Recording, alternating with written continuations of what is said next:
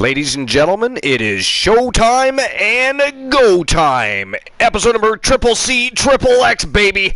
Episode number 330 live here at the late night place to be and the most must-see show on Twitch TV.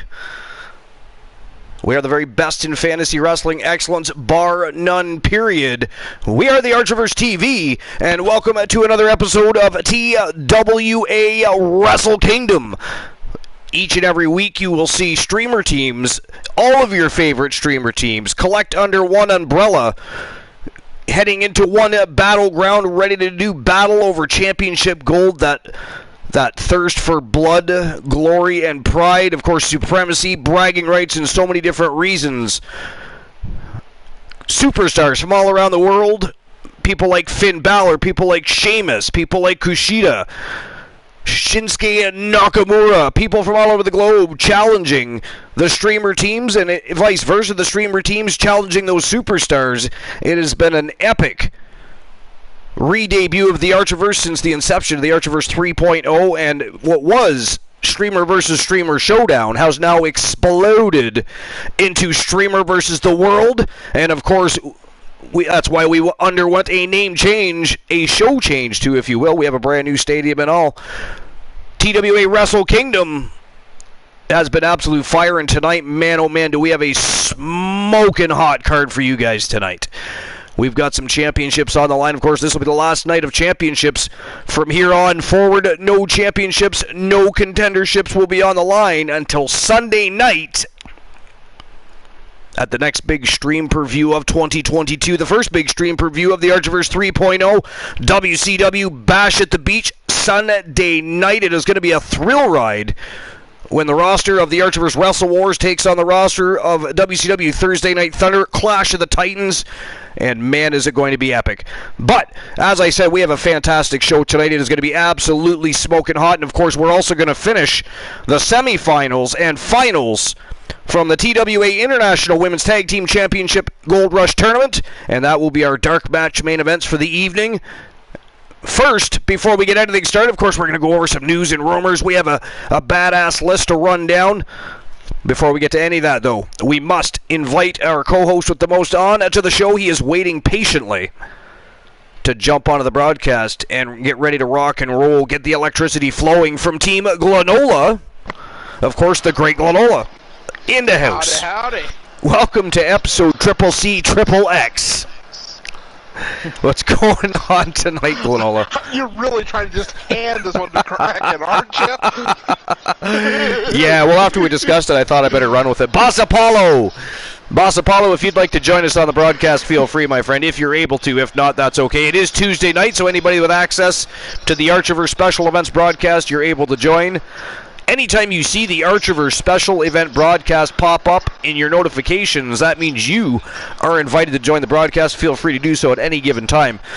Otherwise, we have our Archiverse broadcast chat as well, and we use that for the three competing brands when everybody's going toe-to-toe over championship gold and chasing pay-per-views and stream previews and premium live events and everything else under the sun.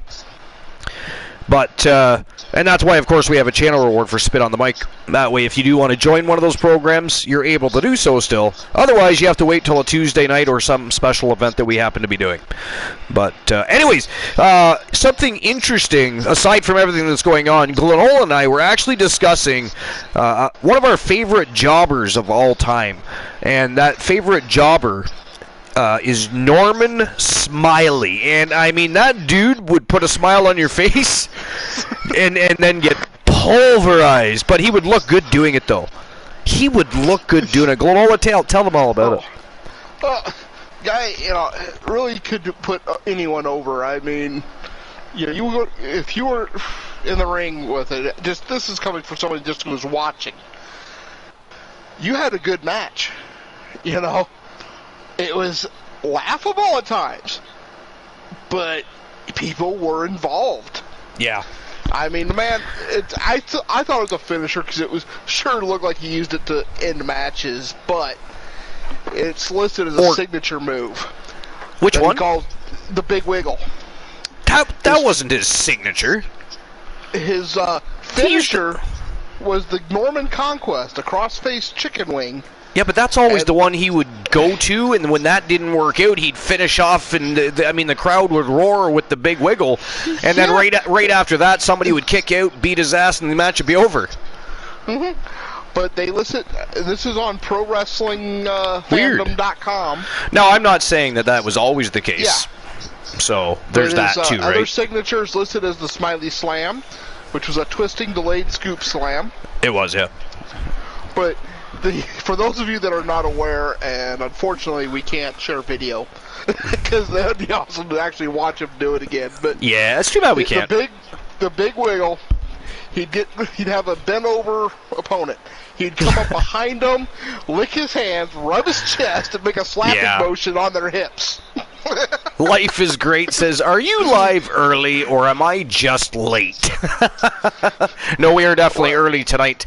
Life is great because we have a fantastic smoking hot card to run through, and then of course we have to finish the TWA International Women's Tag Team Championship Tournament. We have the semifinals and then of course the championship final, and we can crown an inaugural set of tag team champions. It's going to be a great night, but right now we're just talking about our favorite jobber, or not our favorite jobber, but one of, and one that more people should know about, because this guy was such a stuntman. He was this, I'm telling you, picture Poindexter Black. Poindexter Black. Norman Smiley was a string bean. Now, he didn't wear glasses, and he didn't dress like Marty McFly, but I'm talking size here. Sheer size alone. Yeah. But yet they had these abilities. Now, the difference is Poindexter actually wins matches, so there's that.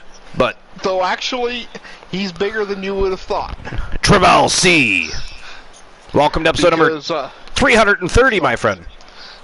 Yep. His listed height is 6'2" and 247. Was he really 6'2"? Yeah. No shit. I thought he was more like 5'10". Wow, yeah, he was at, so if he actually had to put on some mass, he could have actually been a pretty big dude. Yeah. Because he was ripped out for a little guy. I didn't realize he was 6'2", though. Yeah. And I mean, his trainers, he could not ask for better technical trainers. Life is Great, how dare you? That is not the reason why you are hyped today. That is not the reason. Oh, nice. Talking about a spindle over there, Glenola. Life is Great, and their client, by the way, they both inked contracts today. Ink just freshly dried, by the way. We're not hype about that. No electricity flowing through the veins over that one. No, but we're hype about a spindle. Ghastly. Well, I mean, we can always delay the debut, Glenola. I mean, we could, right? We could schedule that match for tomorrow night. I'm sure that'd be okay with Life's Great, because then more time with the spindle, right? Yeah, that's what I'm thinking. I mean, and there is that special match that could be used, right? You know.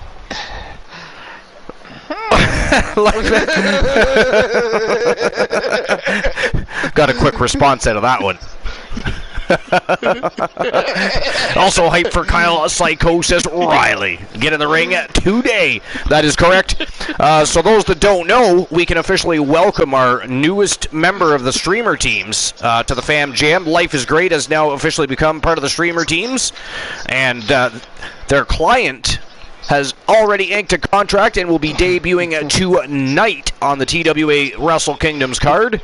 His name, Kyle Psychosis Riley, former IWGP Intercontinental and United States champion, held various other championships and promotions throughout Asia and Europe, and is now ready to play where the big boys play.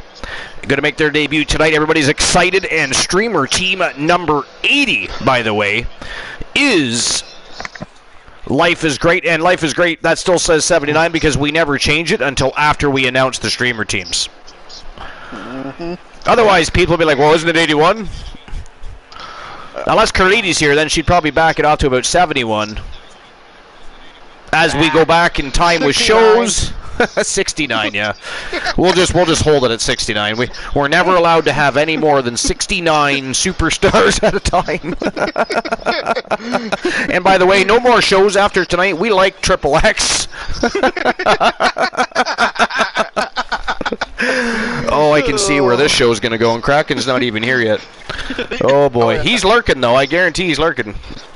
Well, maybe not yet. He was dealing with his boys. If he is, he's itching right now to get in here and get his word in edgewise. Oh, boy. But, yeah. So, Norman Smiley, though. Did you dig up any info on Smiley besides what you got? Oh, yeah. Nice. Let's have it. As a I tell you what, his trainers, he had okay trainers. Rusty Brooks, Boris Malenko, and Dean Malenko. Boris Malenko. Man, I haven't heard that name in a long... Now, you always hear about Dean Malenko training people, but you very seldom do people discuss Boris Malenko.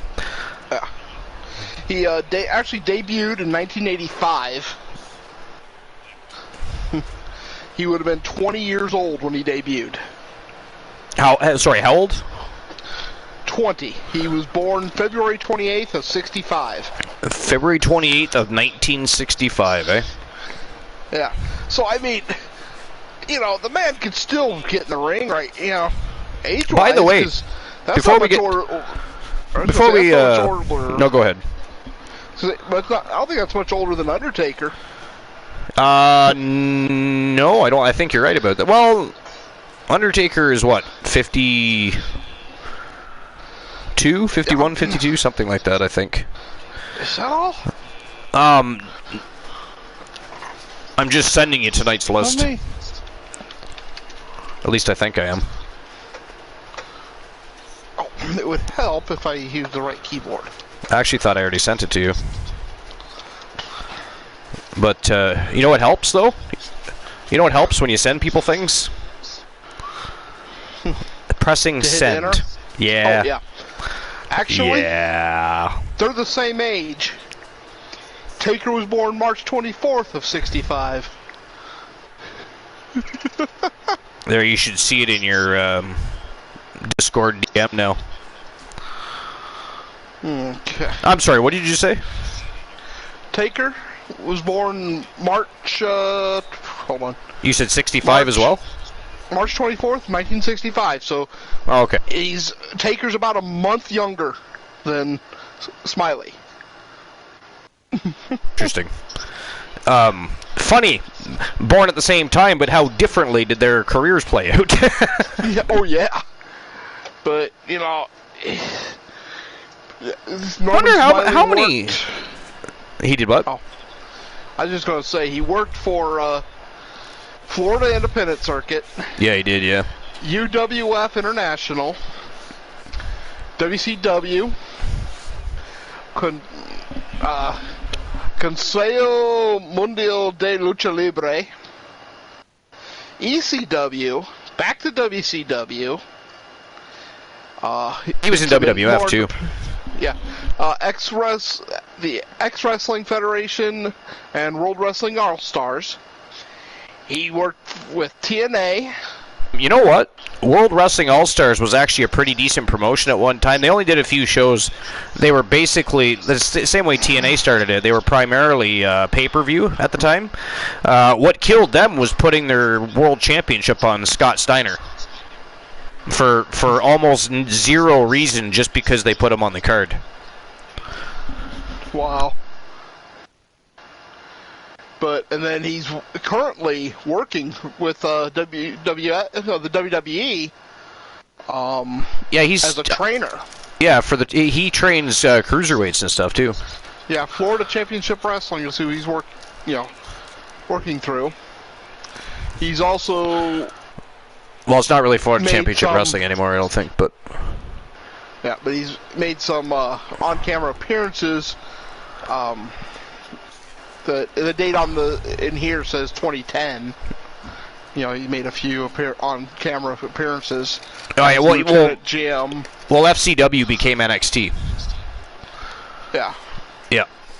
So, he man worked everywhere.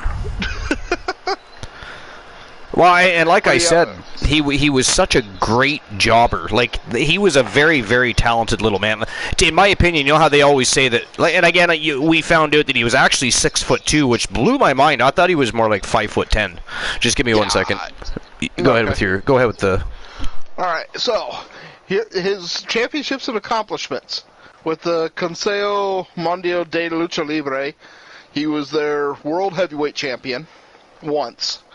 4-Star Championship Wrestling, he was their heavyweight champion once. Yeah.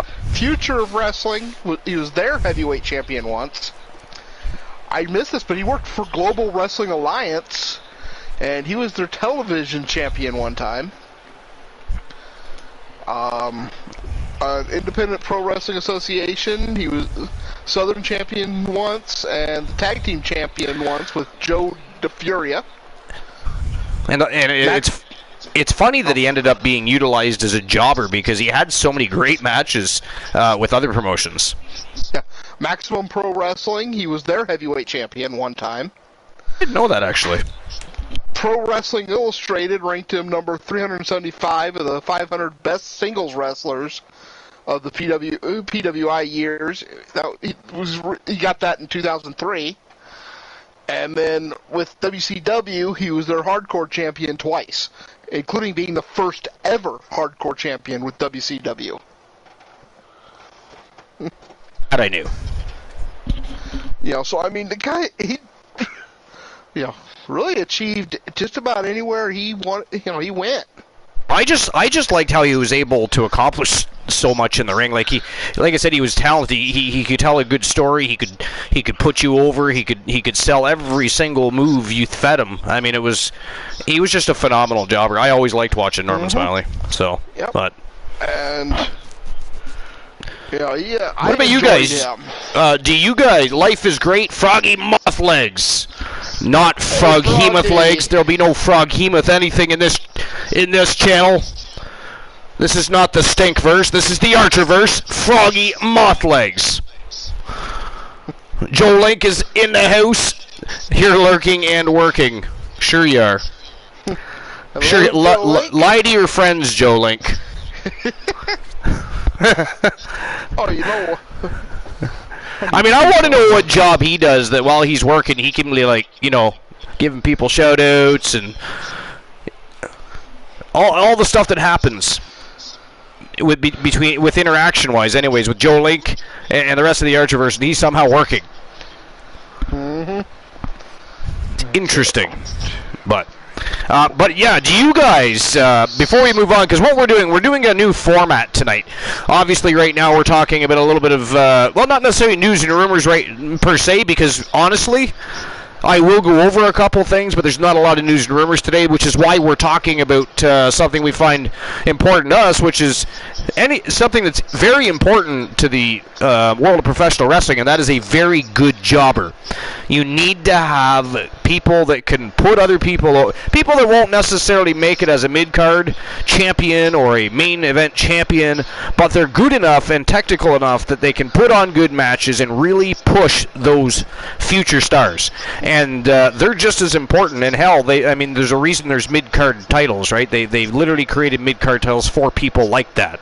So, and Norman Smiley is hardly ever discussed in conversations when it comes to great wrestlers and people that have great bodies of work. Norman Smiley has an immense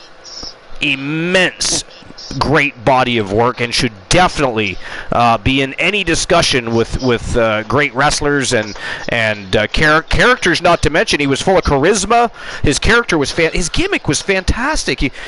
Like I said, that guy could look like he was finally going to win a match and get all the crowd hyped up, and then turn around and sell the fact that he got a clothesline from hell, do a triple backflip, land on his back, and get pinned, and make it look so devastating that you're like, whoa! Somebody call an ambulance. But you know what I mean? It's just amazing. But yeah, do you guys have a favorite jobber? Let's talk about that for a few minutes, and then what we're going to do is we're going to get into what we're going to do is a new format. News and rumors now comes before the show. Our top 10 lists are now going to be narrated throughout the first couple of matches of every show. Simply because it saves time. And we get to enjoy the matches more. Some people that would like to see matches that are later on in the evening and can't, because sometimes we go on a bit too long with our lists or anything else we're discussing. So we're just trying to find a way to make sure we hold our audience attention and keep things flowing. Yeah, Glenola. I was just going to say, I am changing the list. Okay. I found a better list for today. All right, so I've only got a couple things to discuss as far as news and rumors go. But before we get there, though, I do want to continue just for a few more minutes talking about this favorite jobber. And while some people give answers, I'm going to use the little boys' room, and I'll be right back. And see if you can't pull some more people into the conversation as far as maybe like Joe Link. Who is Joe Link's favorite jobber, for instance? So, but anyways, I'll be right back. This is a real good night so far. Very enjoyable. BRB. Yeah.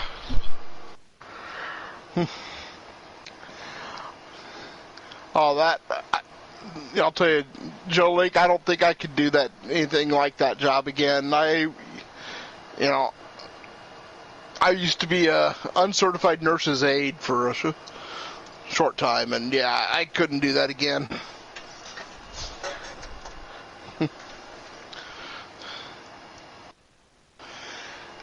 Here, let me do this. We'll get you the official designation.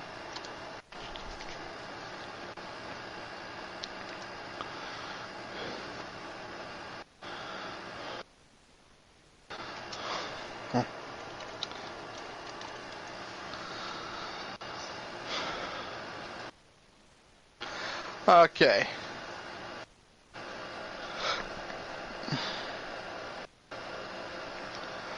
Now, the jobber is a wrestler who routinely or exclusively loses matches. Regular jobber skilled at enhancing the matches they lose, as opposed to a mediocre local rookie or part-timer. It's called a carpenter. But basically, their job is lose matches to make somebody look good.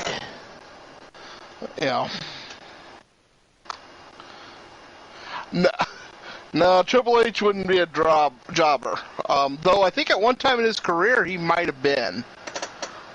Very early on.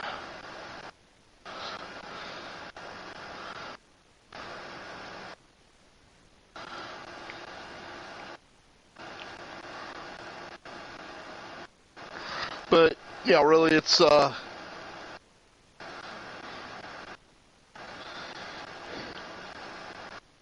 trying to see here if I can find a good example for it. I have returned, and welcome to the broadcast, Boss Apollo. Welcome to episode number 330, baby. Triple C, Triple X. Thank you. How y'all doing? Doing good, actually. Did you see the teasers for tonight? Yep, sorry. Hey. Look pretty good. Yeah. By the way, that's something else that's going to be changing going forward. Christian Cool and I have talked about it in the past. Glenola and I have recently discussed it. Kraken Skulls and I have discussed it on and off here and there. What we're going to do is, in the next show section, we're still going to always list what the next show is, and we might even post a teaser of one match from the show, but we're going to leave the rest of the show for the element of surprise from now on. No, that's a good idea. That's even better. And that's for many reasons. It builds intrigue. It gives you time to think, well, man, look at the match. What's the rest of the card going to look like? It gives you time to pull you in, make you invested in wanting to tune in to see what's going on. And it's also, less time consuming. Yeah. So there's that, too. Right? But, so are you going to keep the update? Are you going to keep the chapter corner updated, stuff like that? Oh yeah. All that's remaining. Nothing's changing as far as that goes. Just where it says TAV next show, it'll show a picture of the logo of the next show, and we're gonna put one of the matches in there as a teaser, but you won't see the other matches listed until you tune into the show. That's all. Okay. And a new sub from Froggy Mothlegs offered by Life is Great. I'm sure he will appreciate that gift sub. Thank you very much. Life is Great. Appreciate you. Lots of love rolling around tonight already. Gotta love that. So we have a great show tonight, too, so we're going to make sure we pay you back. Life is great. Every cent will be earned tonight, guarantee you. It's going to be a great night. Lots going on. I don't know if anybody's been paying attention to the latest vignettes and promos that have been left on Discord, but of course Archer and the Hardcore Icon Tables have been kind of going back a little bit. Tables is such a smug fuck, isn't he? Sends Archer a picture of himself. So Archer waits all day for a response from Tables and Team the Blind Locksmith about whether or not, because last night Archer won the tournament, but then of course lost in the championship final to Tables. But Archer requested a rematch. He wants a one-on-one rematch. He waited all day for Tables to respond. What does the smug prick do? He responds with a picture message. He didn't even send it himself. He has the Blind Locksmith team send it to Archer while he's in the middle of a conversation, and it is a picture of Tables holding up the TNT title and the Canadian Heavyweight title, and it says, "Take your pick, fucker." I mean, wait, that is absolutely gaslight. Who says that to Elijah Archer? I mean, that is not okay. Yeah. Not okay. He should not have done that. Not okay. But what is okay? He should have made Archer earn that chance at the Canadian title. Hey, he's earned he's earned his way to that. You know how many times he's been hell, he had one of his titles. He lost one title, didn't even get beat for it. One of the streamer teams decided to be fun. Be a fun thing to do to explode not just his tag titles, but his at the time Heritage Championship. Bunch of villainous bastards. So there's a lot going on. We're going to have ourselves a 1v1 matchup with Tables and Archer in the main event tonight. And we've got a whole lot of badassery that is ready to start getting cooking.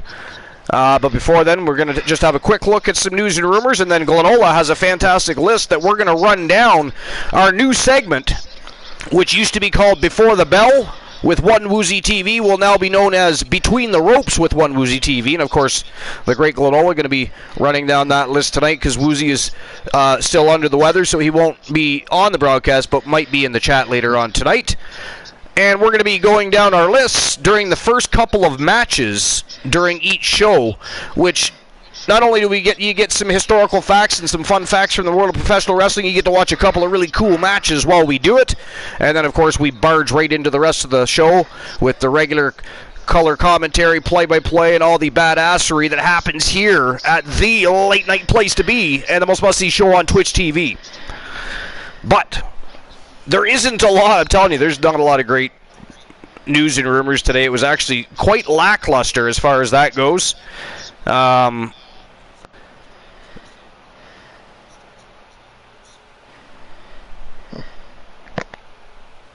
There's some backstage news on Matt Hardy and some other AEW stars' injuries, but that's not really new information because we know everybody's getting hurt over there. That's what happens when you don't keep your wrestlers, your staff in shape, and you send them out into a wrestling ring to jump off ladders and get hit with chairs and whatever else happens week in, week out. I mean, there's a reason that you build your body for things like that. There's a reason WWE wants their superstars to remain in such great shape.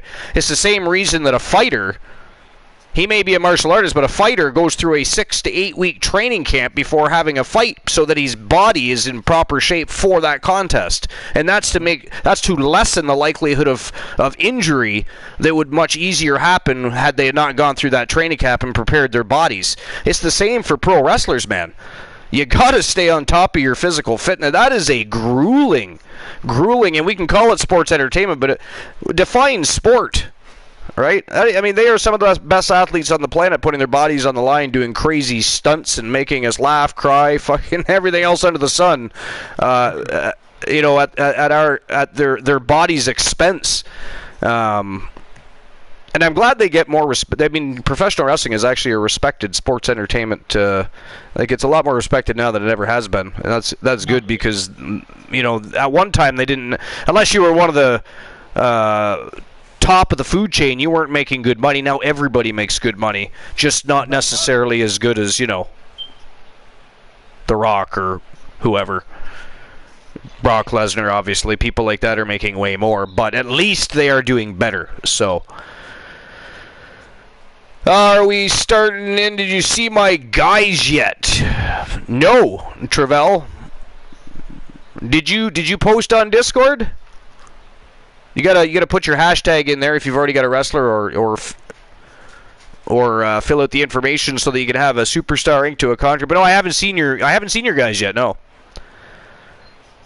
But anyways, yeah, there's not really a whole lot going on worth noting. I guess there was a top faction that appeared, and a title change took place on WWE main event. So we could have a quick look at that and see what happened there. Looks like Judgment Day were conspicuous by their absence during Raw this week after their recent push, but the group was involved prior to that during the latest taping for WWE main event. And while Rhea Ripley did not appear on the show, Finn Balor and Damian Priest were in action as they picked up a tag team victory against Dominic and Rey Mysterio. But no members of the group were involved in WWE Raw, which was also the case for the former leader Edge, who they took out recently. Ripley did have a slight role to play on WWE Raw, though, even though she was not physically on the show, as WWE Raw Women's Champion kicked off the show to announce that she would no longer be defending the title against Ripley, as was previously announced on for WWE Money in the Bank. It was revealed that Ripley is not medically cleared to compete, according to the EST of WWE, although no official reason has been given in terms of what injury the former NXT Women's Champion has. WWE then created a brand new number one contender for the title in the opening match with a fatal five-way. Carmella was able to defeat Alexa Bliss, Asuka, Becky Lynch, and Liv Morgan in order to book her place at the upcoming WWE Premium Live event, where she will be getting a title shot. As well as major tag team match between four of WWE's top stars. The latest WWE main event taping also saw a title change take place. Doudrop defeated Dana Brooke with the help from her partner Nikki ASH in order to become the new WWE 24/7 champion, which is the first title she's held in the company. Good Lord. So now the WWE 24/7 championship, at least for now, is a women's championship. Yeah. And that's why I don't like that championship. I mean, I don't know. No clear direction for it.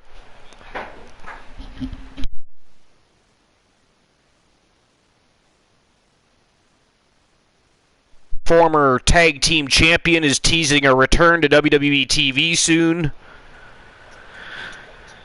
Let's see. Former WWE Women's Tag Team Champion Zelena Vega has been absent from Monday Night Raw for a number of weeks, now reportedly due to an injury that required surgery. But after 2 months' absence, Vega has provided an optimistic update, though not a terribly specific one.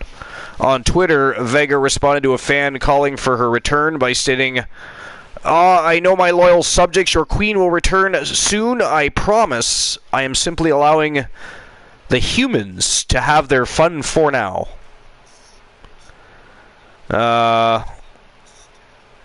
Vega, who became Queen Zelena by winning the inaugural Queen's Crown tournament in 2021, last appeared on Raw on April 11th before disappearing from television a couple weeks prior. Vega and her tag team partner Carmella lost the WWE Women's Tag Team Championship to Sasha Banks and Naomi at WrestleMania 38 in a fatal four-way match.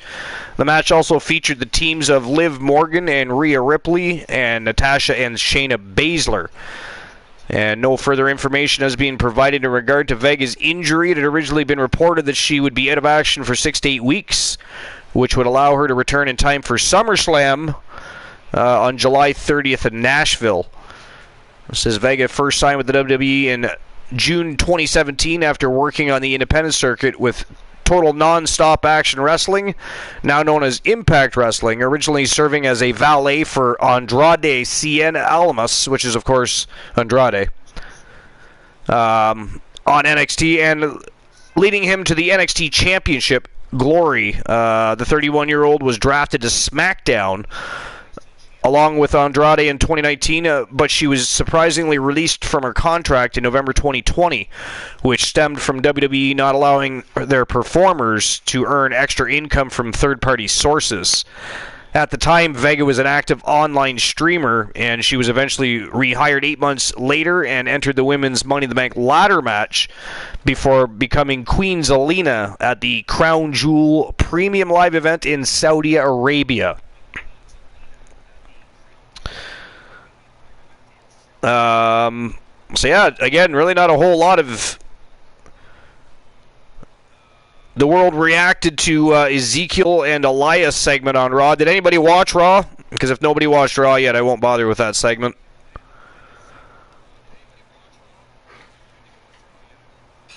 The Road Dogg on his WWE release, he says, "The old man tapped me out." Let's have a look at that.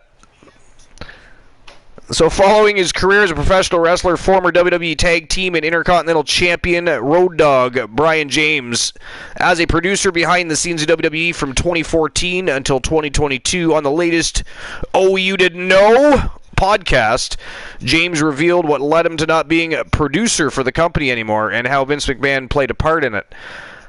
He said it was not that I couldn't work with Vince. James said he outworked me. He worked me until I had to tap out, and that's just who and how he works. It's not mean or malice or anything. He's just a workaholic, and if you keep up, then you fall by the wayside, and that's what happened after a while. It was finally just like, let me go home for a minute, and we went from there. But yeah, he's just a workhorse, man, and tapped me out. The old man tapped me out.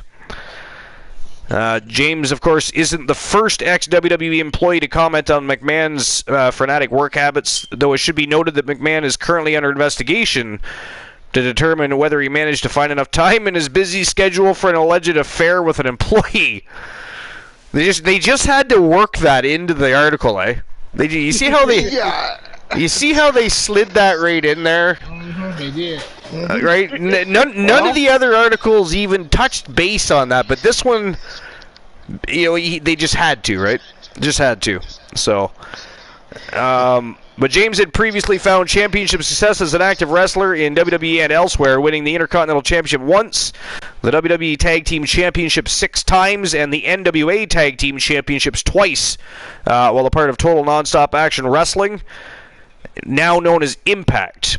James was also part of one of the most revolutionary stables in professional wrestling history, D-Generation X, alongside his tag team partner Billy Gunn, Triple H, Shawn Michaels, Chyna, and X-Pac, who, by the way, we will see in action tonight. We will see them in action tonight. The group was a mainstay during the Attitude Era, pushing boundaries and taking part in segments that WWE frequently associates with its victory over WCW in the Monday Night Wars. And of course, James also worked as the head writer for SmackDown brand from 2016 to 2019. So, and other than that, there is nothing really else. Did anybody watch Raw? Did anybody answer that? Do I have to? I didn't watch it. Because I guess there was a segment between Ezekiel and Elias, and this is. Saw that. Yeah, I saw that. You saw that? Yeah. All right, so I'll just dabble into it here. So WWE took Ezekiel, Elias, and Kevin Owens' storyline to new heights on Monday Night Raw, and fans and wrestlers alike loved every second. And I'll be honest, guys, the Kevin Owens, Ezekiel, Elias is fucking mint. They are doing such a great job with this story. Did you see how Kevin Owens reacted after just having an altercation with Elias, and then he's backstage, and Ezekiel comes around the corner wearing something completely different, right? Oh my God, I thought he was going to tear his own hair, and it was... it is such good... It is very compelling TV right now. It really, really is. Hold on. So that's really his brother, or he just playing both parts? It is. Could you imagine if we find out he actually has a twin brother? That'd be hilarious. Now I'm guessing he just stripped his jeans and shit off and wore that underneath and had a glued-on beard. But it doesn't matter. It is so funny, and it's such great storytelling right now. Especially Kevin Owens. You a liar. You lie. I'll be cracking up. Yeah. You liar. Yeah. So, but anyways, WWE took that to the next level, and prior to the Elias concert, WWE aired a special backstage encounter between the two brothers, which was apparently doctored to look like they were both sitting in the same room once Elias' concert started, and I write Owens interrupted to question the legitimacy of the brothers' meeting, claiming that they used CGI effects to deceive the WWE Universe. However... that was so funny. Yeah, I know. However, Owens would grow even more annoyed when Ezekiel popped up on the Titantron from backstage area with Elias still in the ring. Thereafter, Elias got the audience to sing along to a song that went, "Kevin Owens is a liar," which led Owens to tossing the guitar out of the ring. Elias retaliated by striking Owens with his signature jumping knee, followed by a guitar shot to the back. And while Owens returned to the backstage area, he challenged either Ezekiel, Elias, or whomever may be their youngest brother, Elrod, to a match on Raw. Now, I hope we get an Elrod, man. No, they're triplets. Oh my God! But anyways, maybe the young Elrod to a match on Raw next week. Just then, Ezekiel appeared out of nowhere to accept the challenge. Needless to say, Owens reacted frantically, and it was funny. It was a very funny moment. He said, "I saw a dinosaur come back to life." Yeah.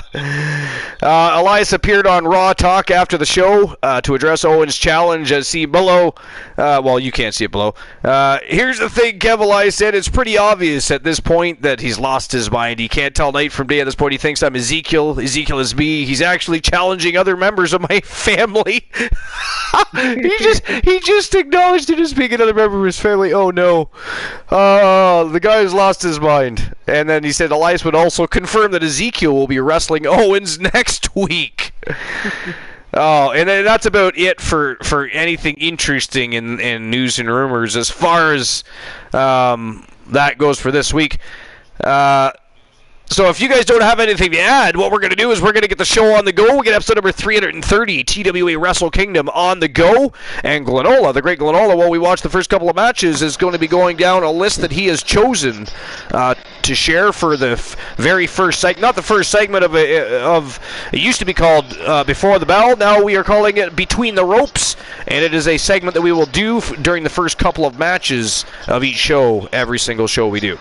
So we will be doing that. So if you guys have nothing else to add, or if you guys have anything else newsworthy as far as wrestling goes, or something you've seen, or so do you so the John Cena coming back, is he coming back to challenge Roman Reigns, or I know Ric Flair won't John Cena to beat his record.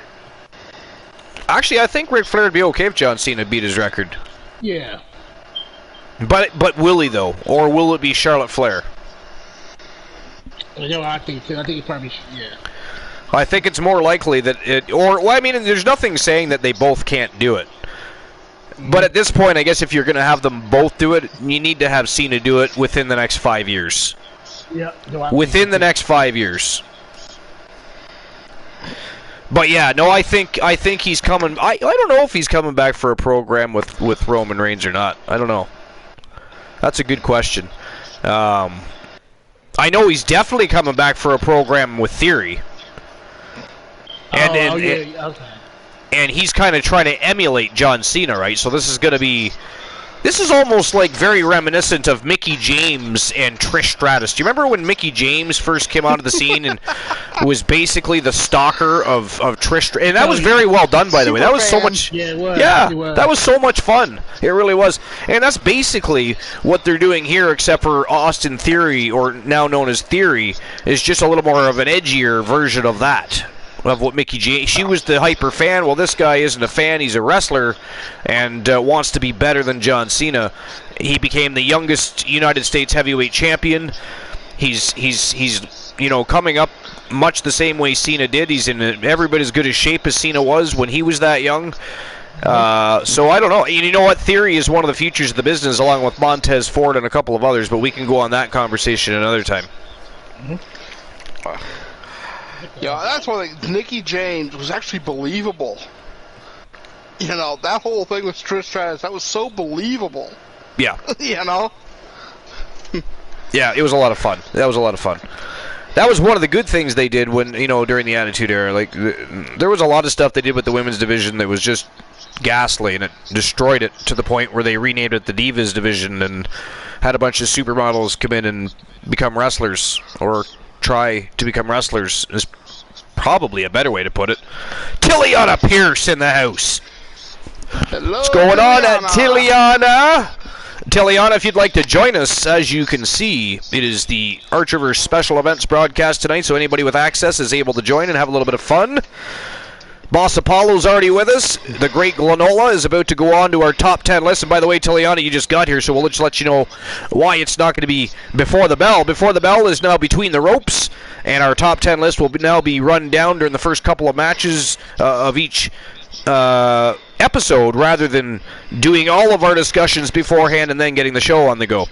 Now you get the best of two worlds. You get some great epic matches to watch as we get things ramped up, revved up, and ready to rock and roll. And of course you get the top 10 list, some historical facts and fun facts, first and foremost, from the world of professional wrestling each and every show. And it's a little more, I think it's a little more, a better way to hold the audience attention too, that way as well, I would think. Was my thinking. Not just mine, but yeah, so I don't think John Cena's coming back just for Roman Reigns. I think it's mostly for Austin Theory. I think that Seth Rollins will be one of the next. See, what I think is, okay. Do you guys want to know what I think's going to happen? So so Cody Rhodes was supposed to take the WWE Championship off of Roman Reigns. That was what they were going to work towards. That's what they were going to push to. Now they still are, but it's going to happen differently. Here's what's going to happen. Seth Rollins is going to take that WWE Championship off of Roman Reigns. Cody Rhodes is going to come back and resume his feud and rivalry with Seth Rollins, and he's already beat Seth Rollins on numerous occasions, but he's going to come back, and that is who he is going to beat to become the WWE Champion for the very first time. And I will tell you this, when they have that championship match, they will light that ring on fire and tell a story that hasn't been told in years. It is going to be fire. So watch for that to happen, and you heard it here first. So there. But yeah, does anybody have anything else they want to talk about as far as news and rumors or anything they've seen or heard about in the world of pro wrestling? Because if not, we're going to get the show on the go and get episode number 330 ready to get that electricity flowing through the veins of the Army. Glenola, anything from you? No.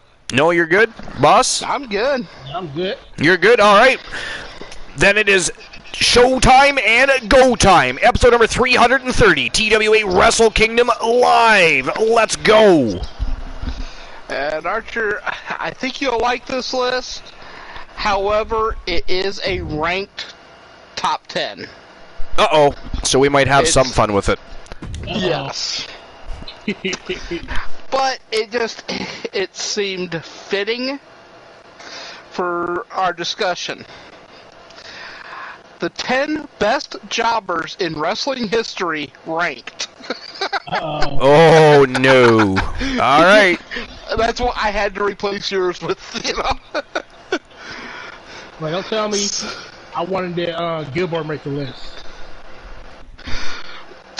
I'm intrigued. I'm not going to reveal that until, I get through the list.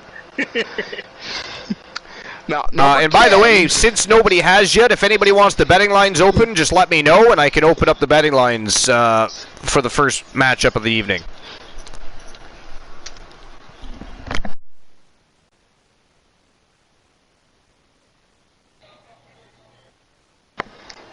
Oh, Tiliana Pierce all over that.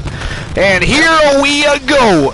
TWA Wrestle Kingdom Live, episode number 330. We're going to get the action underway in just a few moments. And, of course, the great Glenola, Boss Apollo, and myself are going to tear apart a self-proclaimed, I love that usage, you know, I love that word, self-proclaimed, it's a goddamn list, I don't know how it could be self-proclaimed, a self-proclaimed top 10 list of the top, what is it, the best jobbers in pro wrestling history?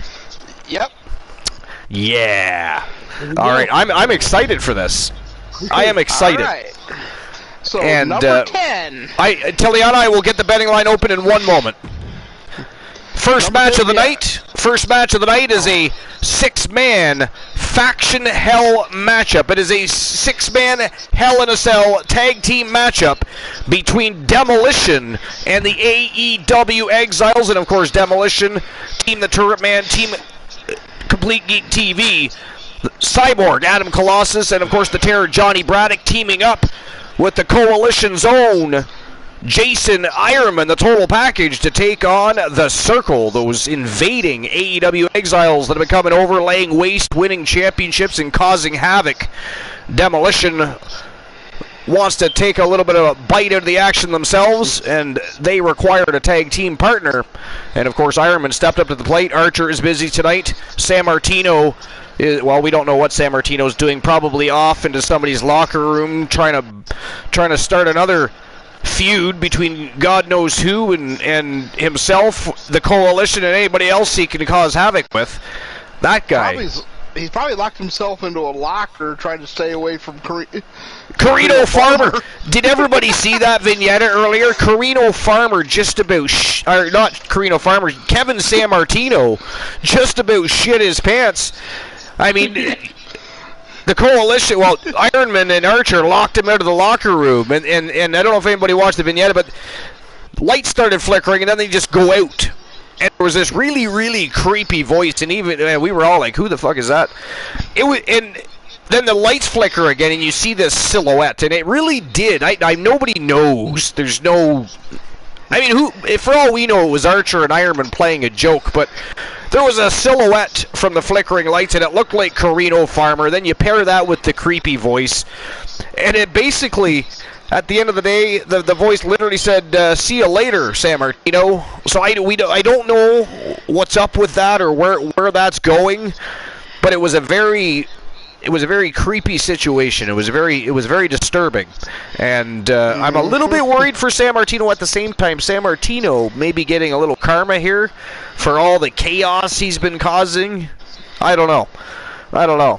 But if everybody wants to know what we're talking about, just go to the Archiverse Discord and check out the vignette. The latest vignette from the Coalition is in there, and you will see what we're talking about. It was a bit of a crazy set of events that transpired. But anyways, 6-man faction hell matchup to start the night off, get the tone set, and of course, as I said, we're going to rip apart a list in just a few moments as the great Glenola is ready to get the first segment of Between the Ropes on the go. Let's go. Alrighty. So, like we said, this is the top 10 best jobbers in wrestling history ranked. This is coming off the Sportster, written by Nick Alexander. Now, this was published September 14th of 2020, so not too old, but, you know. So, number 10, we have S.D. Jones. Now, you may recall King Kong Bundy's famous 9-second win at WrestleMania. I was just going to say, actually. Yeah. Jones started his career in the territory system before heading to WWE to begin an epic run as an enhancement talent. While his run in the Fed wasn't just taking losses, SD spent over a decade with the company as a key component in helping build future stars. Right. Vince's plan to turn his brand into a global powerhouse would have failed miserably without guys like Jones. Which is true, Number 9, we have Pablo Marquez. Often overlooked, Ecuador's own Pablo Marquez may have done the toughest jobs as his biggest run came in ECW. As El Puerto Ricano Pablo lived off a steady diet of chair shots and table bumps, facing guys like Sabu, RVD, and Cactus Jack. He can be found in many an ECW highlight reel doing what he does best, getting his opponent over by taking brutal bumps to the fans' delight. Over 20 years later, you can still find Pablo working matches across the world. Number 9, we have Johnny Rodz. Johnny Rodz. Not many job guys reach the Hall of Fame, but in the case of Johnny Rodz, it's well deserved. Yeah, absolutely. Park trainer. Oh, go ahead. No, never mind. I was just going to say if nobody knows who that is, but you're running that list, so you're going to tell them who it is. Yeah. Park trainer, park enhancement talent. Rod's fingerprints are all over the business. Dating all the way back to WWF days, Rodz was often the proving ground match for any new star coming into the company. Whether it was Snuka, Slaughter, Mr. Perfect, their pushes were prefaced by a one-on-one battle with Johnny. His loyalty was rewarded when he received a World Heavyweight title shot versus Hulk Hogan. Johnny, of course, took the loss. Yeah, that was a fun match, though. Did you watch that match? No, I didn't. You need to go back and find that match and check it out. Yeah. It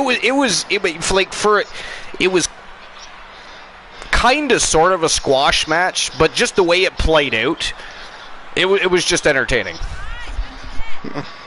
So, now number 7, I know a little, somewhat, I won't say I watched a lot of his work, but I do recognize the name and some other, and that is the Italian Stallion. Rocky Balboa. No. Not that Rocky. No, okay, no. Not that Italian Stallion. I apologize. Boss Apollo, it's not funny. How dare you?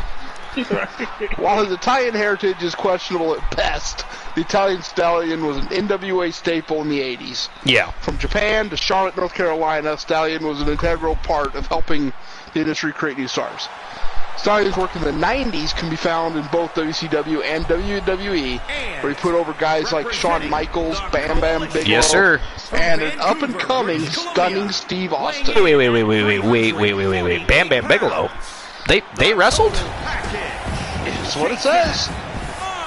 I do not recall that. I'm guessing it was in WCW, which is where I recognize this Italian Stallion. Well, yeah, but I'm wondering if maybe the Bigelow matchup was maybe one of their house shows or something that wouldn't have been, because I do not remember them fighting.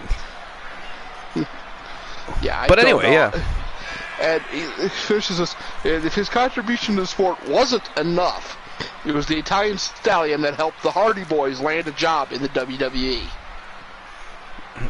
Boss Apollo, if you have a list that you can find that you'd like to run down, feel free to find one. It's Tuesday night.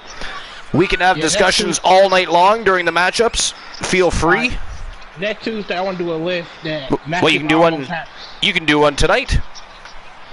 That sounds good. So you find one while Glenola goes through his.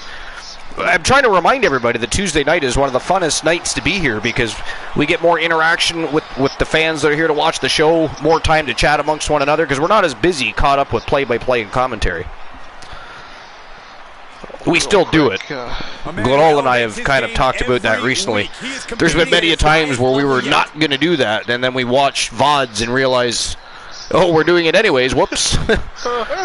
But I think it's just kind of instinct. It's second nature for us to. There's a match on. Look what's we have to recite what's going on. All right, number 6, Mike Jackson.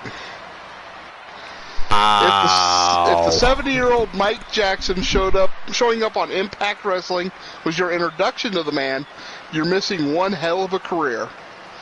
I haven't heard that name in a long time. He spent the 70s and 80s taking on a laundry list of the first ballot Hall of Famers. Oh, look at that! Look at what we got here, Glenola. We got MJF is lacking. What's he lacking? What's he missing there? MJF. I think maybe something to hold his trunks up. Yeah, there's something missing there. The Jagoffs that invaded the Archerverse start laying waste and stealing titles and spotlights, and suddenly their luck started to go a little south of the border. There's something missing there. Who was it that took? Who? I think he's missing a belt. He's missing a belt there. Yeah, there's a belt missing. Who took that belt? I don't know. It was somebody. Somebody. It was like a little guy. What's his name? He's like a little. I'd say he weighs about $105, soaking wet. Kind of wears a trench coat, pair of glasses. Kind of looks like he just hopped out of Dr. Brown's laboratory and headed off to the DeLorean to have an adventure with Marty McFly. I'm pretty sure that's who it was. Yeah. You know, it's part of some faction, though. You know that. Oh boy, it's a baseball bat. They don't do much. You know. I mean, how dare they show up and try to muscle everybody? You know, it worked though for quite a while. I'll be honest. We'll give them that. But finally, they met their match, or at least one of them did. At least one of them did. They met their match. Literally. That's pretty bad, though. You know. Partners and put them in a position to do what they do best. But no. All right, from Magnum TA to Ric Flair, from Jake the Snake to Bob Backlund, Mike Jackson has stood toe-to-toe and held his own against them all. With a world of talent and deep passion for the sport, you can find Mike working the indie circuit, proving age is just a number. Yeah, so in 2020, this guy was still wrestling at 70 years old. With an uppercut. And now, number 5 is Dwayne Gill. Dwayne Gill. Holy hell. No list of job guys is complete without the icon. Gilbert. Yeah, he got the win. I was going to say, I think everybody probably knows him by a different name, but... No, I don't like nobody even tell me, because you already know he made the list. But before he reached comedy, wrestling, and immortality, Dwayne Gill was a big part of WWE's transitional new generation era. Dwayne's abilities were showcased as his smooth ring work and great selling helped future stars look amazing on WWF Wrestling Challenge and Superstars of Wrestling. After some time away from the company, he made his comeback as part of the Attitude Era. A squash match loss against Mankind and a run with the Job Squad paved the way for his Goldberg parody, The Mighty Gilbert. The Job Squad. Like it was nothing. And guys, that sound of flesh on steel is going to give you now, number 4 is another one I definitely recognize, and I think just about anybody that knows anything about wrestling is going to recognize this guy. The Brooklyn Brawler. Brooklyn Brawler. Now, there's another guy that could be added to the list of guys that have not just great work ethic, but a great body of work as a jobber. Steve Lombardi is the definition of pin me, pay me. After WWE feud with the Red Rooster in '89, Steve Sealing was seemingly set at enhancement talent. And boy, did he make the best of it. A company guy through and through, Lombardi's skill and willingness to help create new stars is legendary. As the infamous Abe Knuckleball Schwartz, a replacement Blink the Clown, or his most remembered Brooklyn Brawler gimmick, Steve carved out a legacy for himself that will never be forgotten. You know, and I don't know, I'd have to look it up, but it would not surprise me if he isn't already in there, then if he gets in the Hall of Fame. You know, this is Jericho and MJF on top of the cell. I mean, they're on the same team. What are they doing? Oh, here we go. Here we go. They're all going upstairs. Here we got Archer going upstairs. Looks like Johnny Braddock's already up there. MJF, Jericho climbed back down. Now he's going back up. I don't know what that was all about. Now, why is Archer climbing the cage? Yeah, hopefully he doesn't walk off the friggin' Hell in Cell this time. Or not Archer, sorry, Ironman.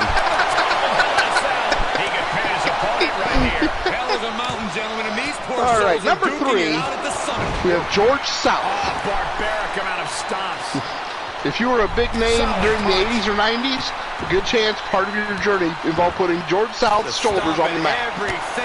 The technically proficient South trained in making wrestlers with any range of experience look like veterans. George's importance to the NWA, WCW, and WWF cannot be understated. Just about every big name and future cash cow that came through was put in the careful, skillful hands of Sal.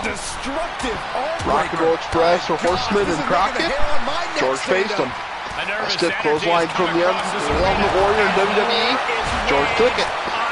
Getting over the ding-dongs in WCW, well, he tried. Yeah. I kind of like that line. He tried. One thing is certain, though, the story of professional wrestling is a much different tale without the great George South. Number 2, All right, while you're running down the next two, I'm just going to quickly grab myself a drink. Alrighty. Canada's greatest athlete, Mike Sharp, reigned as one of the best enhancement talents in WWE from 83 to 95. Coming from a wrestling family, Mike seemed destined to carve out his place in the business. Sporting a unique look, Sharp's intensity and almost over-the-top wrestling style gave him a little extra over his job-doing brethren. Sharp's size definitely added to his ability to make guys look credible. Mike's talents helped build big names in the 80s, including Joe Dogg, Hacksaw Jim Duggan, and the Macho Man Randy Savage. And number 1, we have Barry Horowitz. Pound for pound, Barry Horowitz was one of the best wrestlers of his time period, and that's reason enough to pat himself on the back. Barry's best remembered for his feud with Body Donna Skip, or Chris Candido, that landed him on a SummerSlam card, but his highlights don't end there.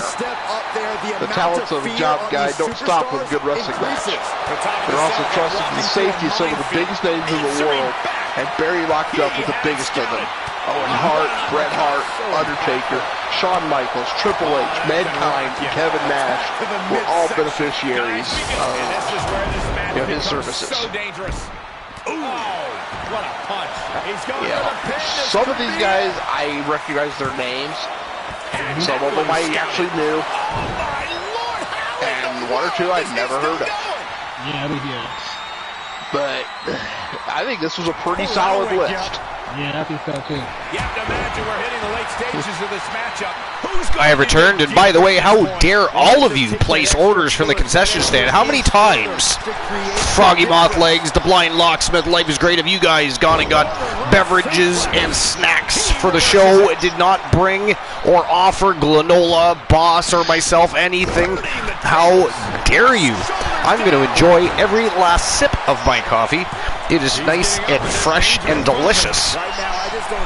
So there. Now, did they give you the coffee I ordered, Walter? Probably not. I ordered coffee for you. For me or for the puppy? For puppy. No coffee for puppy. 0. Oh, that was a hellacious clothesline. Jericho exploded all over Colossus. Understood. Much coffee for puppy. Look at this, an inverted Fujiwara armbar by MJF. Oh! Ironman just ate the canvas. Boss, did you find a list? Yep. 10 dream matches that never happened. Just real quick, Archie. Oh, the Circle just picked up a big victory over Team Demolition. Wow. Wow. Oh, no. That is not good. It was Mike Sharp and Barry Horowitz were the 2 you missed. Oh, Barry Horowitz. I love Barry Horowitz, man. You know what?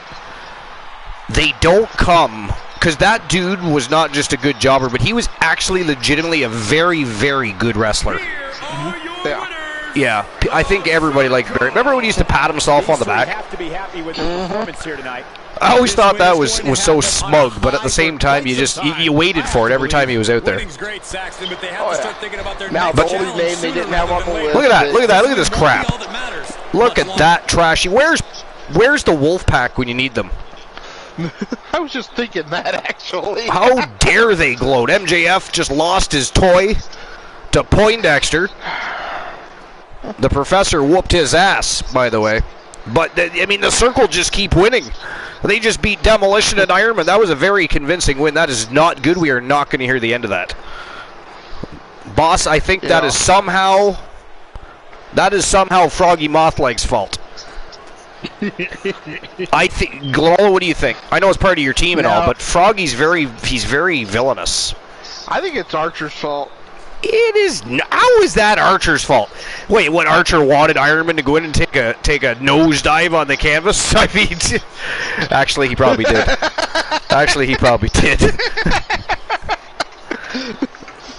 That is not the point. Archer had nothing to do with it. That's like those ghastly lies that we go back a couple of months ago that Archer kept having people come out and help him out winning matches, and all that news and rumors and dirt sheet trash heapishness. Nothing but pure propaganda. I gotta figure out who could round this out. But you know what? I think the circle needs to be in a cage. Well, they were just in a cage. Yeah. Well, I meant. Sorry, it was the Chamber of Pain. The Chamber of Pain. But I mean, who would they be in the chamber with, though? Well, the Wolfman. It's just there's 2 more spots that have to get filled. I'm not sure who the best. Well, you definitely don't want your own members in there. That would just be ghastly. You know what you should do? You should have another Allen Severn Open tournament. The final 2 contenders make it into the. Yeah. I mean, unless you have a different concept in mind, that's fine too. We can run anything. We can do a Royal Rumble. We can do anything. We can do anything you want. You let us know, and we will get the ball rolling on a special matchup. Because I mean, I think everybody by this point, everybody wants to see the circle get their mouths shut. I mean, they're just constantly boasting. Social media, backstage, they're just constantly in people's faces. People are tired of these AEW exiles. Only Poindexter's been able to shut one of them up, at least temporarily. What would have been nicer is if MJF had to somehow managed to actually win a real championship and Poindexter relieved him of that. Now that would be fun. Mm-hmm. That would be fun. I'm interested to see what happens with Poindexter and MJF going forward. I mean, is MJF going to tuck tail and run, or are we going to have ourselves a rivalry over that whatever we want to call it, belt thing with AEW written on it? Mm-hmm. Interesting, isn't it? Yeah. Oh, yes. Anyways, next match of the night. Next match. Pain just is calling their names. The next match of the night, ladies and gentlemen, a trip to the Mixed Match Challenge Tag Team Championship Division. And we've, of course, got the former Mixed Match Challenge World Tag Team Champions taking on the Patriots, Andre the Giant and Lacey Evans. And, of course, the Outlaws, comprised of the Phenom, Joe Lincoln, from Team Joe Link, and Alexa Bliss. They're looking to get back into the spotlight and get back into contention for those Mixed Match Challenge World Tag Team Championships. These guys both know a win over each other accomplishes just that. One of these 2 teams, ladies and gentlemen, one of these 2 teams are going to go to WCW Bash at the Beach and challenge for the WCW, for the Archiverse Mixed Match Challenge World Tag Team Championships. Of course, right now being held by the Trailblazers, Tony Storm and Stone Cold Steve Austin. Of course, a new name has been offered and requested by the fans around the world. They want to see them end up being called the Stone Cold Storm. So we're looking into trademarks for that name currently, and that just may happen. Now, if you ask Team Joe Link, and of course the Phenom Joe Lincoln, they probably just don't give a goddamn. They just want their belts back. They do not care what they're called, right? They don't care. And I'm going to be taking a treatment, Archer, so I'll be off with the voice. All right, Glola, we'll see you when you get back. Boss, what did you say the list was that you had? It was top 10 WWE dream matches that would never happen. All right, very cool. So what I'm going to do is I'm going to open the betting lines and get this next matchup started while you start your list. Okay. All right. It was posted by Stephen Riddle. Wait What his name is? Yeah.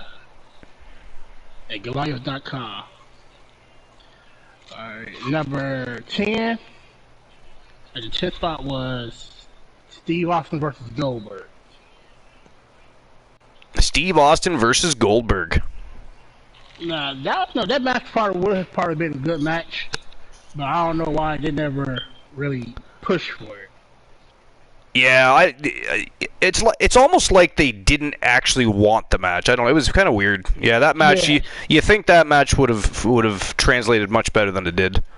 Yeah, I think it would. I think it would probably been a better match than him and Triple H.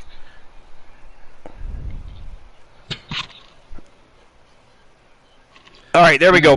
Betting lines are open for the next matchup.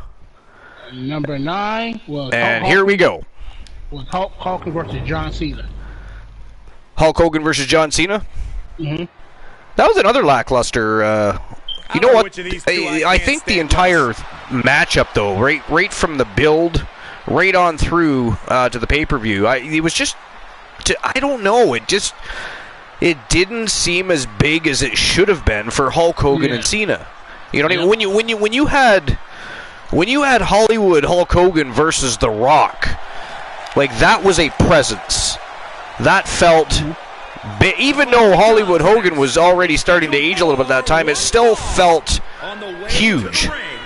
John Cena versus Hogan just, for me at least, fell flat. Yeah.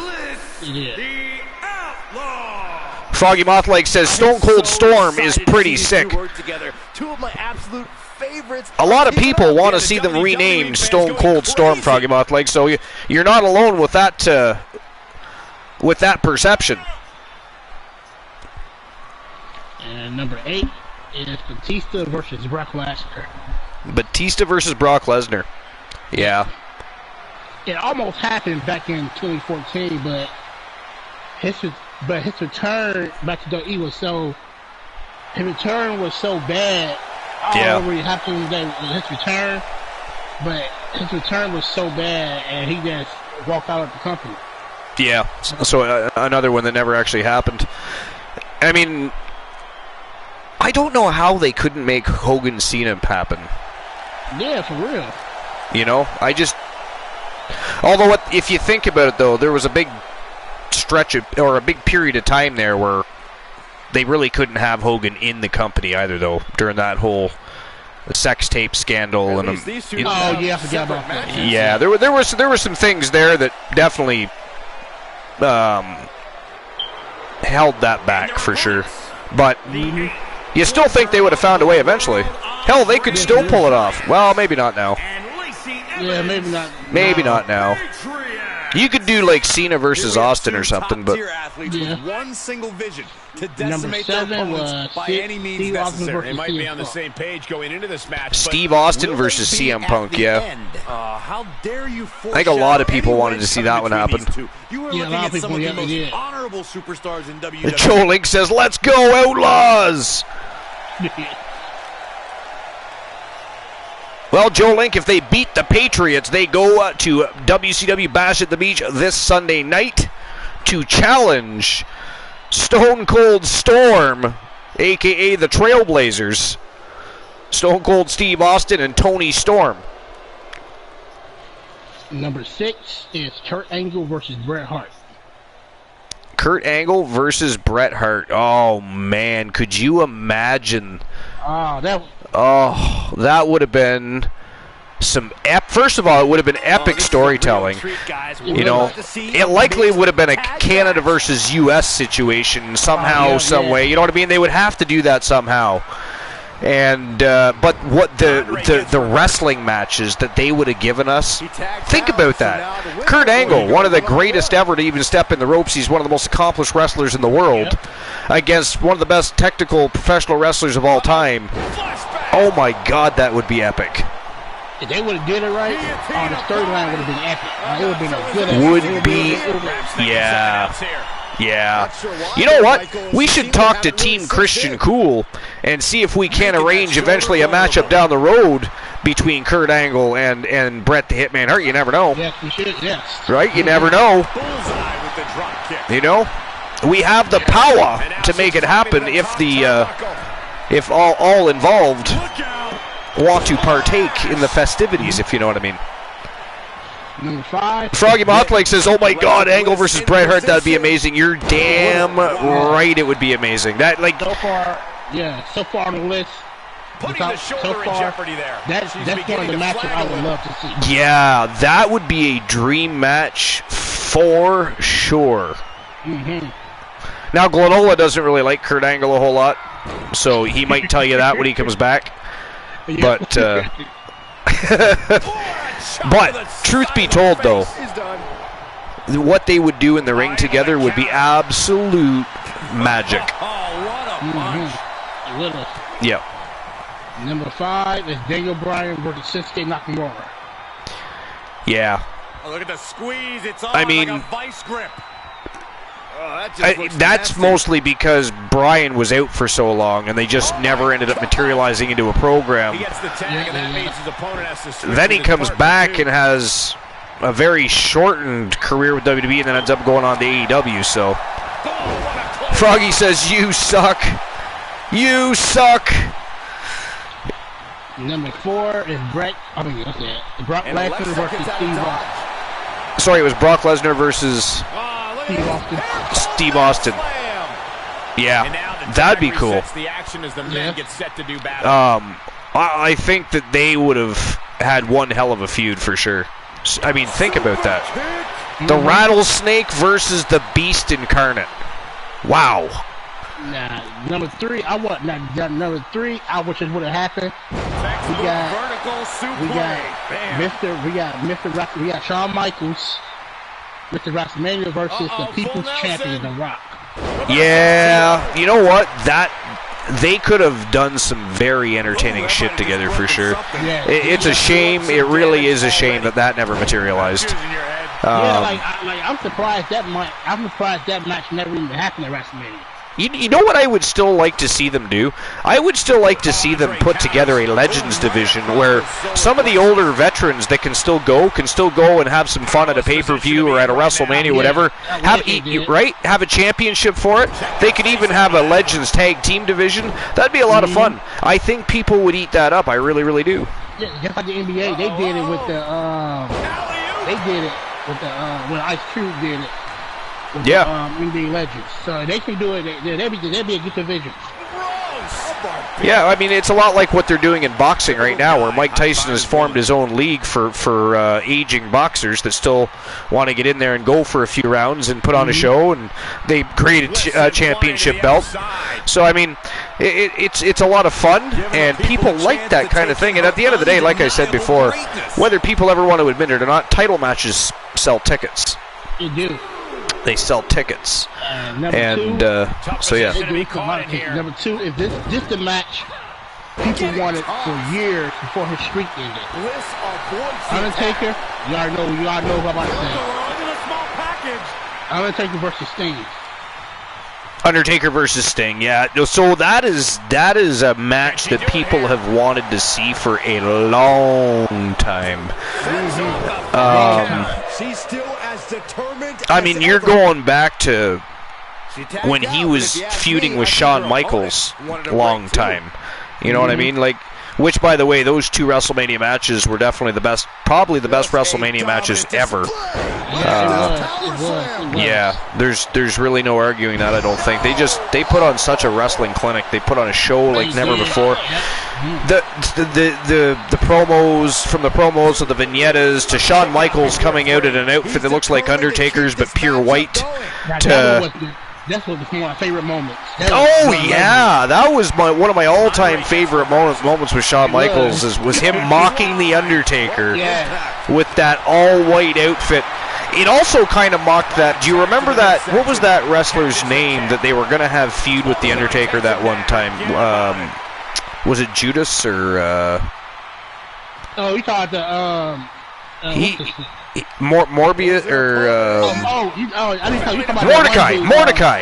Mordecai, yeah. Yeah, and the problem was, and it was a great gimmick, and he even looked great. But the problem was, he was way too small, especially for the time period, and nobody believed he was going to beat the Undertaker. It didn't matter what kind of mystical shit he was doing.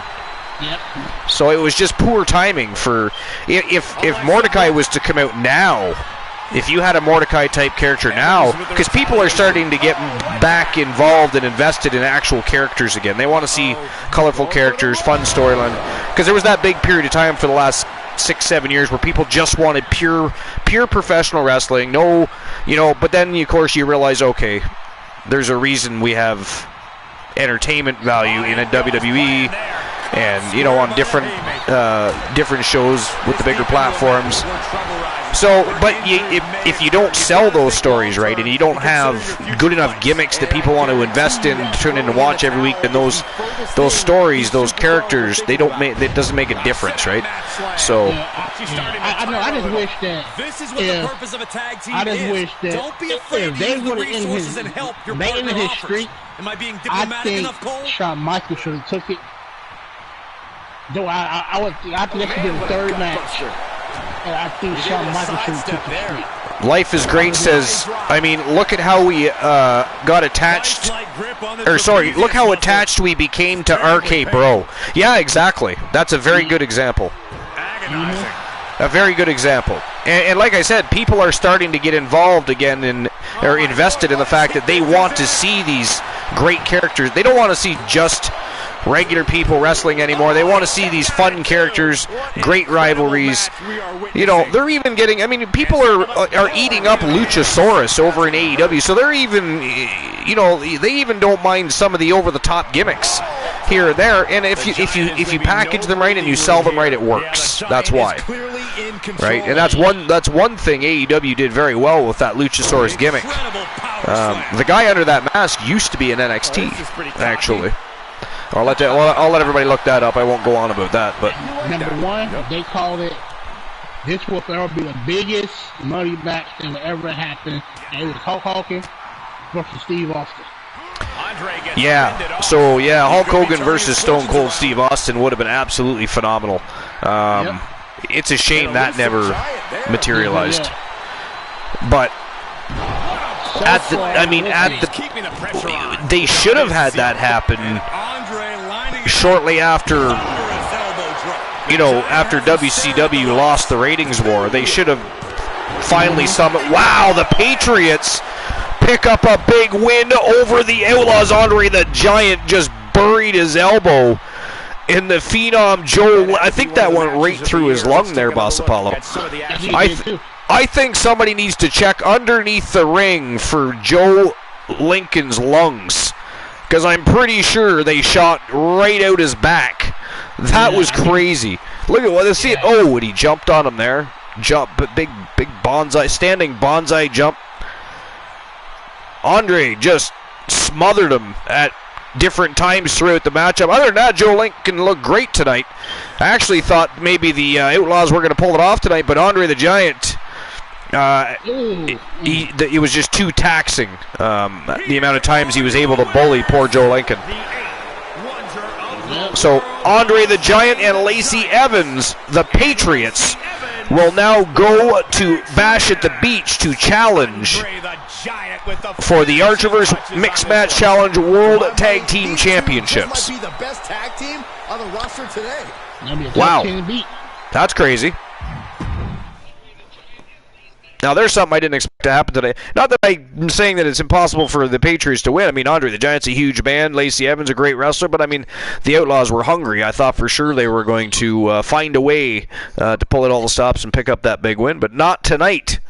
Not tonight, Boss Apollo. That's night. All right, payout was issued for the last match.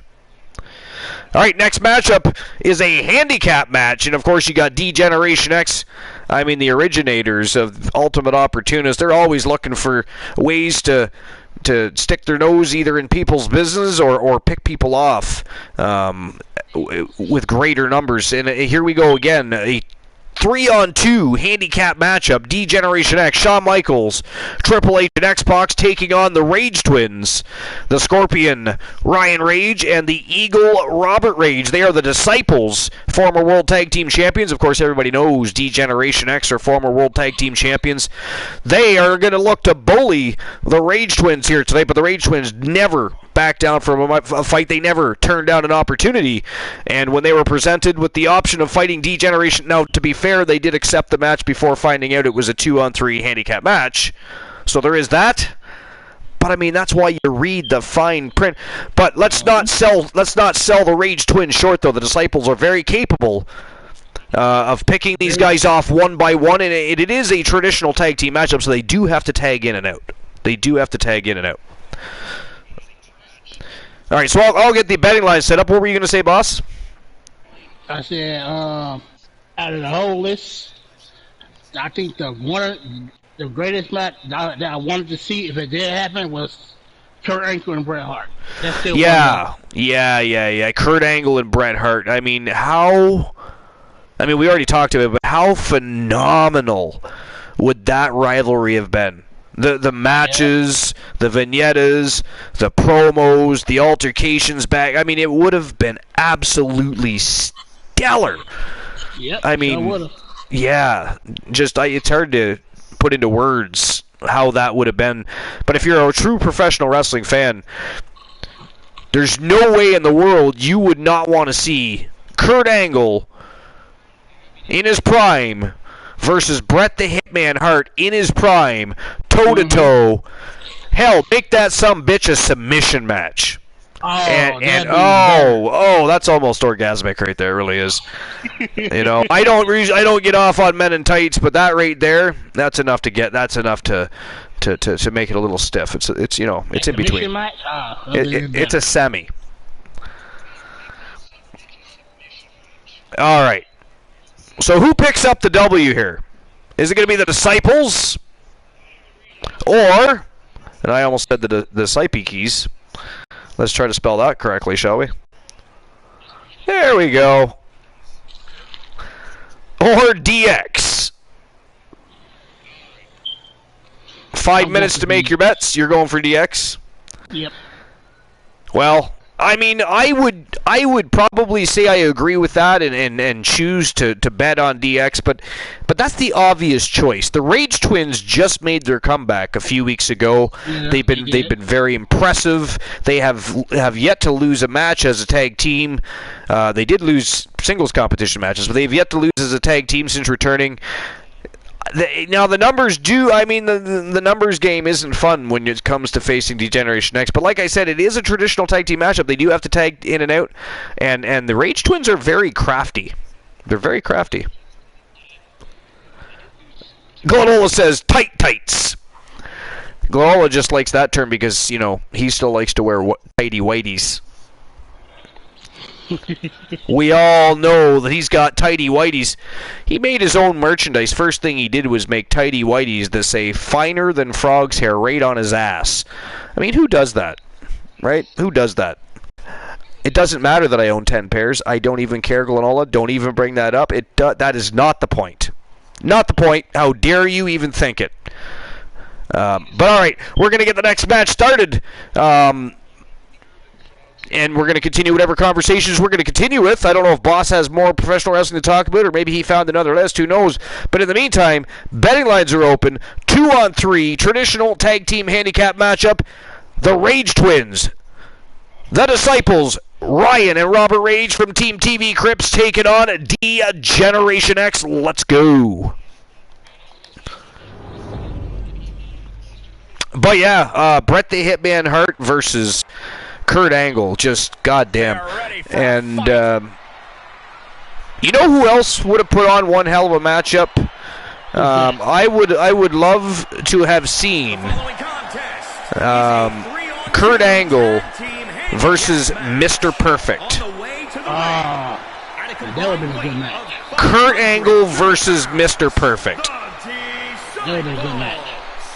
Blind Locksmith says, I think the Twins are going to win it, but counter beating to get it. What?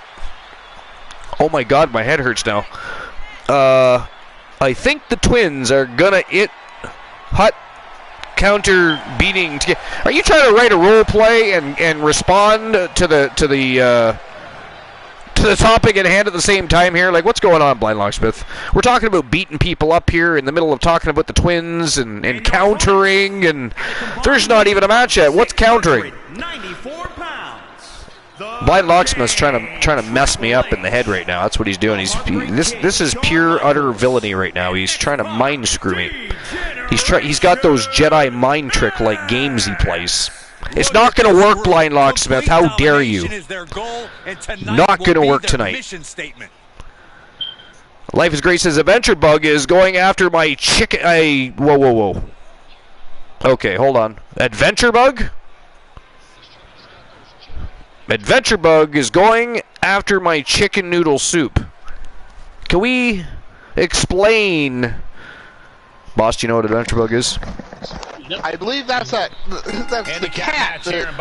Oh, June Bug. Well, you did not say June Bug. You said Adventure Bug is going after your chicken noodle. I do not know what Adventure Bug is.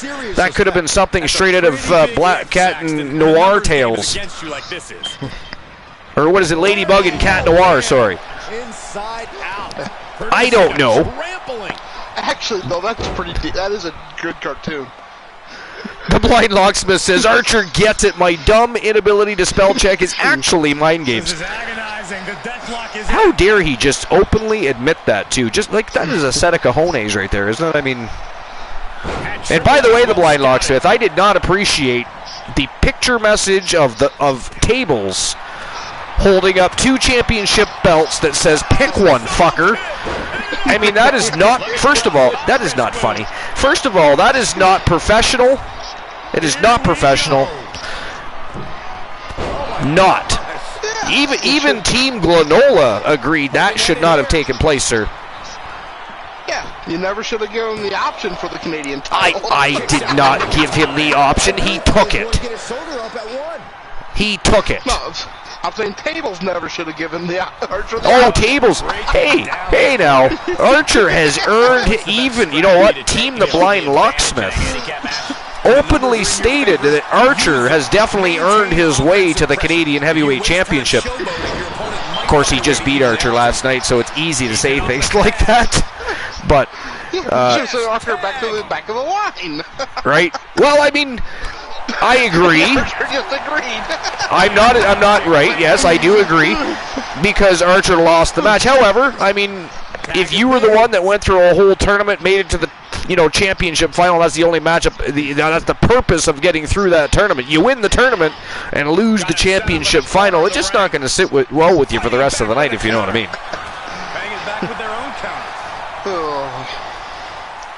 But I mean, how dare Team the Blind Locksmith send picture messages of his client with very profane language on a photo being sent to Elijah Archer, and that is not okay.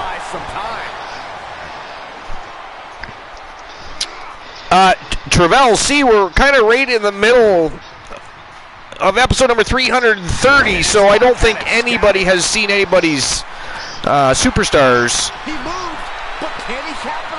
from other promotions or thereafter recently. But I'm sure they will. He deflects it right back. Oh, what a slap. I mean, neither of us are talented enough to pay attention to something else while there's an episode of the Archerverse going on. It's like a tractor beam. It sucks us in. Tag switching it up. And you know what? The Blind Locksmith might be onto something here. I mean, so far the Rage Twins doing very, very well in this matchup. X-Pac just got dumped right on his spine outside the ring there. That was vicious, by the way. Ryan Rage with some pure ruthless aggression, power bombing X-Pac over the top rope. That's crazy. But anyways, I'm just saying, I just bring you that information because I just feel that I don't think that anybody would enjoy having that kind of a message sent to their phone. What was the message again, Archer? It was a message. It was a picture message of Tables holding up his WCW TNT Championship and his TWA Canadian Heavyweight Championship, and in the middle of the picture, there's a little, you know, those little paraphrasing clouds that come out. It looks like Tables is speaking basically, and it says, "Pick one, fucker." That was his response. Yeah, that's not. That's. Look at the chat.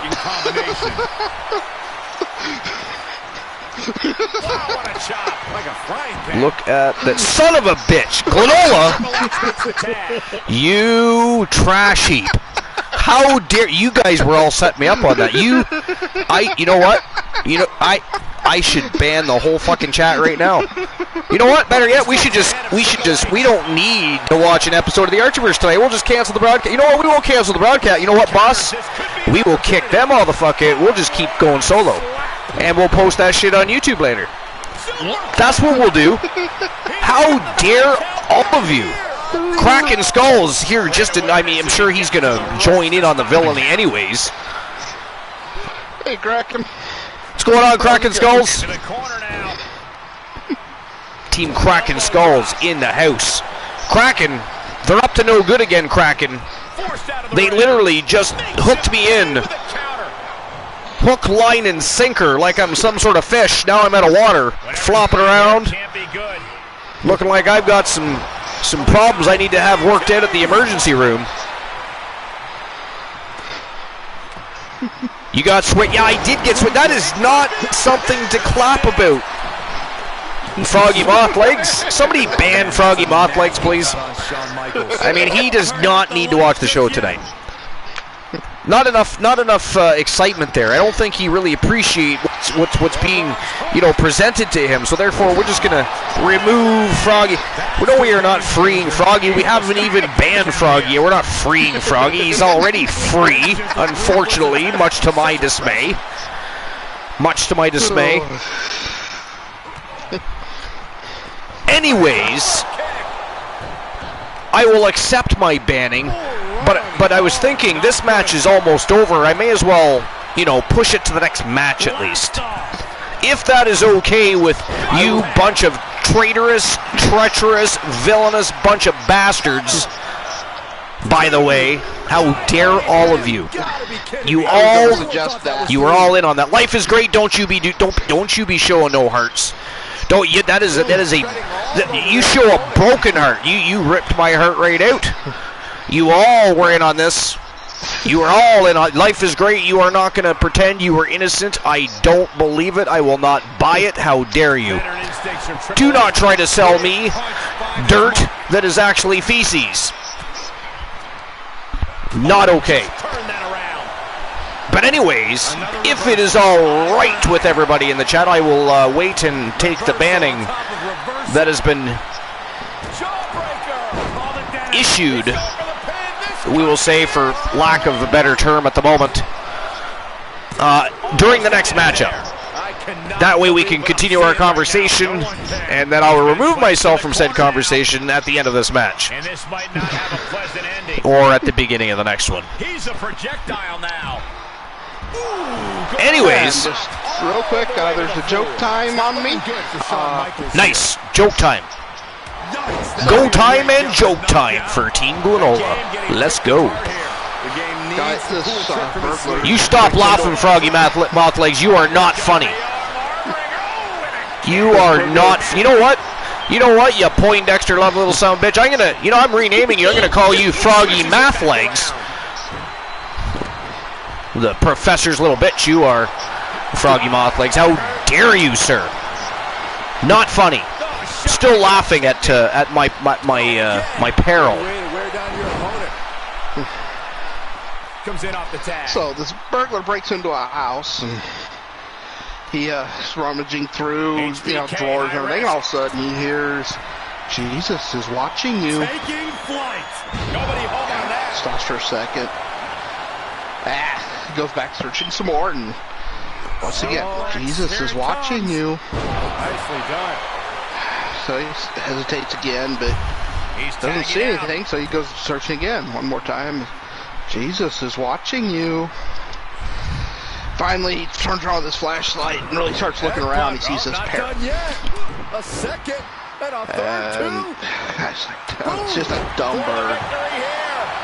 And all of a sudden, he hears this growling sound. Sees this giant pit bull, and the bird goes, "Get him, Jesus!" Ow. Wow. You know what's funny? I don't know what. Well, actually, what made me think of this was when you said that Jesus is watching you. Have you ever noticed that there's, some people just don't give two shits, but there's certain people in the world that, of course, take great exception to the fact that somebody like Jesus might be watching them, but yet they have no qualms with a fat man with a white beard and a red suit sneaking into their kids' rooms, watching them, and deciding whether or not they're good or bad and whether or not they're going to get toys for the year. You ever found that odd, by the way? Is that... I mean... It seems odd, right? He's got the target acquired. Just a matter of moments. I mean, he is always breaking and entering. The man never gets charged.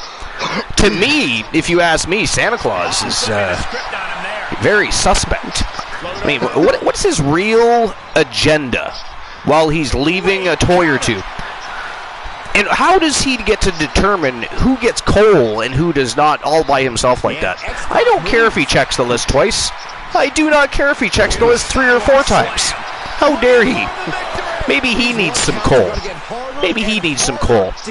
I think he's related to Christian Cool. That's what it is. That's the real problem here. He's related to Christian Cool. He is grumpy. But, yeah. Maybe Christian Cool through the weight loss. Well, yeah, Christian Cool is a little smaller than Santa. Smaller?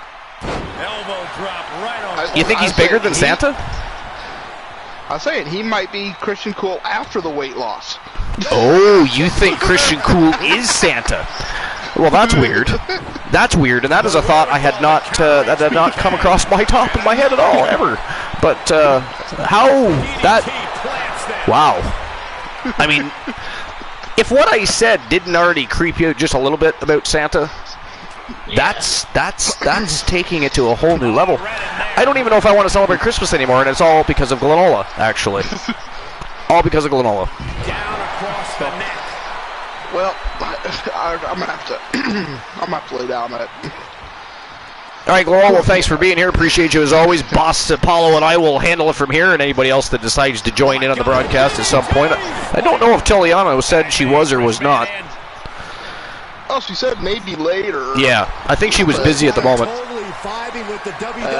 So enjoy the here we go. One of the more perverted episodes. One of the more perverted episodes. Here he goes for the win. And he closes it out. Yeah, maybe Kraken will notice it, but who knows? I don't think he's noticed yet. Kraken Skulls, have you noticed yet? And out of the ring he goes. So, I definitely will be leaving a work. What a match. What a match. It's good, my friend. Appreciate that. To jump off. Nice takedown. Oh, it's been fun. But of course, as we always say, it's never goodbye, but see you soon, my friend. The Archivers await your return to the showcase of the Immortals. Thank you for your support. The close of this match is just ahead. Not what you want to see by any means. Gotta respect the strategy. Anyways, Boss Apollo, what do you think of this matchup right here? The Rage Twins actually doing a lot better than I thought they might. Maybe it was me that was underestimating them a little bit. I don't know. Kick to the gut. Cranked around into a neck breaker. Oh, did we lose Boss Apollo? Huge boost right now from all those chants and cheers. Able to get there in time. Into the Samoan drop. Incredible. Who's already banned? Oh, I'm already banned. Yeah, I am banned for the next match. Where did Boss go, though? I didn't even realize he wasn't on the broadcast. And this has got to be it. No, it's not over. Well, technically, life is great. He can still ban me a second time because it was a different type of banning. The swear jar is what banned me. If he's re-banning me, which I haven't looked yet, Yeah, that's a different type of banning, so he can actually do that. That just means I'm banned for 2 matches.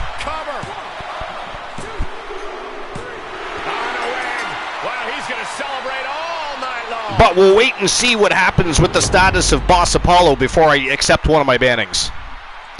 The advantage is never where you think it is in handicap matches. What an incredible show those superstars put on for us. Well, that is it. That is all, ladies and gentlemen. D-Generation X were eventually able to systematically dismantle the Rage Twins. And as great of a team as they are, multiple-time former tag team champions, they just were unable to overcome the greater odds, which was the 3 from D-Generation X against the 2 that were the Disciples. But a great match. Neither here nor there at that point. And Shawn Michaels bleeding all over the place. It was a battle and a half. The Rage Twins gave it all they could. But D-Generation X prevailed. All right, I'll get the payout issued for that. 56% chose the Disciples. I actually thought the Disciples were going to go in too, I'll be honest. I thought they might upset D-Generation X because in the beginning they were kind of all over D-Generation X. So I was thinking, hey, Joe Link is, the Blind Locksmith was onto something there. But then they kind of turned the tides, and D-Generation X kind of just didn't look back from there and just slowly, systematically took apart the Disciples. And voila, D-Generation X, the victors of the evening. All right. Next matchup of the evening. This one is for the Andre the Giant World's Heritage Championship, and of course we're also going to see the debut of Kyle Psychosis Riley from Team Life is Great, streamer team number 80, ready to rock and roll. Their client is already geared up, ring ready, and ready to hit the squared circle, taking on Macho Man Randy Savage, The Rock, Elias, the new unified Archer World Television Champion, by the way. What an extremely successful couple of weeks he's had. And Carino Sinister Farmer, one of the most feared men in the business. He is the reigning defending Andre the Giant World's Heritage Champion, and this match is going to be absolute fire. And by the way, did anybody find Boss Apollo? Did he fall underneath the ring? Does anybody know what actually happened to Boss? He's just MIA at this point. I know Glenola was leaving. Not really sure. Did Carino... He didn't try to interview Farmer, did he? I mean, we may have to call a coroner. Joling says, let's go! Froggy Moth Legs. Kyle Psychosis Riley.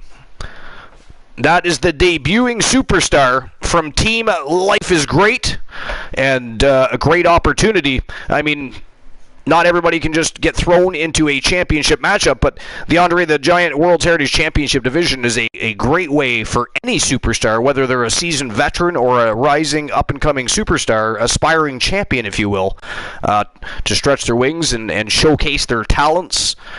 And I expect, after viewing some of the footage and watching his performances in New Japan Pro Wrestling and in some of the independent promotions throughout Europe and Asia, he was, of course, the IWGP Intercontinental and United States Champion. So Kyle Psychosis Riley has already made a name for himself. He would like to further make a global name for himself and put himself on the grandest stage of them all here at the Archiverse. Tonight, he gets that very opportunity. Matchup number 1 is debut match, and what a hell of a match it's going to be. But first, I have to get the betting lines open. So give me a moment while I do that. Still looking for Boss Apollo. I think we need to send out a search party. Kraken Skulls is MIA too now. I feel like he's snacking. Kraken Skulls made his way to the concession stands. He's a fiend like that. Didn't even offer to get anybody anything either, just like the Blind Locksmith and Froggy Moth Legs. All a bunch of selfish bastards. Want, but never want to offer. All right.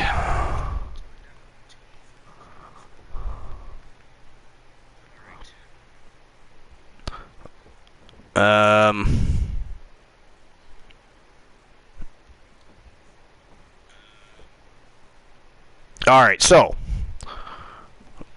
who walks out the Andre the Giant World Heritage Champion?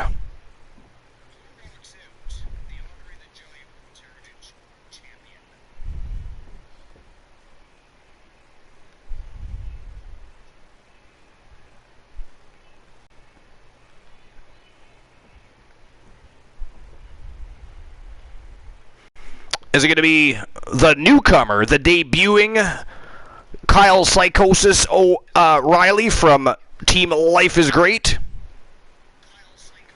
I almost called him Kyle O'Reilly. Oh, we found Boss Apollo. Boss, we weren't sure what happened there. We weren't sure if you went to interview Carino Farmer and got eaten. You just sort of disappeared, and we feared the worst, actually, because Farmer's been all over. I don't know, did you check out the vignette from the Coalition earlier tonight? Farmer's been lurking all day, scaring the shit out of San Martino. We were afraid you decided to run into him at some point and interview him before his matchup, and I mean, that you never know how that could go. Yeah, that was the plan, but I changed my mind. Yeah, I take the 0 on ever interviewing Carino Farmer. Not happening. So is it going to be Riley? Is it going to be Macho Man Randy Savage, perhaps? The Rock? Elias, the reigning, defending, unified Archerverse World Television Champion? Or the reigning, defending Andre the Giant World Heritage Champion, Carino Sinister Farmer? It's a fatal 5-way matchup. It is a one-fall-only match. So this is likely going to get ugly very quickly. But I think we'll have a new champion. You think we're going to have a new champion? You don't think Farmer can defend against those 4 other blokes? Especially only one win. Yeah, well, we'll have a new champion. Well, I'll tell you that Elias has been tremendously impressive. I mean, he was a gentleman that came from ROH and also spent some time in New Japan Pro Wrestling. His debut was spectacular. I mean, he's undefeated in singles competition, that is, and he also is now the unified Archerverse World Television Champion. I mean, he has been on fire. Then you got The Rock, the People's Champion, the Macho Man, and of course this new debuting hungry Kyle Psychosis Riley. I mean, it's this is a tough one. I don't even know. So you're going with a new champion, but who do you think that new champion's going to be? How about that? If I had to pick somebody, I would have to go with The Rock. You're going with The Rock? Yeah, I go with you know what? I got to be honest. I think it would be kind of cool if The Rock won it. Actually, what would have been cool is if Andre the Giant had won his own championship. Trish Stratus had the chance to do the very same thing, and she couldn't do it either.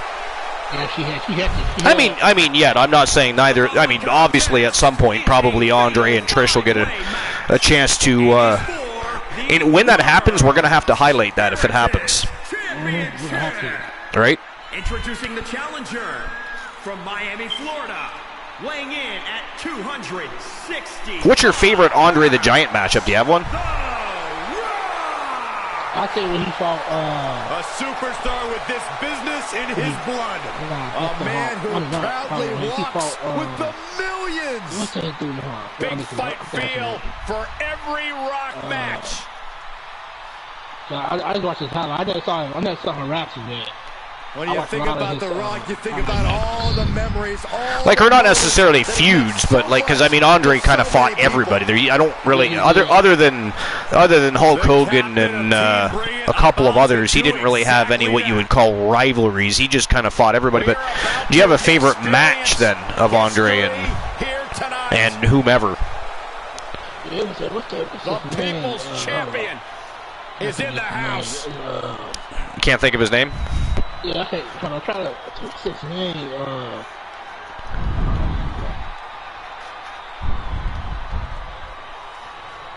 What'd he look like? It's like he's not as big as he's not as big as Andre, but he a big dude too. Oh, like King Kong Bundy? Oh, Big John Studd. Big John Studd, yeah.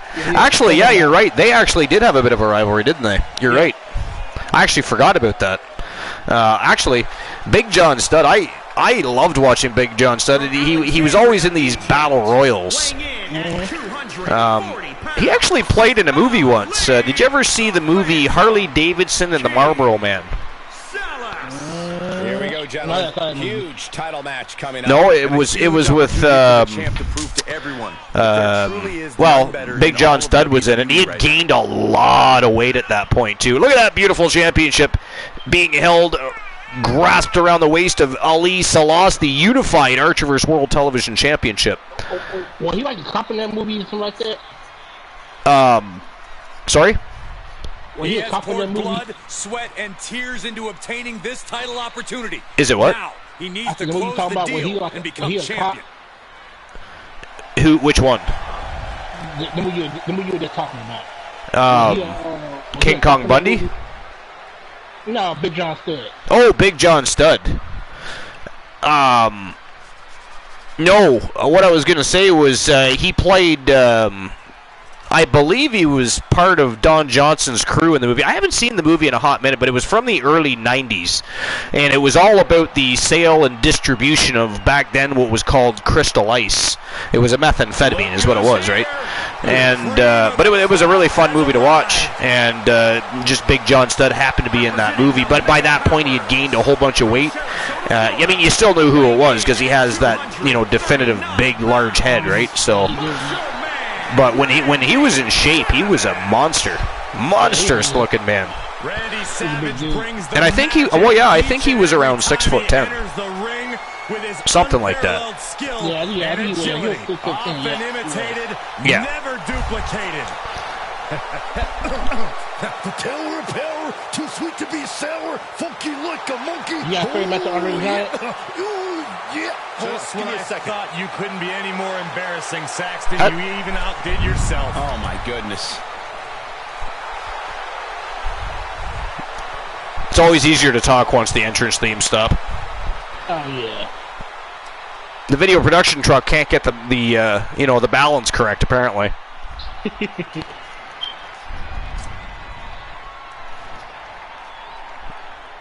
Randy Macho Man Savage, one of my favorites of all time, actually.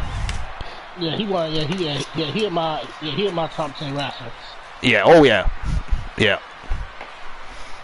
And here he comes, ladies and gentlemen. He is the reigning, defending, undisputed Andre the Giant World Heritage Champion from Team Cornhusk Show, Carino Sinister Farmer. One of the most feared men in the business today. And if you go and watch the vignette from the Coalition on Discord, you'll find out one of the reasons that is. He's a master manipulator, master at mind games, and he is a creepy son of a bitch, not to mention. He is a creepy son of a bitch. That's what the deal breaker was fighting. Kraken Skulls still hasn't noticed. Kraken Skulls, I'll give you a hint, okay? Have a look at the episode number. And don't be surprised if history is made here tonight. I know the champ has looked good as, and that's all I'm going to give you, because we can't just spoon feed you, my friend. You are an adult. How dare you request such services from us? That Bossy's trying to get us to give out spoilers here.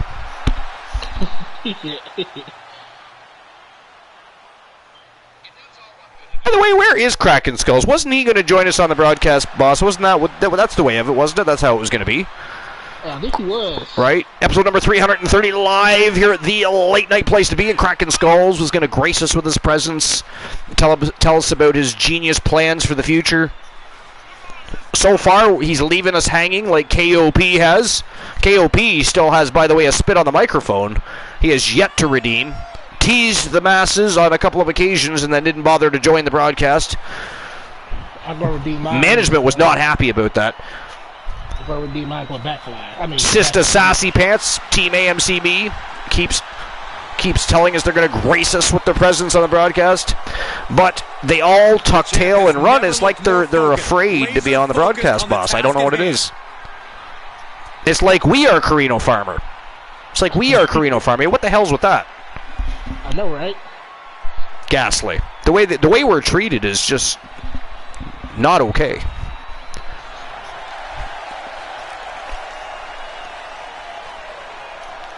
Oh, I think Crackin' Skulls finally unlocked the mystery.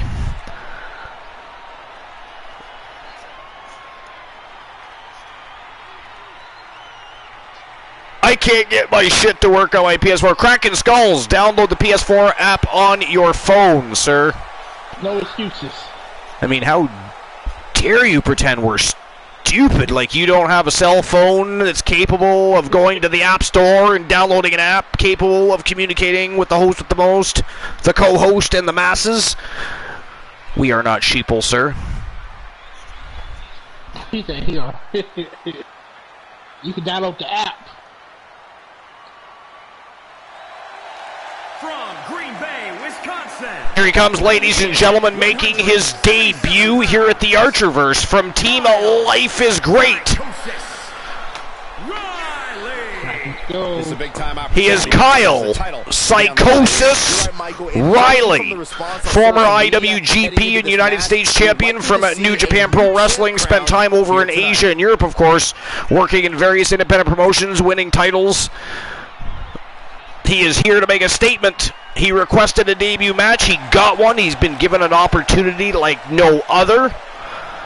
Kyle Psychosis O'Reilly debuting in the Andre the Giant World Heritage Championship matchup with four of the greatest on the planet today. This is going to be absolute fire. And by the way, Team Life is Great. Congratulations on your debut. And, of course, having your contracts inked to begin with. What's up, Woozy? Woozy in the house. The co-host with the most. Hopping on board of the chat train. Strong legs. As if this match wasn't compelling enough, when you throw in the no disqualification stipulation. All right, here we go. Let the chaos begin. Championship is on the line. Now remember, this is a one-fall matchup, so anything can happen. Expect the unexpected. It is not an elimination-style matchup. And the WWE Universe can't get enough of it. Now, trampling the opposition. He must have had that scouted.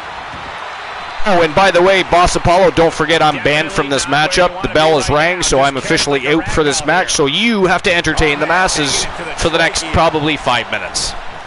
Okay, let's go. Oh, right to the kidneys. Oh, and to be fair, what happened was, were you here when they set me up? Yeah. They set my ass up with a swear jar. They all those motherfuckers set me up with a swear jar. Life is Great, Froggy Moth Legs, all of them traitorous, treacherous little bastards we call friends here at the Archerverse. The Fam Jam. Thank you, Fam. I appreciate the setup. That was wonderful, beautiful, lovely, beautiful. Thank you. I will return, boss. Try not to have too much fun without me. That's mostly true, but even the most rule-abiding superstars have risen to the occasion of a no disqualification match. When there are no rules, there's no wrong and right. Hey, Woozy, I know you want to hear it, but Woozy, who do you want for Woozy? Bad predicament right here. Oh, you can tell he's feeling it now. This fight is pumping him up. Intake right to the gut. Ducking out of trouble. Can you hear me now? Oh, man, landing awkwardly. To retain the title. Are you kidding me? Vicious right forearm.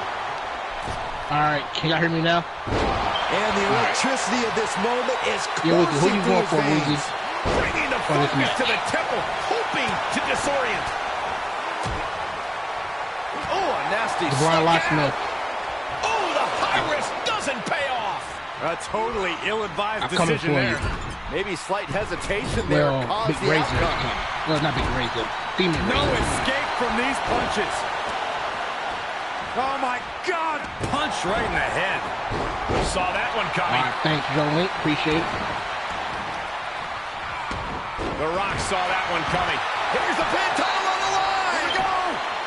That could have been it right there. Gets him with the counter. Lands a kick to the gut. Oh, what a right. And attitude behind it. Uh-oh. Hooked up. Oh, shin breaker. Face buster. Uh-oh. Firm control. Oh, what a kick to the face. God. Wow. Great counter. Great. And it's hot. Uh-oh, triangle armbar submission. It's cinched in. I think we're just moments away. Oh, this should have been over, but he breaks the hold. And he's able to reverse. Right hook. Strong takedown.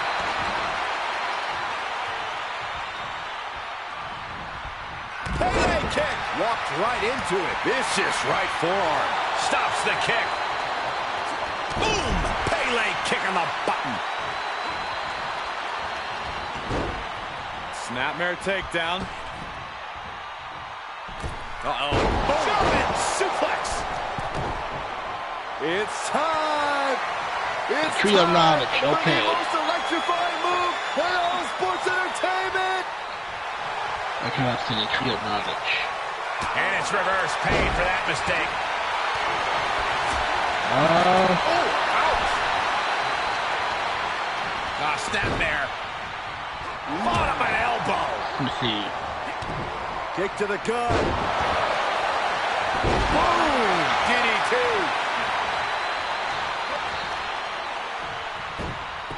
Oh, just gouging. Uh-oh. Face breaker. Gonna see a new champ. Is it enough? The cover. Alright. The tree of knowledge. Okay. A couple years ago. Oh, he knew what was coming. This could be big. Going up high. I was Pick your jaw up off the floor. I was a cab driver. And Textbook scoop I went to the hotel to pick up John Cena. And we had to take the back seat out so he couldn't sit in the back. We continue to see incredible perseverance from these competitors. The war continues to rage on with no it was a big superstar match, willing so to give an we inch. There's some power behind that We had punch. to take one of the back seats out of my cab because Great way to wear he was down too your big to opponent. sit back The there. challenger is not in a great place. Side headlock applied. Good measure. Punch! Oh, what a knee lift. Somebody better check his nose. Okay, Rudy call BS, okay. The madness. Let's see what else. Oh, this is unique. Oh, backpack face see. buster. Carefully placed stomp to the arm. Oh, goodness, that looked bad. Oh, foot just stomping down. Inverted atomic drop. Ooh. Oh, did he have the Macho Man scouted? With the counter.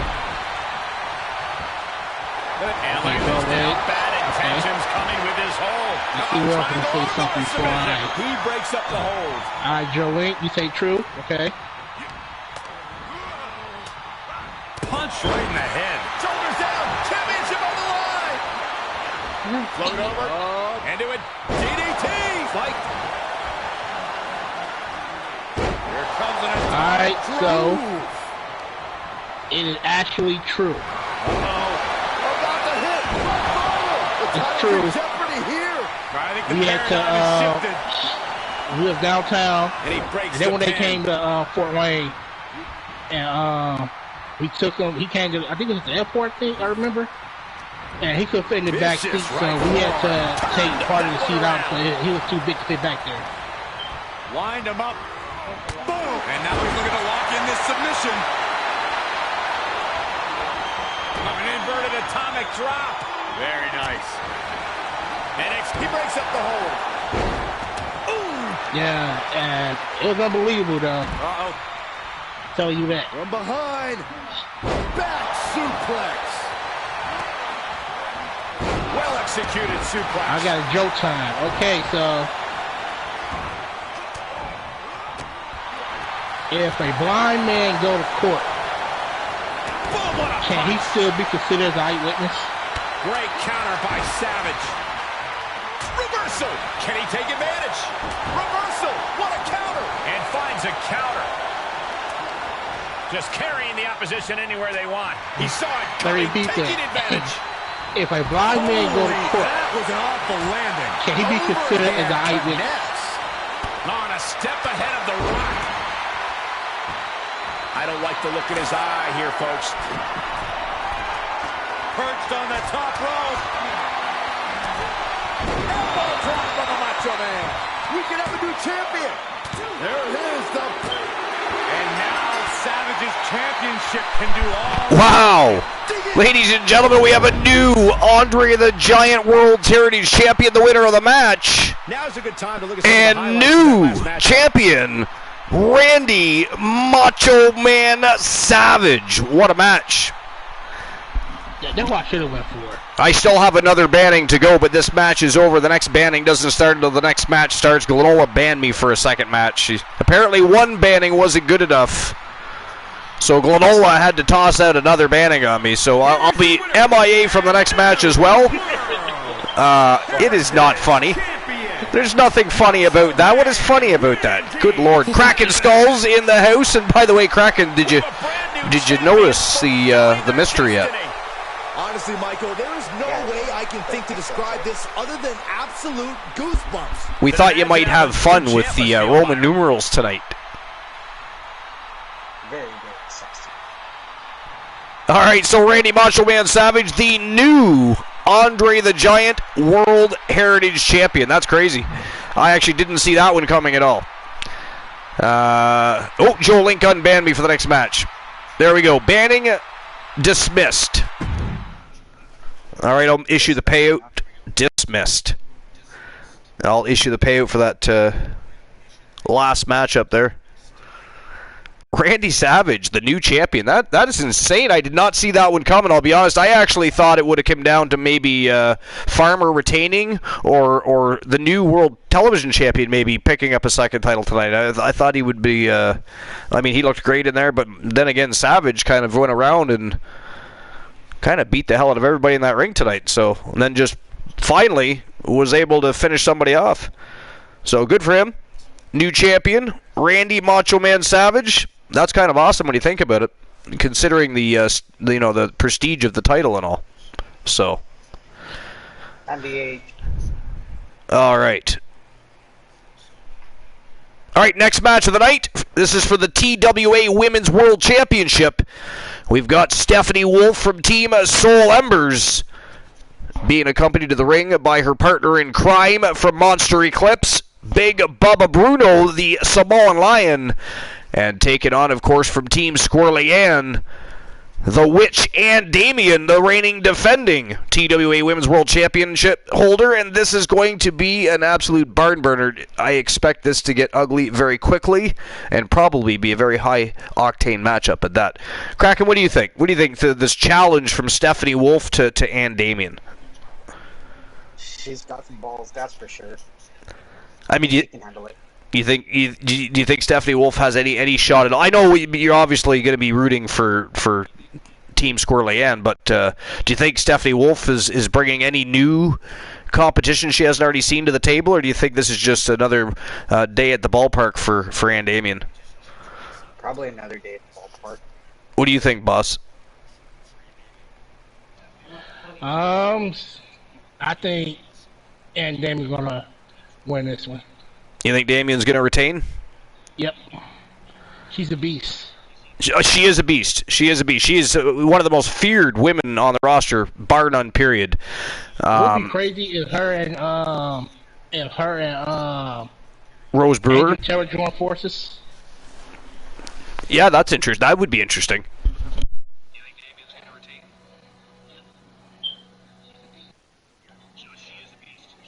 I thought you were leaning towards Rose Brewer there, because Rose Brewer, of course, just became the new TWA Trish Stratus World Heritage Championship holder. So, and she, of course, is the literally, in every literal sense of the word, she is the most winningest superstar in Archerverse history. Not just in the women's division, like as a whole, she is the winningest superstar. And she just became a champion again. She is a multiple-time champion, so it's very interesting. I would like to see a program between Ann Damien and Rose Brewer down the line, if that were possible. We'll see what happens going forward. Stephanie Wolf, though, she impressed me. She's impressed me since signing a contract, and not just signing a contract. She won her debut matchup, then immediately aligned forces with Big Bubba Bruno, which is odd, by the way. Does anybody know how that happened? I mean, it just kind of happened overnight, didn't it? That was weird. Yeah. It happened overnight. Fitting. I mean, great tag team. They won the Mixed Match Challenge World Tag Team titles. They are no longer the holders, but they've already been successful in that division. So, I don't know. I can't personally say that she's bringing anything new to the table for Van Damian, but this is an intriguing matchup. I think I think this is one of Van Damian's more recent and to date toughest challenges. I think. Maybe. We could say that, maybe? I don't know. What do you guys think? But, who do you think walks out the TWA Women's Champion? Is it going to be Ann Damien or Stephanie Wolf? Betting lines are now open, so it is showtime and go time. Let's get the matchup underway and get back into any other discussions that we're going to be having with Boss Apollo and Kraken Skulls here on the broadcast. Let's go! So earlier, Kraken, I don't know if you were in the chat at that point in time, but earlier on, actually, we'll wait till this guy's done talking. He's very loud. He's always looking for attention, this fella. I mean, he messes up people's names. The only thing he has not done is pull a Hulk Hogan and, happen to name the wrong city or state they happen to be in. But he has a loud presence. People say I'm loud. Listen to him. The Monster Eclipse.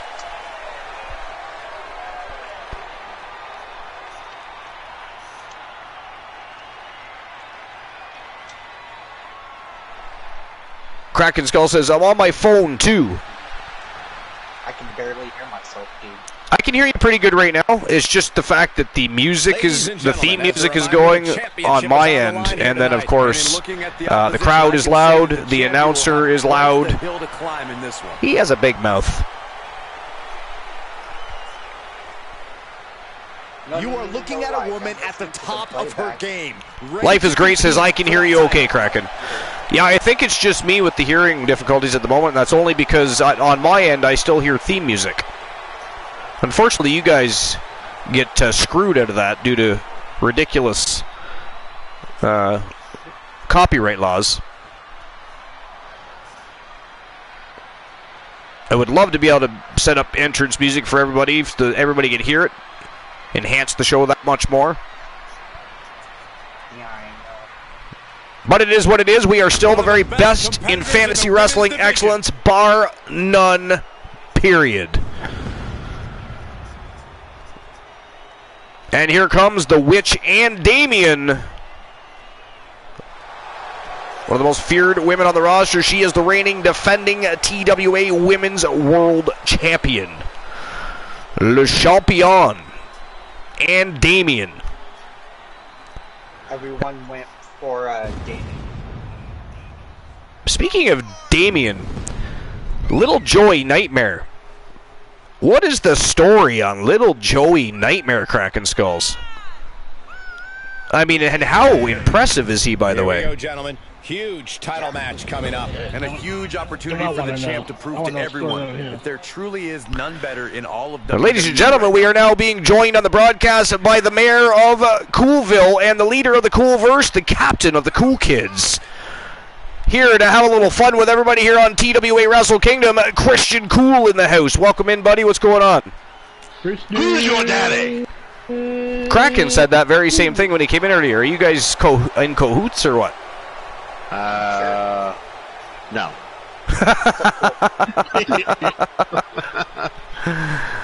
So what's going on? A determined not much. champion Off ready work, to defend off her stream. title. We were just kind of Kinda. we were talking about people's favorite jobbers throughout wrestling history, and Boss Apollo happened to mention that one of his favorite jobbers of all time is Christian Hart. Oh, is that so? That's what he said. I mean, I can't make that shit up. Well, you know, somebody's got to make the talent on the Archerverse look fucking good. You don't just get over by hopping a fence. Oh, Joe! You gotta beat somebody. Joe Link says it's Santa Claus. Yeah, Christian wasn't here for that conversation, so we could have some real fun with that right now, couldn't we? I see how We could have some real fun with that conversation right now. Have a holly jolly Christmas. It's the coolest time of the year. Oh, Life is Great is just aiding that conversation right along.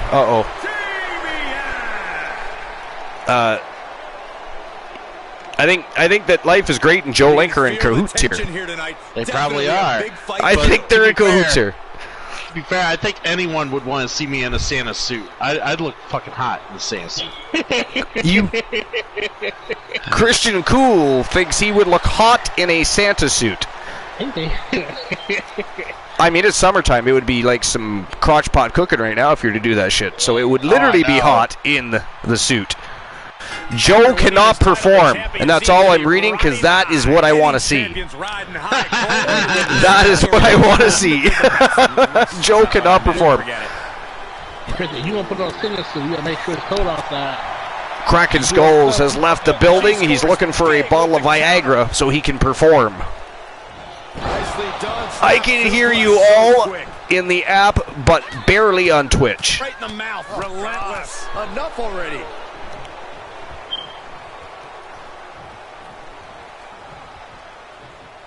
Is he having a hard time with technology? Does he not know how to use it? I think he's got a difficulty with the voice input setting. I think it needs to be increased. I believe is what that's about. The app sometimes resets itself too, which is annoying.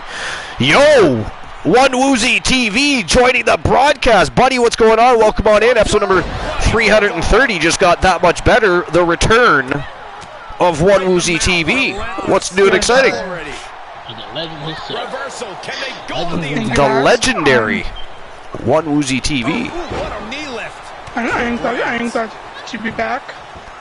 Well, we're glad to have you back. What's been new and exciting? What's been going on?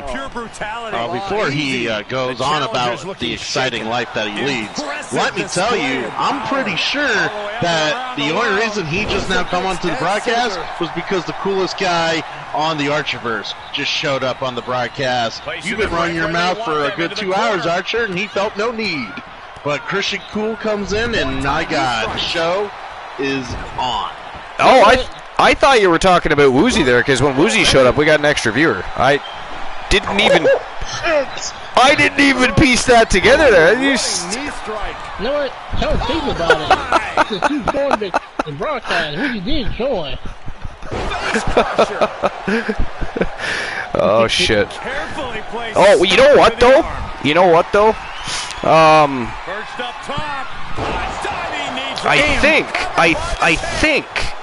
I think seeing how Christian Cool is here. At this point in the match, that could have gone either way. I think it's only fair. It's only right. That Cool do a little bidding, if you will. Wait, what the fuck are you doing here? Woozy, start talking about your weekend and shit. Well, actually, you're on the hot seat right now, cool. You just got like compliments from the co-host. Compliments from the co-host. So enjoy, cool. So Archer, who is he complimenting? I think I would like to have him compliment Boss Apollo. Boss, what do you have to say to Christian Cool? Do you have anything fun and amusing, some amusing anecdotes you'd like to pass on to Christian Cool? The champion's down. The champion's down. Tell him what do you think? What does Demon Razor think about his client? Still fighting, still keeping this going. Let's see. Well, like I thought so. He said Christian Cool is cool, Oh, no, you did. but not cool enough. She did. He's not cool enough That's it. to tame Demon Razor. Well, that's fine. That's fine. I'll give a compliment. I really enjoyed the barometer he has to measure coolness, I guess. He's just not cool enough. Somewhat cool. Maybe cool. Lightly cool. Dark cool. High cool. Santa cool. Santa cool. Like the very, very, very, intuitive barometer that he has on being cool. I do appreciate that he shared that with us. Like, you're a hard worker. I'm sorry to do this to you. No. With the championship on the line. I'm sorry, Boston. Oh, Boss, you got 5 minutes of bliss. That is you did not impress Woozy. That is ghastly. That's a low bar to miss, by the way. Woozy's pretty entertained by a lot of shit, and you just literally tripped over the bar. Wow. Shot down. Woozy wasn't even here a full 5 minutes. You shut up, too. Oh no. Boston. See, this is a normal thing though for Boss Apollo and One Woozy TV. They're constantly at each other's throats, whether it's in the chat or over on the in the kind of promo section or somewhere. They're always at each other's throats. It's like Christian Cool and J Negative Gaming. This is where desperation becomes a factor. Oh, J Negative Gaming? Fuck that guy. Fuck that guy. We are seeing a Oh, by the way, he came in and hung out on my street last night for a bit. Nice. Glad he was back for a bit. I know he's been having a bit of a rough go lately, so. That's what I heard, and he was hanging out, watching me play, asking questions. I was like, cool. I even gave him a raid. I was so kind. Nice. Yes. But life is great since he just loves how cool just rolls along with us. Well, when I only join the show once a week, life is great. I gotta roll with whatever I'm given. You gotta roll with the punches.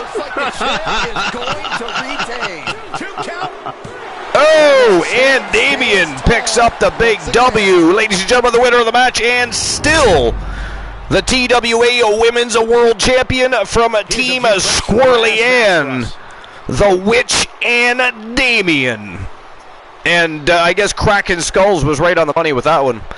Although I guess he's not going to bet against Team Squirrely Ann because he might die if he did, really. I can't imagine how that conversation goes, and he goes home for the night, and I don't know in what voice Ann Damien would use, but, honey, what did you think of my match? She said, well, I bet against your ass, bitch. I mean, I just don't see that working out well for him. What do you think, Cool? How do you think? Victory here tonight. I don't want to be part of that conversation now. Right? Kraken says I'll get caught on fire, and that is why we don't want to be part of that conversation. And why, by the way? Why, by the way, Kraken Skulls? Cool and I do not like it when you try to throw us under the bus to your wife. We are not a fan of fire. You can keep that shit. That is not funny at all when you do that to us. We do not appreciate that.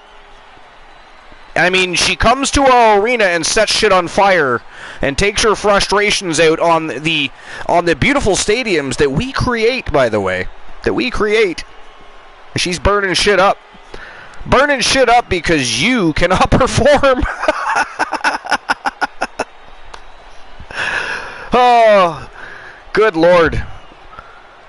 By the way, Cool, did you happen to notice the episode number tonight?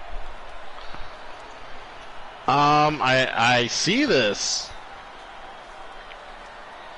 Cracking Skulls took forever to notice that it was, Triple X involved in there. I couldn't believe it. I'm shocked. I'm still shocked. I am floored that Cracking Skulls did not pick up on the Triple X thing. We thought for sure, even though the 3 C's are first, we thought for sure he'd skip right through that and see Triple X.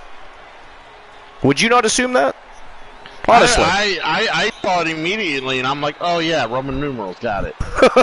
But would you not assume Cracking Skulls would just skip right by the C's and go to the Triple X? Oh yeah, he would. Yeah. Or you would think. It took him forever to notice. We were saddened. Maybe his dick's that small, so Triple X just not what he needs, Ooh, Kraken. What do you think about that? She believes in cleansing sins by fire. Fuck that shit. Oh no, sir. There's no sins from our end. That is all you. Do not blame us for your bullshit. See, that's where we draw the line. That is where we draw the line. Cool, he's trying to justify things here by letting everybody know that she likes to cleanse by fire. I mean, how the hell does that have anything to do with us? I have no idea. Right? Bullshit, isn't it? Like, I don't understand this throw Cool and Archer under the bus thing. Like, you're scared of your wife, so you think we're going to protect you from that shit? You think we're going to protect you from that shit? Let me tell you something, Cracking Skulls. Not only do I not want to die by way of fire, because cremation is not my thing, especially while I'm alive. Being burned alive is not something that is on my bucket list, so we're going to take a big fat 0 at sticking up for your ass. We're not doing it. I mean, cool, you can if you want. I'm just out. I'm not doing that. No, that's not my thing. I'm not. Boss, my thing. I don't know if you want to get in on that shit. Boss went to the fucking concession stands again. And that son of a bitch is going to come back with nothing for us, Cool. I'm telling you, nothing. He's already done it once tonight. Savage. A savage creature. I'm back there, y'all. Sorry, peanuts. See? Speak of the devil, sure to appear, and what does he come with? Penis. Oh, that's what I heard. Oh, I've been hanging around Cracking Skulls too long. Kraken, how dare you? I mean, you're corrupting my mind. That is ghastly. He said peanuts, Kraken. Peanuts. Okay? The little nuts that you eat. That means nothing to you right now, does it? Oh, boy. All right. So, anyways, moving on to the next match of the night, because Kraken just likes nuts. Next match of the night is for the Trish Stratus Heritage Championship, the new reigning defending champion, the winningest superstar in the Archerverse history, Rose the Viking Brewer, putting her title up for grabs in a TLC matchup against one half of Stone Cold Storm, or at least that's what everybody's lobbying to have the group renamed. They're actually called the Trailblazers, but apparently the masses, and it's been trending on social media, everybody would like to see that team renamed Stone Cold Storm. Of course, because her tag team partner in crime, Stone Cold Steve Austin, they are the Archerverse Mixed Match Challenge World Tag Team Champions, and actually just defended those titles in very good fashion. Very impressive. But tonight, she is not rolling with Stone Cold Steve Austin. She is, however, going to be rolling, in a different manner of speaking, with the Viking, Rose Brewer, the most winningest superstar in Archerverse history, and one of the most decorated, too. I mean, she's won a lot of titles, guys. A lot of titles. I mean, Christian Cool could tell you lots about Rose Brewer. Oh, indeed. She is a very, very, very, very fine specimen. Very fine. A fine specimen. Oh, indeed. I mean, have you seen the way she just molests everyone that comes across her in the ring? Are we not watching the same show? Joe Link dropping some tiny little beautiful gems all over the floor. We've had some subs. We've had some biddies. We're talking about everything except the titties, considering it's Triple X tonight. Considering it is Triple X tonight. Although we are looking at some puppies on the screen, although Tony Storms are kind of pale in comparison next to Rose Brewers. Yeah, let's get some biddies on the channel. Yeah, biddies. Next to Rose Brewers. 100 tiny little beautiful gems from the mayor of Coolville. The leader of the Coolverse, captain of the Cool Kids. Oh, I get it now. Captain of the Cool Kids, Santa Claus. I get it now. You really are Santa. I get it now. Blind Locksmith, or was it Blind Locksmith or Joe Link? It was Joe Link, perhaps, and Life is Great. I think they are correct. You really are Santa Claus. I got a question for you, Mr. Claus. Why is it that you find it necessary to sneak into people's homes? I mean, what's the payoff there? You leave a canoe or a doll here and there, and you get to eat cookies and drink milk. And what is the payoff here? Are we looking for jewelry? I mean, I don't buy your act. And by the way, I do find it very creepy that you are constantly watching the children. You know when they're sleeping, you know when they're awake. I mean, that's like a god complex. It's like, do you think you're Jesus now? Like, I'll have you know, it is not funny. I will have you know that the Archerverse is the single. It is not funny. It is. We are the. You cannot say that with a straight face. It is not funny. How dare you come in with a god complex and think you're Jesus? I mean, we are the biggest thing since the resurrection of Jesus. And as a matter of fact, we are more prominent than that, because you can actually see us every week, 4 times a week, sometimes 5, live on Twitch TV, and we are the very best in fantasy wrestling excellence, bar none, period. What do you have to offer, sir? We have not seen any reports of anybody walking on water. We have not seen any reports of water turning to wine, and a glass of wine right now would be actually mint, by the way. Mint. But, that aside, there's been no miracles, there's been no parting of the Red Sea. Oh, that was Moses, but that's neither here nor there. And by the way, I think he upstaged you in a few different incidents by parting the Red Sea. That was a very cool incident that transpired. But, I mean, why the red suit? Red suit, toys, sack on the back, looking at children. And by the way, did you know the Pope emulates you now? If you watch the Pope at Christmas, he looks like Santa now. I mean, does Captain Claus, or does that offend you in any way? There's a lot of questions I have for Claus here. Does anybody else have any questions for Claus?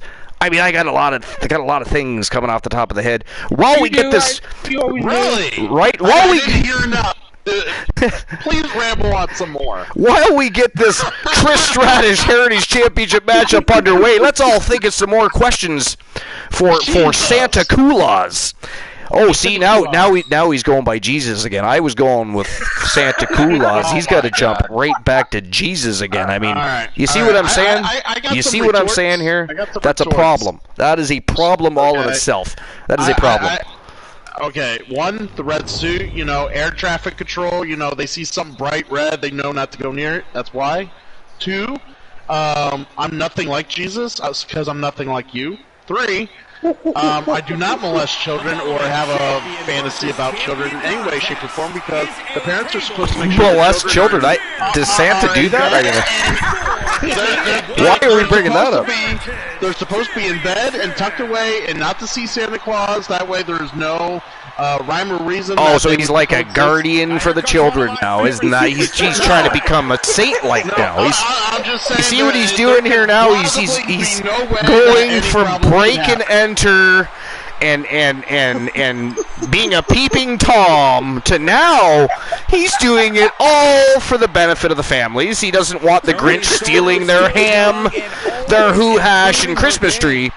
So he is there to protect everybody from, Jack Frost and whoever else might be coming down the chimney to, I don't know. Very suspect, by the way. Very, very suspect. How do I fit down the chimney? It's a great question. How do you fit down the chimney? And by the way, when there's no fucking chimney, how the hell do you get in? Because that quite literally, right? That quite literally is break and enter, sir. Yeah. I don't care if you leave me a Cabbage Patch doll. You broke my fucking door or my window. Well, to be fair, I don't know if you guys watch the Purge movies, But, is it magic? You know, do you do we card actually tricks? have a Purge movie or a Purge thing that we celebrate once a year. That's the day that Santa can break into any home, do what he pleases, and then leaves. That's Christmas. Wow. That's Christmas Eve. I mean, I don't think that is a purge date. Yeah. That is not a purge date. He Somebody purges Google all that. The bad kids and cannot give them gifts. He will not give them gifts. Somebody please All the Google good kids dates of stick purges. around. I don't think that's one of them. I'm pretty sure that Christmas Eve signified something completely different, but I mean, who knows? Yeah. Well, he break in the house without losing everything. I think Santa also drinks. Just don't ask what he does with the kids who he has listed as naughty. Oh, and by the way, Black Shirkin. No, we can't let you go down that road. It is not Santa Claus, it is Santa Cool Oz. We can't let you go down that road. We got to keep you informed and up to date with the times. By the way, I want to know, how the fuck did I become Santa Claus? That's a good I question. mean, you had to have been there, and we can't recap an entire episode just for your sake. Oh my god. My god. I mean, do you see what they're trying to do here, boss? They're trying to get us to recap an entire episode. I mean, that's what VODs are for. Oh, yeah. That is what VODs are for. Gaslight. The champion out here, someone gloating their belt around. Don't know if that's They their play way of thinking playing they're mind what to games. do with That's that. should give anyone the right to gloat. He didn't appreciate what he already had, so there. He can look down on everybody else. But here's another thing. Reciprocating the initial reversal. So, why reindeer? Basement drop kick. Yes. Why reindeer? I want to know why reindeer. I mean, first of all, I never see coats on those reindeer, and it is very cold up in the atmosphere. I mean, that is very high. I mean, you're traveling at high velocity and speeds, traveling around the world like lightning. You're totally mistaken. They are regular deer that I rein in. That's why they're called reindeer. They're the regular deer that I rein in. Oh, they're like super deer now. He has super deer. They're like Paw Patrol deer. Yeah, don't ask me why they fly. Have you ever seen a deer fly? No. So, you know, it's a mystery, just let me, you know? That's a great question, Shirkin. So Santa Claus, tell us, what is the maximum speed that a magical reindeer can reach? Because I mean, you're going around the world to billions of homes and looking at children and dropping off gifts, which is all fun and good. In one night, right? One night. I mean, what is the speed required to do such a thing? Well, I would say it would take about the same amount of time it would take Black Shirk at the climax. So very fast. As long as it would take for Blind Locksmith to. Did you say climax? I said climax. He said climax. So not only is he watching the children and dropping off toys, he's looking in on the parents' bedrooms. Now that is taking things to a whole new level for Christmas Eve. So the kissing the mommy under the Christmas or under the mistletoe, that's a real thing then. Like, what do you are you a hypnotist? Like, do you hypnotize the fathers and just take advantage of the wives, make them think it's a great thing? Oh, look, I'm kissing Santa. And the poor kids, they're probably traumatized. They wake up, they think they hear reindeer, they want to see Rudolph, and all they see is Santa bending mommy over the Christmas tree. That is potentially lifelong traumatizing events transpiring there. You see how that's... Do you understand that it's not out of the realm of possibility that Santa can get around? I mean, Ron Jeremy still gets some of his big fine age and how old he is. Ron Jeremy does not visit billions of people in a single evening, though. We really want to... And by the way, what kind of Viagra are you on? What kind of... I mean, that's a lot of action in a night. A lot of action in a night. And what kind of... By the way, probably a lot of women would like to know, Santa Claus. A lot of women probably like to know what kind of lip balm you using that you can kiss that many mamas under a mistletoe and bend them over Christmas trees and whatever else you're doing, you creepy bastard. But anyways, what kind of lip balm are you using that in the coldness and the traveling at the high speeds, your lips are moist enough that, you know, I mean, there's songs about it, right? So these women like it. I don't know whether you got them under some sort of magical spell, hypnotism, what the story is. Maybe it's the lip balm. Who knows? Do you want to know where the lip balm comes from? We would love to know. Inquiring minds must know. Finest, everybody. Archer's finest. Archer's finest. Yep. Yeah, Archer's finest. That is propaganda. As a matter of fact, that's about accurate. As a matter of fact, the last time I seen an advertisement for this was a Japanese commercial, by the way. Japanese commercial. Christian Hart, of course, dressed up in very nice makeup job, lipstick, and promoting the newest scented and flavored lipstick over in Japan. So one cannot mock lip balm, which is, medicated and used to prevent dry lips and cracked lips. We're doing, the Archerverse is doing the world a wonder there by saving their lips. Also, it can protect you from the harmful UV rays of the sunlight. How dare you, when you're prancing around with your lips looking like they're rainbow colored. And by the way, do you know what lipstick is made of? You're advertising this kind of things to the little children, probably slipping it in their stockings, and that is, by the way, abysmal, terrible, ghastly if you're a parent, because that little child is going to draw on the bathroom mirror with that new rainbow lipstick. Okay, you're rambling too much. Hold on. Joe, he very nice. Okay, go on. You were saying? I'm on the nice list? Oh, you very nice. Ooh, nice. I didn't even have to buy dinner either. See, now not only is Santa Claus creepy, he's a criminal, by the way. He breaks into people's homes. He is watching the children. He's sneaking into the parents' bedrooms. He is hypnotizing and putting men under spells so that he can take advantage of their wives. Now he's a sleazeball. He's also very easy. Apparently you can do whatever you want to Christian Cool without even having to buy dinner. There's just no making you happy, is there?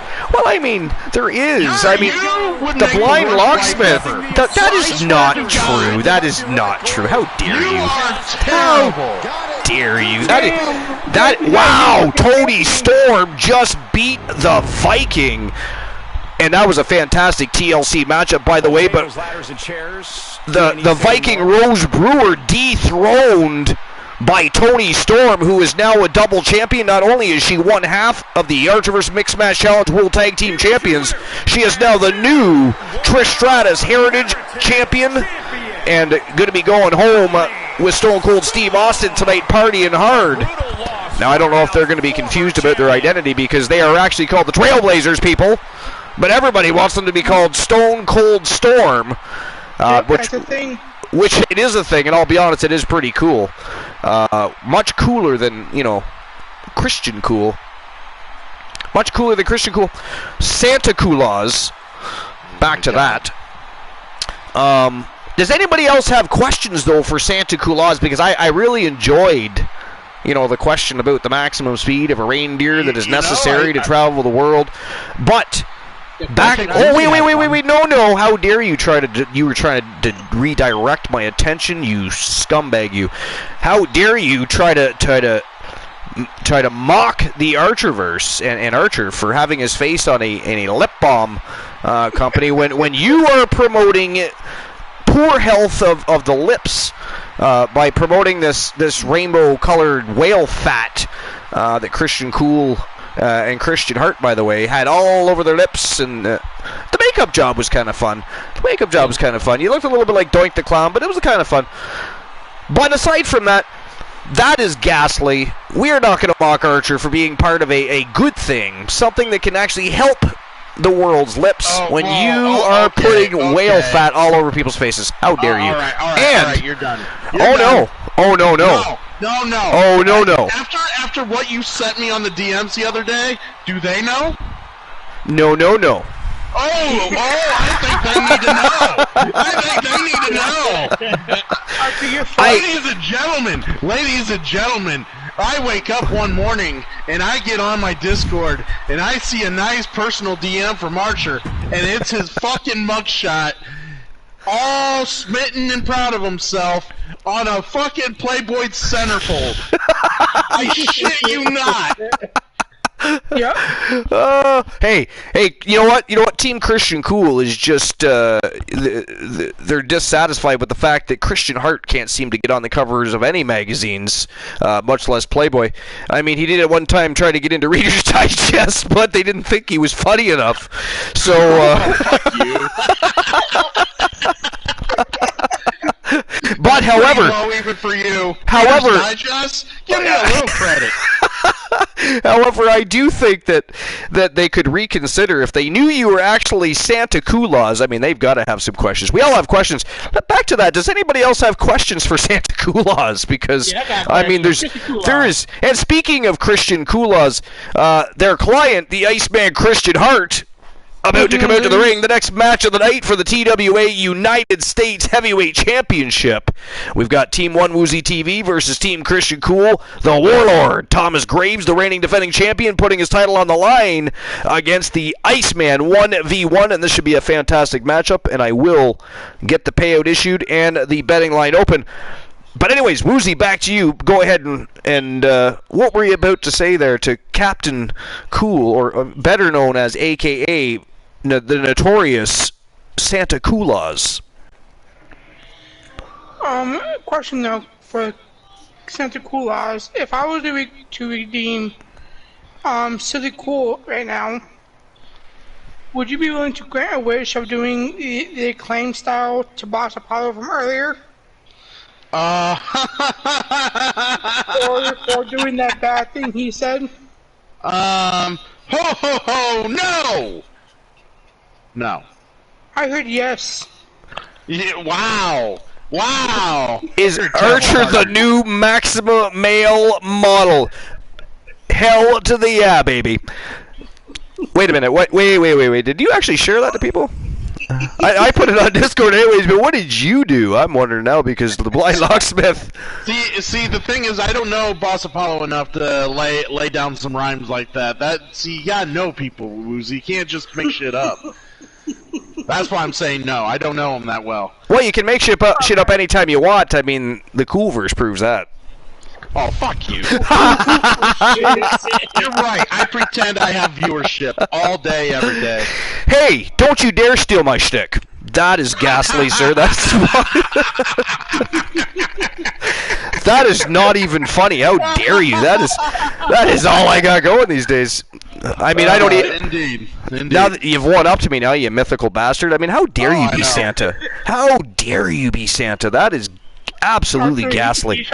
You try to upstage you on your own show. I know, right? That is getting to be a trend nowadays. I mean, you did that not long ago, Woozy. How dare you even bring that up? Upstaging Archer on his own show, that's been trending for CCCXXX days. You couldn't wait to say that, could you? Oh, yeah. That's been great. I knew at some point you were going to make reference to the Roman numeral and something to do with me and the Archerverse at some point. I'm surprised it has taken this long. So we're still waiting for more questions for Santa Claus. While we're waiting, ladies and gentlemen, the TWA United States Heavyweight Championship on the line. Let's go. So the question I got, Mr. Claus, when you was naming the reindeer, were you drunk? That's a great question. That is a great question. And boss, out of curiosity, what is it that makes you want to ask that question? Because it ain't hard to pronounce. So I did what to the reindeer? Sorry, I have a hard time understanding when someone has cock in the mouth. Oh, shit! Ooh! Wow! Woozy! I told you to leave it in your pants while you're on the broadcast, and boss, we don't do things like that while we're on the broadcast here. We wait till after the show. After the show. Hey, he went hurt. Anyways, feel free to repeat your question. I didn't hear it quite well. Archer doesn't ever shut up. That wasn't even me talking. That was you. And in looking at the opposition, I can say that the champion will have quite the when hill you to named the climb in this reindeer, one. was you drunk? When I named the reindeer, well, I mean, I just imagined all the reindeer as tight as like wrestlers I would name. You know, given had I had my own promotion and created my own superstars, I just kind of tried it out on the reindeer, and it only caught on with the kids. It just, yeah.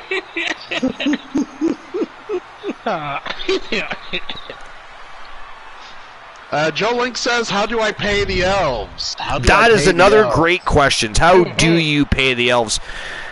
I mean, they do a lot of work for you. Is this like a child labor thing? No, I mean, I give them land to live on. See, from where they came from, they were pushed out. No one wanted them, or they weren't welcome. I gave them a place to stay. Lies and propaganda. We all know that the Nephilim, the elves that you speak of, they were already natives of the land. They were the Aborigines, if you will, of the North Pole. You, sir, came across their land and by the way, ended up building an entire, I don't know if you call it a city, a state. You got a toy shop, you've got a bakery, you've got all these things. I mean, that is a big property too, by the way. How do you possibly have enough room to produce toys for the entire world's children? But Archer, the thing though is all these shops, they're for short people, they're not for tall people. It was what? Yeah, so you could double up on the room because they're shorter, they're smaller. You can double up on the room as if they were, you know, every 2 elf is like 1 human, so you can double your output. So now, ladies and gentlemen, Santa Claus has decided to inform us all that he has improper housing facilities for the elves. So not only are they improperly paid, they are not fed well. Clearly, do you see how little they are? I mean, what the fuck happened to their size? There was no spinach happening there. I mean, not even a carrot. All went to the reindeer. Him and his infatuation with flying reindeer. There's something there. If we dig a little further, there's going to be some dark secrets there, I'm pretty sure. But anyways, so now we also find out that the improper facilities for the elves, they're living like chickens in a coop. They're all caged in. I mean, it's like they're his pets. They're being mistreated. I mean, it gets a whole new outlook on Christmas Eve now, doesn't it? I mean, you see these poor elves. You know, they can't get proper sleep. They're hungry. You know, they just want a cookie, and Santa has to have that fucking drum made. But I don't know. Also, another thing, though, Archer, is that these owls gotta work year-round to make the deadline. Ah, right. See, there's another thing. Santa, by the way, is surfing on beaches drinking Coca-Colas. I mean, the elves are back home. I mean, Mrs. Claus is bitchy because Santa goes off to the beaches by himself, getting the beach bod for the summer, and then he has to go home and he's ordering around to make tuna casserole and whatever else he's eating.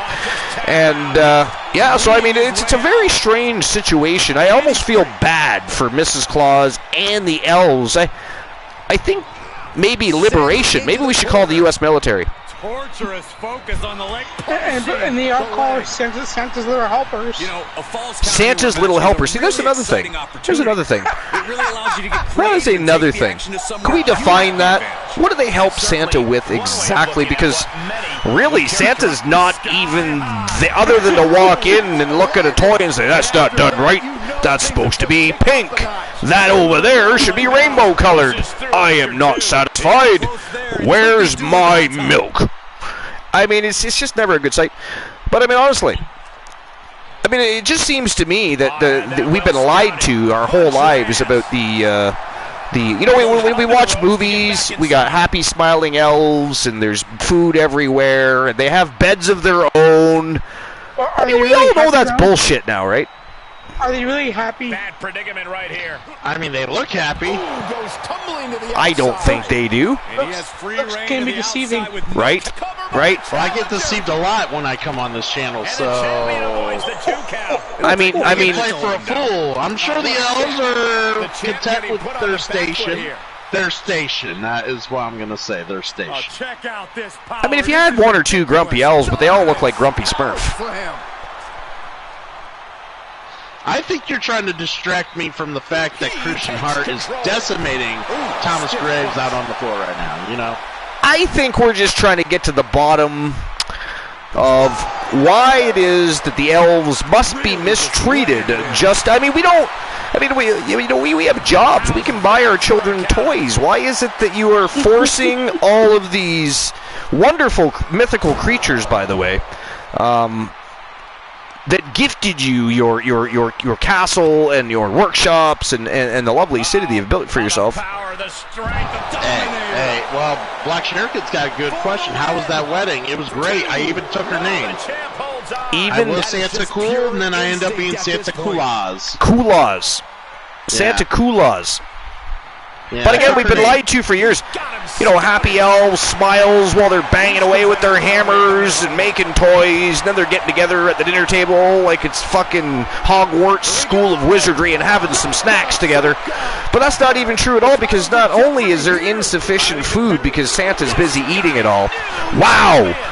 The Iceman Christian Hart just beat the Warlord Thomas Graves. We have a brand new TWA United States champion from Team Christian Coolaz. Oh no, that's not right. Christian Cool. Sorry about that. He is the Iceman Christian Hart. I'm sure it was a slip of the tongue. It was a slip of the tongue. I mean, it's topic at hand, conversation, mix the two together. I mean, it's like, you know, when you accidentally mix vodka and orange juice together and drink it. Or something like that. Maybe it's not just like that. No, it's nothing like that. It's nothing like that at all, actually. But so, Christopher, I got a question. This is an important question. Are you associated with the Leprechaun killing people? Aha! Another great question for Santa Coolaz. Thank you very much. He one of your employees. He been killing people for like the last past 20 years. Blind Locksmith, we're not even talking about that now, sir. You are behind the. How dare you try to stir the pot here? All right. Well, I'm not even involved in this conversation at the moment. Do not drag me into that. To answer Apollo's question, shameful. I just want you to know that what you've seen in the last 20 years is fictional and on movies. Clearly not real. The mistreatment of the elves is a perfect example of that. See what I'm saying? Oh, so it's that bad you don't acknowledge him. And that's why he's killing people. And Archer, by the way, you were called Krampus earlier. Krampus? Who said that? Who? You know what? I'm looking. Life is great. How dare somebody ban Life is Great, please? Thank you very much. Life is great. And thanks for coming out. We appreciate you. Thank you for coming out. Lovely party gifts next time. Little pot stirred fucker. Also, you're a goat too. I'm a what? A goat. I'm a goat. Nice. A goat I can be. Greatest of all time. Greatest of all time. But not Krampus. Not Krampus. That is ghastly. That is ghastly. It was not cute. What is cute? Do you know what Krampus is? Do we know what Krampus is? Yes, we do. Christian Cool Naked. That is Krampus. The host with the most electrifying commentator and play-by-play in the entirety of sports entertainment. Nothing like Krampus. That is propaganda lies. Nobody listened to Life is Great. That is. There's nothing cute about that. Why is Life is Great still commenting? Why? What did we not already ban Life is Great? What is going on right now? Bannings need to happen. Life was timed out.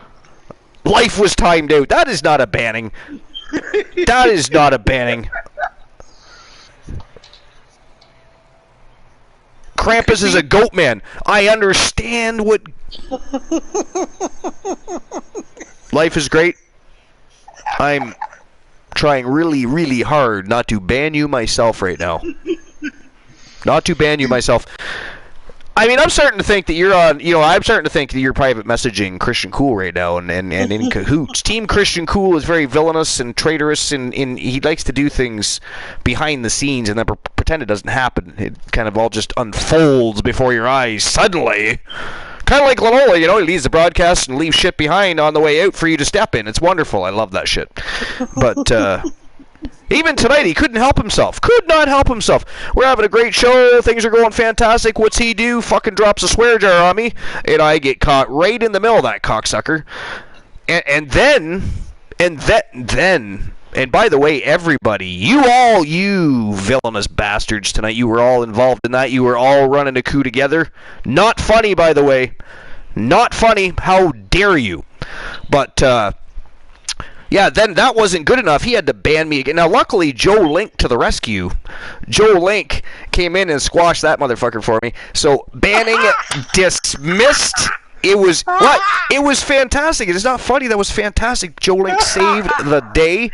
And so, banning dismissed. I got to continue. Why are you laughing? Life is great. You are not even funny. Nothing you have said or done is funny. Life is great, have been a pot stir. Oh, Joe Link, what? Woozy. There's a swear jar. Where? There's no swear jar. Lies.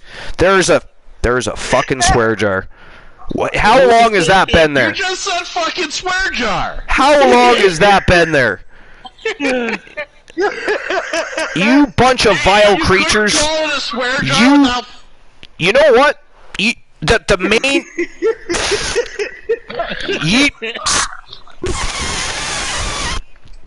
Fine. You know what? Fine. Shut up. Fine. You know what? You bunch of bastards. That's twice. That is fucking twice tonight. You suck. You all suck. I should ban all of you. Every last one. I don't need viewers. I mean, I can have a show all by myself, upload that shit to YouTube, I'll promote the hell out of it. The next thing you know, nothing will happen. But,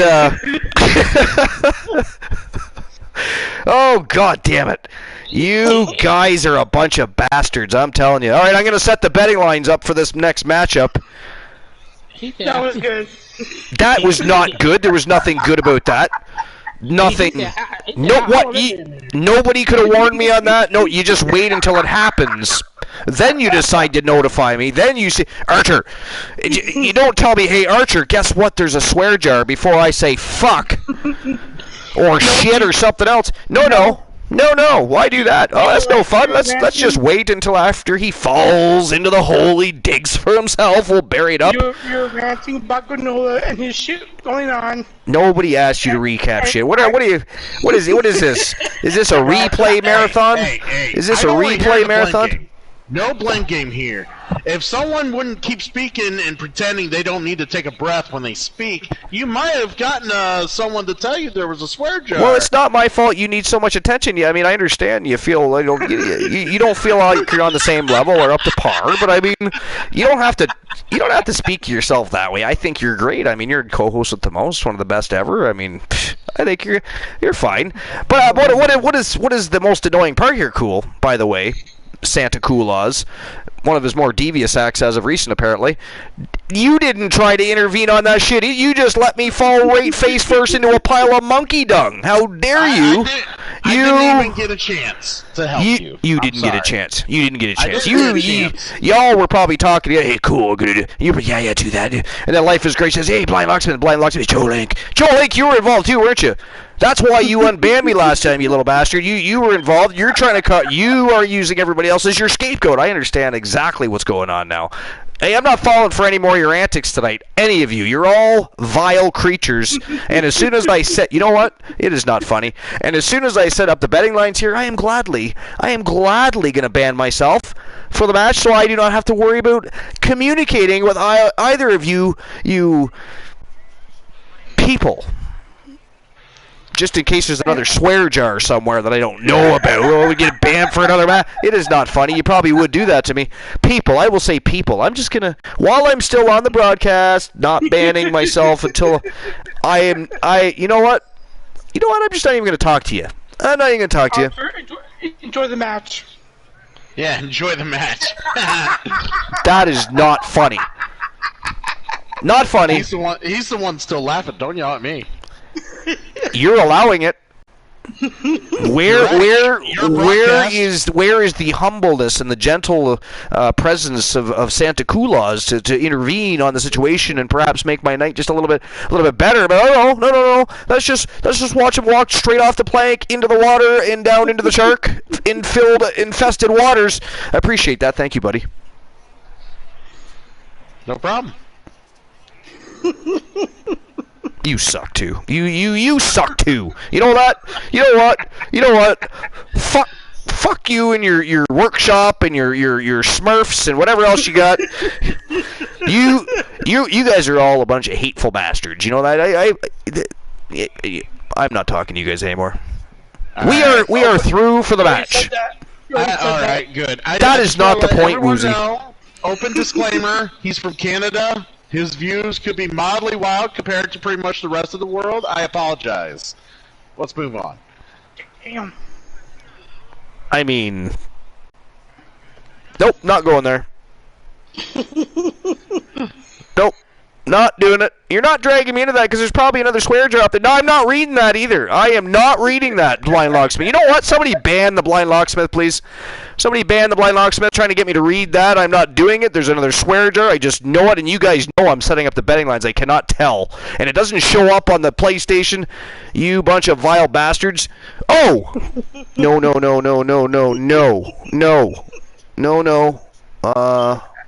Did it screw up? Okay. No, I actually abandoned that for a moment. Just making sure I'm not caught in another swear jar there. I just slipped of the tongue. Oopsie. It is not funny. It is. You got me. See what I mean? You got me paranoid on my own fucking show now. I can't even talk. I can't even talk around here. You are not funny. I don't know. I think you've said plenty. All right, back to setting up the betting lines so I can ban myself so I do not have to communicate with you filthy animals. All right, so who's going to walk out the TWA World Champion? Is it going to be King Kylos from Team Big Body Metaverse? Maybe the Rated R Superstar Edge? Or the reigning defending TWA World Heavyweight Champion from Team Dogface, Mitchell Fat Lad Vaughn? Yeah, y'all have a good night. I got to work at 8 a.m. All right, Boss Apollo, thanks for being here. Always glad to have you on. We'll talk to you tomorrow night. The Archivers Wrestle Wars, 10:30 p.m. Eastern Standard Time. We continue the road to WCW Bash at the Beach, which incidentally is this Sunday evening. The Thrill Ride is going to take off. Yeah, you have to get. I redeemed it for Sunday. Yep, I know you did. I remember. Don't you worry. Y'all have a good night, morning. You too, my friend. All right, y'all. Take care, boss. I was it. All right, Chris, cool. And if you drop any villainy on the way out, I will ban you. That is not funny. I was just thinking about that. He was awful silent during the Glenola conversation, or he didn't say a damn thing, and now he's leaving for the night himself. You never know. Got to cover the grounds. Got to cover my grounds. There's a whole lot of villainy here today. We got Santa Claus and his deceptive and devious background. I mean, there's a lot going on tonight. But Boss Apollo has left the building, and so far, so good, no villainy. So we are good to go. Go figure. All right, so the betting lines are open. It is showtime and go time. TWA World Heavyweight Championship on the line. Let's go. And I am now banned for the match because I have a bunch of villainous, treacherous, traitorous, bunch of little bastards for what we call the Archivers Army, Fam Jam. But unfortunately, I am stuck in the abyss. And lucky for you, Archer, that there's no more swear jars allowed for tonight. No swear jars left. That is excellent. See, that whoever had the idea to put the cooldowns on that was a genius, because I hadn't thought of it. It was dead. But anyways, you vile creatures, I will enjoy the match. You will. In peace. Not having to listen to your propaganda, misguidance, and treacherous behavior. I will return, everybody. Enjoy the amusing antics of One Woozy TV and Santa Claus. So cool. Wow. How was work today? Work was great, Woozy, and then it got definitely better. My day got definitely better getting on the broadcast. I'm now Santa Claus. I mean, I'm moving up in the world. You actually are. The first time I heard about Santa Claus. Now I need to get a Santa hat. No, the hat you wore the other night, that would be perfect. No. We gotta get a red hat. We must have a red hat. Maybe I get a beard too. Maybe I get a beard. That would work. As long as it's not itchy. I don't like it itchy. Who does? Who does like itchy beards? Archer does. Don't ask That why. is true. I won't.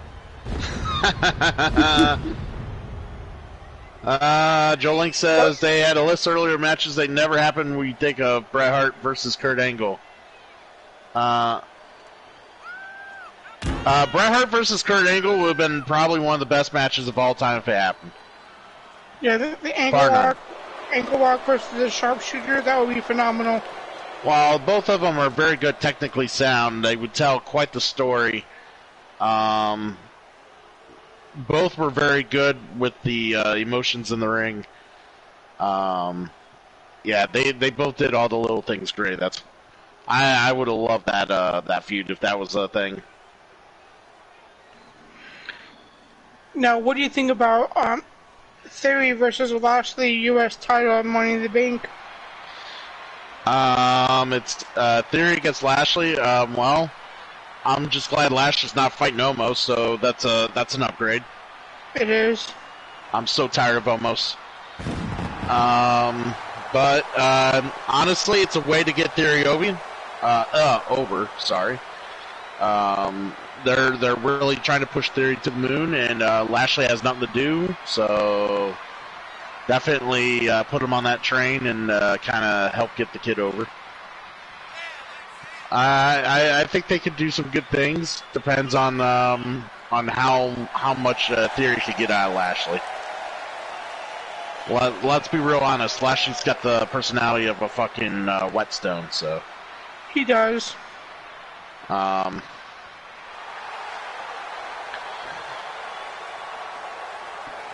Look at this champion. This is the fat lad, isn't it? It is, yes. He is fat. Fat lad Mitchell Vaughn. Yeah, quite the lad. See, I still watch the show, Woozy. From Team Dogface. Yep, Team Dogface. See, I was just saying in chat earlier, watching the show, and this is one time Archer got banned. It's a big I was like, field. Okay, I'm in the mood for gifting. So I decided to hop on the broadcast.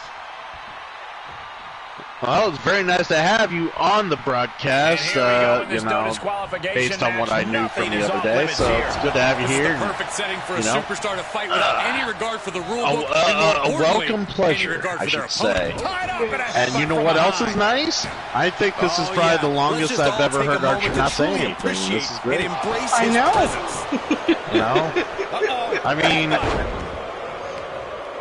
I mean, he wonders why his shows last 5 hours when he spends 2 hours probably just spitting out the mouth. Front face lock applied. It's about to get more painful. But that's why we're here, though, because we enjoy listening to his rather opinionated point of view. No matter how true or uncanny it is. So we all appreciate the Archerverse for what he brings here, and we're glad to be here. Yes, I'm glad to be here. I'm just watching ads until the match and go back to watching the match. Unfortunately, oh, really, Woozy? Is that so? These matches are too unpredictable to plan for. That can't. We can't. No, that won't do. 7 ads. That won't do. That won't do. Whatever's playing here can't be good. Big time escape right there. All right. Lands the Woozy, your ads are gone. Thank you. Yeah, fuck that shit. You ain't watching no ads. You're here to watch the awesome content on the Archiverse. That is what we're here to do. The WWE Universe is pouring. Some shout outs to Woozy, the cool, right now. the cool command there, the coolest command you'll see. Man, the Fat Lad is just tearing it up. He really is. Is there any time where he doesn't go and wreck shit? No, there isn't, to be honest. I mean, he's about as dominant as Roman Reigns, except he actually wrestles. Kick to the midsection. And actually, he's good. That's actually good. Is why they're the champ. I don't know. Roman Reigns is good when he wrestles. Still in this. Just barely able to kick out. I thought. I don't know. I want to know, Woozy, what do you think? Who's going to wrestle less this year, Brock Lesnar or Roman Reigns? Every pore. I think Roman's going to wrestle less. You've unleashed your best shot on your opponent. It's crazy. So, two people going for a title when they don't, when they're part-timing now. I know, I hate it. Leg sweep. But who knows what's going to happen in the WWE? Like, it's crazy with all the lawsuits, with the scandal, and everything else going on now. It was like putting the title on Goldberg a few times. Barely kicks out. Almost inhuman at this point. Indeed. Indeed. He's on the receiving end. Hits the drop. What is Kylo? Is that King Kylos? Yeah, from Big Fight Mega. Yeah, what is he doing? Like, he's been staring off into the crowd. He's been going the view to check the match. I think he's trying to seek answers from his upper gods. It's been a hard-hitting affair here tonight. He needs to be focusing on the damn match. Well, there's a lot of things to focus on when you got voices in your head. That's Randy Orton. Great wherewithal on the counter. That is true. Now, people are saying the injury he has is career-ending. I don't know if it's career-ending, but it's definitely he's out for the rest of the year with the surgery he's getting. The ultimate opportunist. I think people are jumping to conclusions there, saying, "Oh, why continue his career after this surgery?" I think that's what people are saying. I don't think he's done. And look at the disbelief on the face of the champion.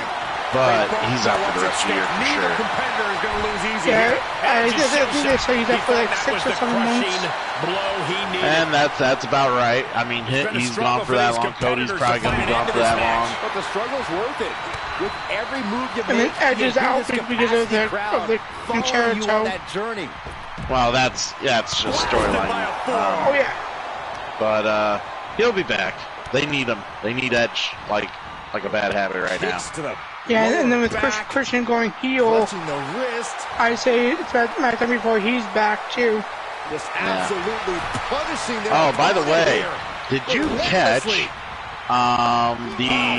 Kevin Owens Zeke Elias segment? That was hilarious. That did not look like Elias at all. It was Elias. Off the turnbuckles. What's he gonna do? That was Elias. There ain't no way. Yeah, it was Elias. This could turn things around. Clothesline to the back of the neck. Wow, he looks a lot different than last time we saw him. Tough position to be caught in. Yeah, here. that was Elias. Yep. And then, Zeke was backstage. Yeah.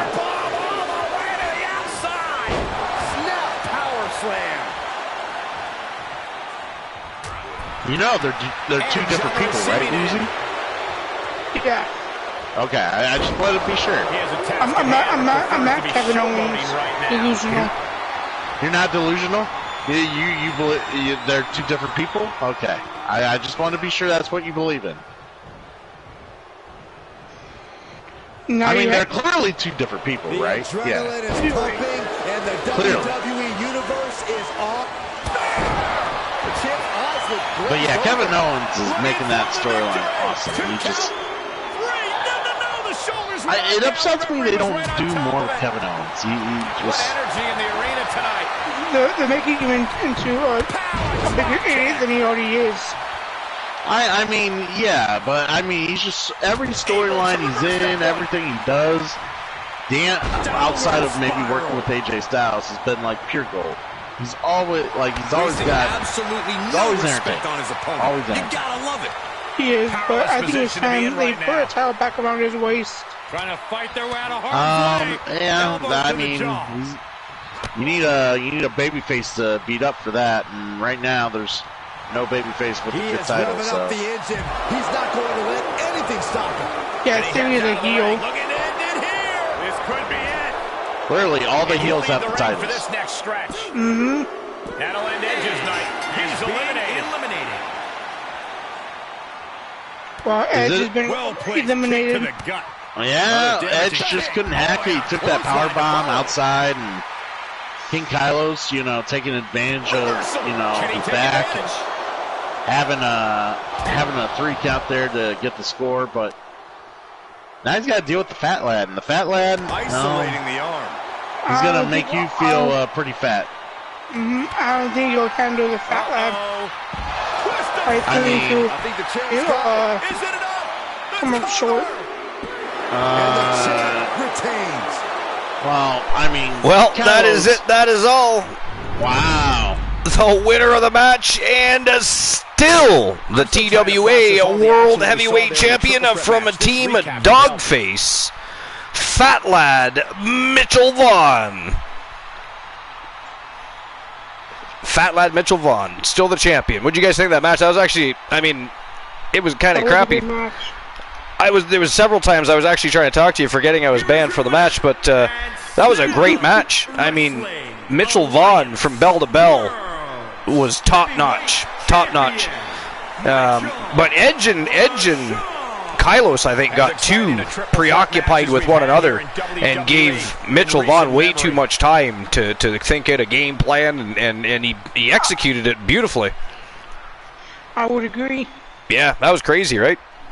Yeah, so Archer, since I've been gone, I've been meaning to ask you input about a couple things. The return of Brock Lesnar on Friday and Christian Cage turning heel on AEW last week. Well, Christian Cage turning heels, no shocker. That's usually what happens right before he exits a promotion. But that said, I saw it coming. I knew that was going to happen. It'll make for some interesting storylines, at least over in AEW, if they actually execute it properly, which, it's up in the air whether or not that'll happen. Brock Lesnar returning, that was a necessity. Especially now, you got Randy Orton out, you got Roman Reigns getting ready to go shoot a movie, you've got Cody Rhodes out for a while.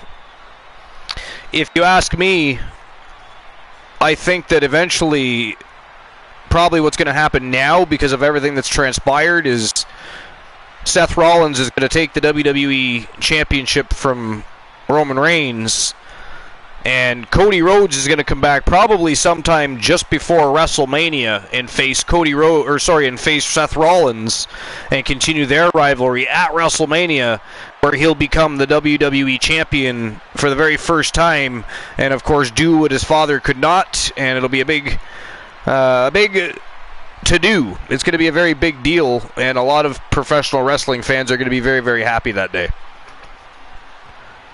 That's what I think is going to happen. What do you think, Cool? So this is me really stretching here, and this is what I kind of want to see. Okay. I'm on the bandwagon with Seth Rollins, but I kind of want to see Drew McIntyre win the Money in the Bank, which I feel he's going to anyways. It's either going to be him or Seth.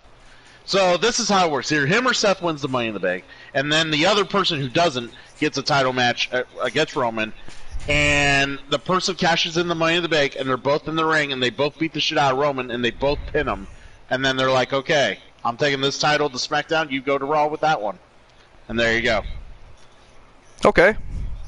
But that's a stretch. And of course, that's going to have to happen maybe Survivor Series after Brock does his thing. Yeah. Well, I mean, obviously Brock now is in the picture, and he'll probably be getting the Universal title. But I think it'll be. I think Roman Reigns is just going to systematically get taken apart here before he leaves to shoot his movie. I think he's going to lose the WWE title, then he's going to lose the Universal title. Now, it might not be in that order. Maybe that'll be flip-flopped. Who knows?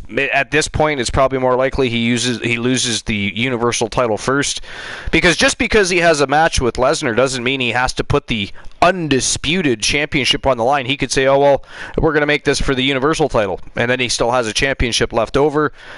Ends up having a program with Seth Rollins on his way out. Seth Rollins becomes the WWE champion. We have champions on both shows, like we should have, because the plan was to have Roman Reigns go back and forth between the shows more often, and that never happened, never transpired.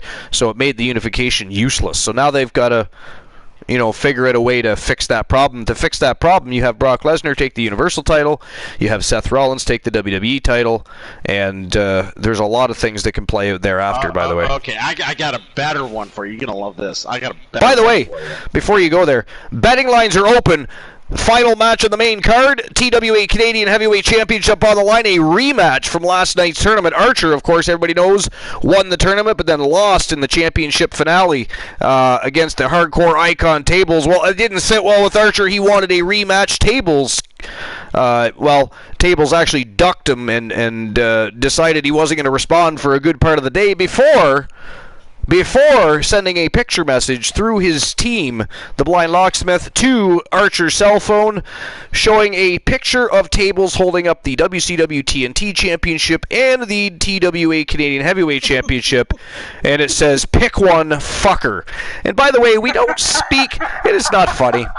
It is not funny. That is not professional. That is no. We don't encourage things like that. That is ghastly behavior. That is not professional, and not a way we speak to a global face of a company such as the one Elijah Archer. I think it's absolutely disrespectful, really. But I don't know. But Archer did get his rematch. Tables did. I mean, he did see the picture. Obviously, Archer responded, and we are having ourselves a 1v1 matchup. Tables, the Hardcore Icon, versus the one Elijah Archer. That is the next match of the night. It is showtime and go time. Let's go. All right, cool. Who do you got, Tables or Archer? Archer. All joking aside. Yes, he has an entourage. I'll go with Archer here. You going with Archer here? Yeah, I'm sure San Martino or Iron Man can't keep their hands to themselves. So fair. We'll definitely see some villainy here, and Archer take the win. And here they come, the Coalition.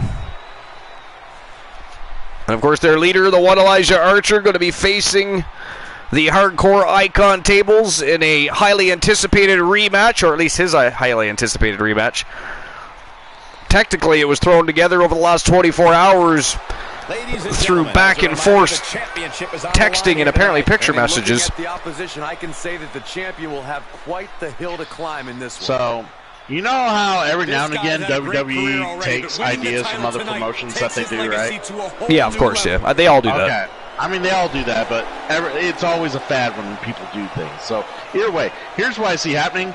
I see Roman Reigns beating Lesnar, then going on his shtick about how there's no one left again, and he leaves. He's gone. Like, you don't see him for the rest of the year. He's gone. So, WWE is like, you know what? Other companies use interim heavyweight titles or interim championships. Why don't we? So they actually bring in the World Championship and the Universe Championship interim champions, and get the however they do it, Elimination Chamber, whatever. They get two champions, and then by the time WrestleMania comes back around, Roman Reigns comes back, probably around Royal Rumble time, and is like, who the hell are these pretenders? And then fucking defeats them in a three-way at WrestleMania. It'd be great. That'd be interesting. I'm just spouting off the head here, I'm not like everybody else. I'm just saying interesting things, but who knows what WWE's going to do? Like, there's so many it's hard to predict anything they're going to do anymore. Yeah, I mean, there was a time where you could predict almost everything. Now it's like, you know, many have written him off as it's up in the air. It really is. It really is. Keep mounting. Yeah. And yeah. Well, I guess it's just we'll see what happens. But I foresee McIntyre or Seth Rollins being a bigger part of that title picture down the road. Either one of the two, if not both. All right, here we go. TWA Canadian Heavyweight Championship on the line. Tables is not losing that title tonight. Introducing the challenger. Blind Locksmith, they've been wanting Roman at Rock at Mania for the last 2-3 years now, and The Rock always is busy. It's not going to happen. He is very, very busy. The Rock versus Roman Reigns, I don't think is going to happen for this WrestleMania. It is going to happen, probably, because Roman Reigns will eventually get the titles back as well. Or, well, one of them anyway. Well, and the other thing is, if Roman becomes a big movie star and gets out there and gets pushed in Hollywood, he'll come back as a huge babyface. Yeah, you could do an attraction match where you got the two Hollywood superstars go face to face. It'd be a very interesting feud at that point. A title coveted by legends and hungry young talent alike. Showtime and go time. Indeed. That's a beautiful Canadian championship there, Archer. It is, actually, isn't it? Yeah, too bad your Canadian ass just ain't worthy. Oh. I hope you put your Archiverse bucks where your mouth is, sir. Actually, I kind of forgot to pay, but oh well. Well, my sources sent me. Oh, damn! Matches, and there were some all-time classics. Archer starting off quick here. Almost lost their balance, but regained. Oh, he nailed him! I thought he was gonna miss. He actually nailed him right in the small of the back. Oh, he missed that one there. What does he think he is? Batman? What is he doing? Flying all over the place there. What the hell is going on? Ooh! Wow.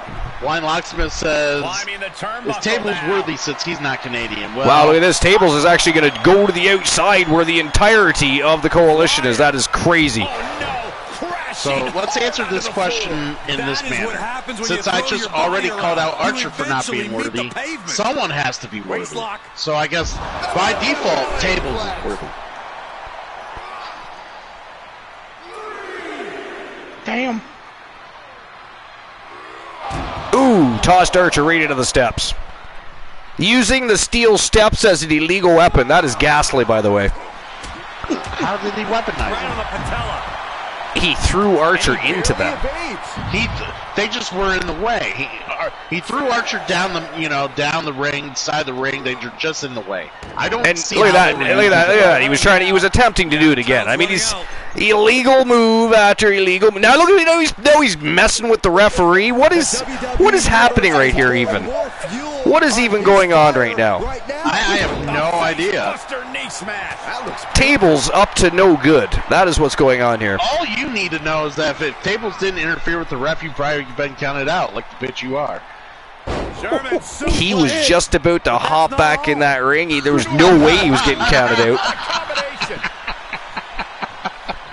And look at this, all of the illegal activities leading to this ghastly display of athleticism by Tables here.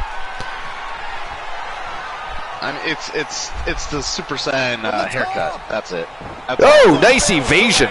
That's right, Archer. Ooh, nice Northern Light suplex. Yes, sir. Blind Locksmith. Whoa! Man, that impressed even me. He actually landed that. Did you see that? He didn't even miss. What the hell is that? Right? Did he actually come to this matchup sober? Good Lord. I will be more sober than Woozy. Well, I mean, if you saw what happened earlier, I mean, Ironman, he might have just slapped them both sober. You never know. You never know. Kicks to the lower back, clutching the wrist.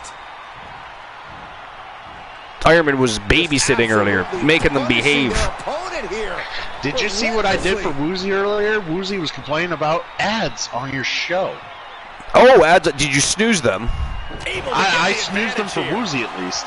Yes. Oh, you gift him a sub? Of course. Nice. Appreciate the gift sub. I didn't see that actually. That must have been while I was banned. I was probably getting. Yeah, while you were out throwing your own little pity party. Yeah, pity party. It is not a pity party. You guys were all involved in one giant coup. It's. How dare you?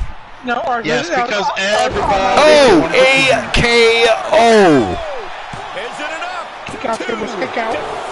Kick out from the champion. Why am I so far behind? Tables kicked out of the AKO. That is ghastly. No, it's not. Oh, look at this submission locked in. Come on, Tables, tap out. You know you wanna. Come on, your little taparoo. That is not what I said to do. Archer, he will not tap to your client. Oh, another AKO! Come on, let's go! No, a fucking rope break. A fucking rope break. That is not funny. That is pretty I mean, who the hell invented that rule, anyways? No, does your client not have any ring awareness? Like, come on. A rope break, though. What kind of sissy rule is that? You reach out and touch a rope, and suddenly it saves you from being pinned or submitted. Ghastly. Well, Archer, if that happened to your client, your client will be all happy for that. Oh, he doesn't get such luck. He does not get such luck. Oh, lies and propaganda. No, the main example, he's gotten screwed out of a match because of it. Oh, that is devastating to Archer's campaign here. There's two, and he's still in the game. I don't believe Still in the game. Correct. Actually said something intelligent for once. Good for you. The B team on a roll here tonight. Frog Hemoth says, set right into the corner. What? Maple syrup fountain? Weird. That's about what happened when the bowl of Montreal sauce slid and spilled on the carpet. Montreal sauce? What is Montreal sauce? He's been drinking. I gotta know. Oh, he missed Archer. Look at this, Archer with a roll-up. And another AKO. Come on. Let's go. Oh, no way. Tables. What is wrong with him? And another one. He's not getting out of that one. He's not. No, what are you doing? Why didn't you pin him? Why are you playing with your food? He must have seen that coming. Yeah, see? That's what you get. Way to go. You had him right where you needed him, and you had to go around and toy with your food. Oh, that was good, though. I like that there. That was nice. Listen to this place. It's unreal. Yes, sir. Ladies and gentlemen, the winner of the match and new TWA Canadian Heavyweight Champion, the one Elijah Archer. Take that, Tables. No. No. Don't get. What kind of pussy shit is that? Clothesline him. Drop kick him. I knew you had it. That is ghastly. Don't get me wrong. It was a fantastic match, but that is ghastly. What is Tables and Archer there doing? That is not okay. Showing good sportsmanship. Good sportsmanship. See. Yeah. Do you understand the concept, or do we have to explain it? Tables' hair was in the rope. That's a rope break.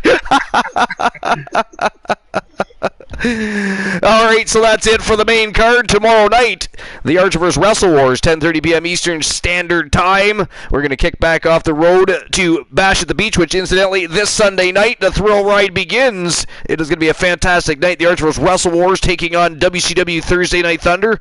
But, ladies and gentlemen, we are not done yet. We have 3 matches to go to crown an inaugural TWA International Women's Tag Team Champions. We're going to get that underway right now.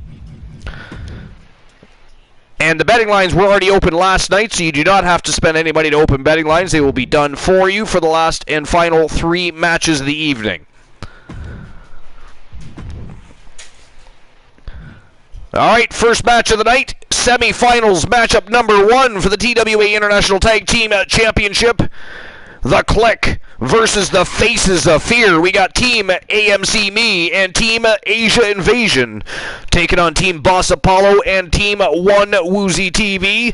And then, of course, we have Team Dynamite Jesse Lee versus and Team Fantasy Cat taking on the Reaper she almost called Cheryl Knight, Charlotte Knight, and Cheryl Danger, the Doom Brigade. And, of course, she's from Team Queen Cheyenne Cage. That is going to be one hell of a matchup. The semifinals are going to be smoking hot. It is time to get the action underway. I will get the betting lines open in a moment, but let's get the first match on the go. Let's go.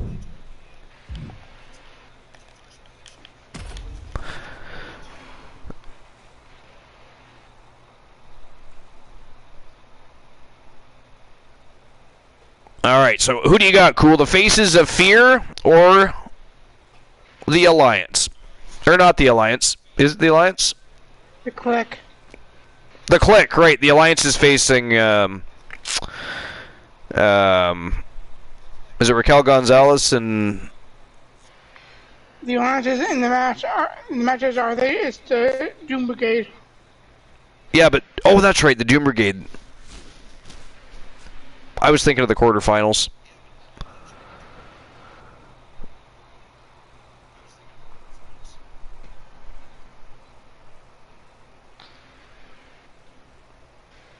All right.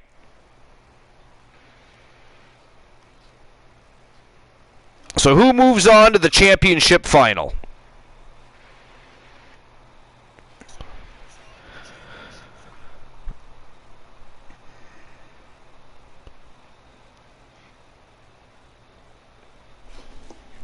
Is it going to be the Click or the Faces of Fear?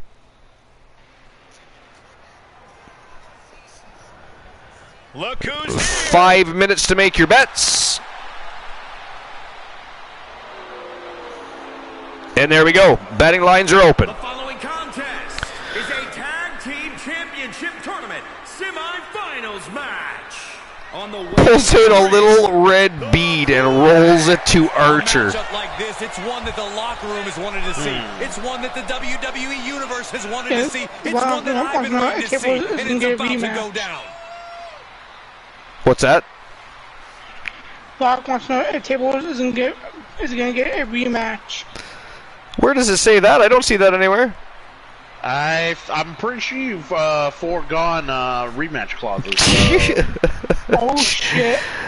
Oh! No! Oh! You son of a bitch! That is fucking ghastly. Can't have it. Oh, man. The blind locksmith just exploded the TWA Canadian Heavyweight Championship. Well, the problem is, I think he did that redemption a little too late. I'm pretty sure Elijah Archer exploded all over the title himself, so it doesn't matter. He got that all shined up for the blind locksmith. Oh, I hope it tastes good. Yeah, Tables can have it right back. Oh, good God. I cannot believe you exploded. I mean, how dare you? Archer worked his ass off for that title. Treat him to a fine flavor of a real man's maple syrup. That's what you did. That is just ghastly. Just ghastly.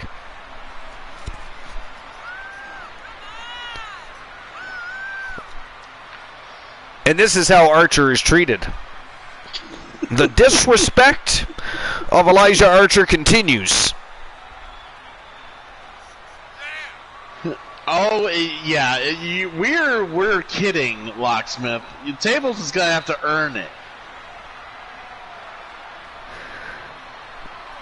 Oh, I get a what? I get bit back.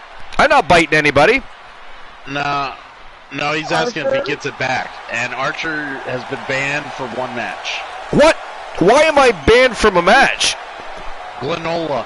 What do you mean, Glenola? What the fuck are you still doing here? Can we ban Glenola, please? I mean, he's supposed to be sleeping, taking a treatment, and getting his breathing under control so that his mental health and his physical health are much better. And here he is, causing villainy and stirring the pot, if you will. Glenola.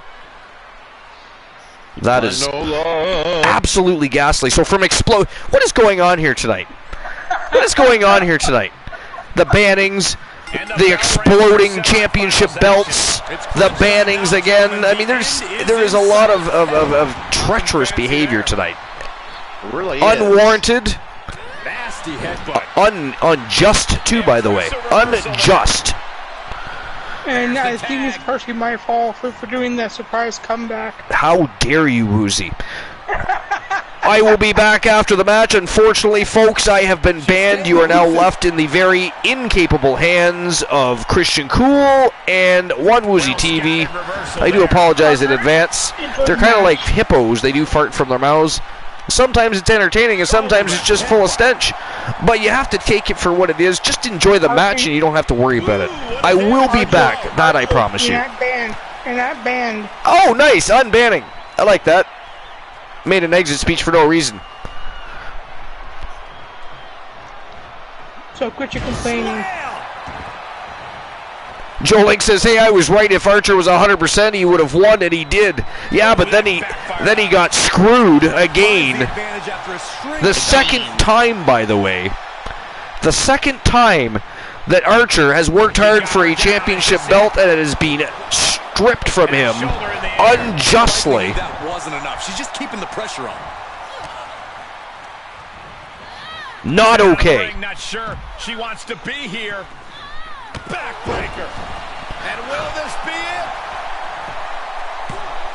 Besides the threat of a pinfall anywhere in the arena, what are the other things the superstar has to be aware of, Corey? Well, there are no disqualifications in a falls. Ooh, big spine buster from Olivia Payne there. Can be used against you. You really want to maintain control of your opponent and limit what they can get their hands on. All right. If you guys excuse me for a moment or two, I'm going to get dinner started. Ooh, dinner. What are you having? Tuna and noodles. Tuna casserole, baby. Look at this, going right after the left arm.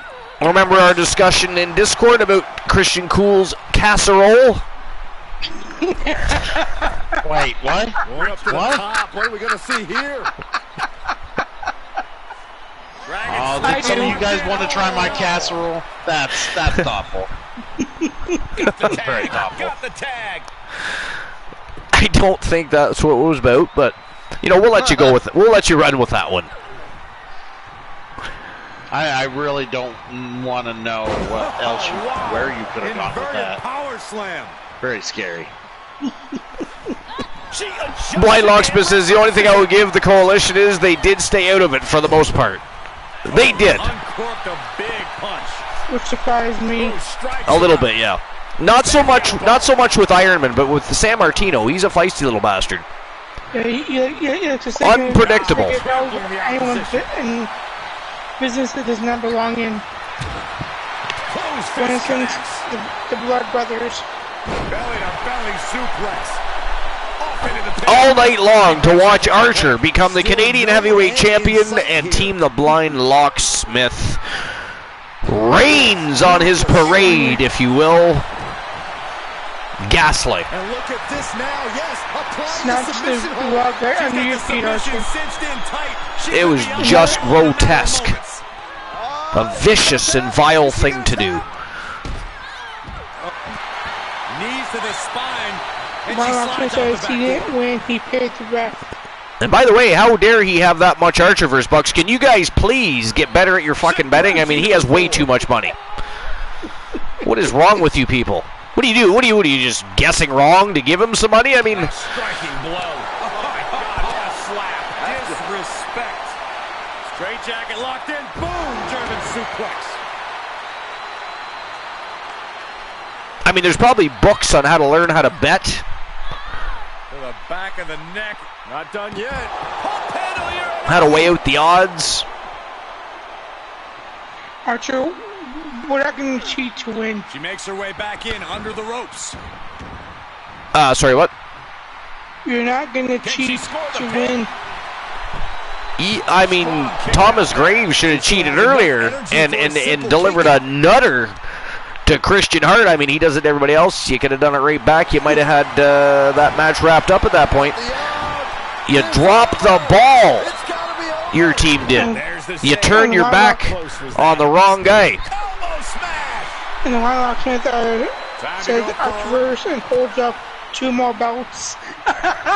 That is not funny. That's not funny. Because he says that because he is still the WCW World Heavyweight Champion and the WCW TNT Champion, and he of course his team just stole, I say, Archer's belt that he worked hard for. He is still won a tournament. It's not in his possession. Went to battle with the Hardcore Icon and won, and he was robbed. Robbed, I say. Ooh, she just turned it around. And by the way, we have yet to have a pinfall or a submission or a knockout in this matchup so far. Foot to the gut. Oh, I'm sorry. It's two more beads, not belts. Oh, 2 more beads. Well, still, how dare you? It's unbelievable. I mean, counters. Bam! What a slap. we need an emote for how dare you. And she'll make the tag. We have Ghastly already. We need a how dare you emote. Hammerlock. Uh-oh. Systematic attack on that arm. This has been one hell of a match. So far, 6 minutes have gone by and neither team has been able to gain the upper hand long enough to pick up a pinfall or submission. Has been quite the matchup so far. Both teams pulling at all the stops. Both teams want to become champions. I mean, that's what this is all about.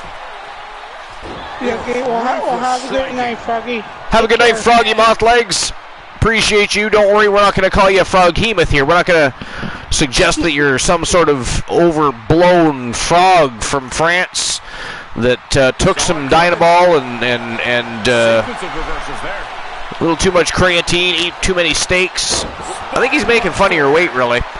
Froggy Moth Legs, of course, the real name that has been given at the time of birth to Team Froggy Moth Legs. So we must make sure we announce their name correctly. We cannot be just handing out names to people. And then welcome in 1231 Girly Girl. How are you doing? 1231 Girly Girl, what's going on? What's new and exciting? You know what's exciting? Episode number 330 here at the Archerverse. That is very exciting. How about you? What's new and exciting? What is going on? What is not exciting? And if you tell us Soul Ember's in bed, we're going to have to say we told you so. But I mean, we won't say that, we promise. We'll keep that to ourselves. We will just sympathize and move on with the evening. She gets it. 10 days till he's here. Wow, you guys are still having internet sex. I mean, that's.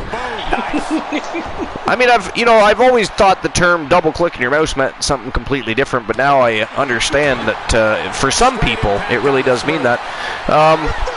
Can she capitalize? Strange. But I don't judge. I don't judge. No, you're not good. Archer, I'm going to head out for the night. I will see you tomorrow. All right, Woozy, have a great night. Thanks for being here. Appreciate you. Have a good night. She avoids the attack completely. Woozy has left the building. There's a tag. 2 days till he has to pack up and leave. Opponent off the ropes.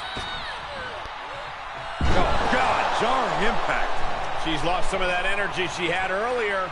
You've put in the work, now it's time to capitalize and get a point. Left by the turnbuckles. And setting him up. Then we will be together. Gotcha. With ruthless striking. She wants to put an end to things here. Are we about to see it?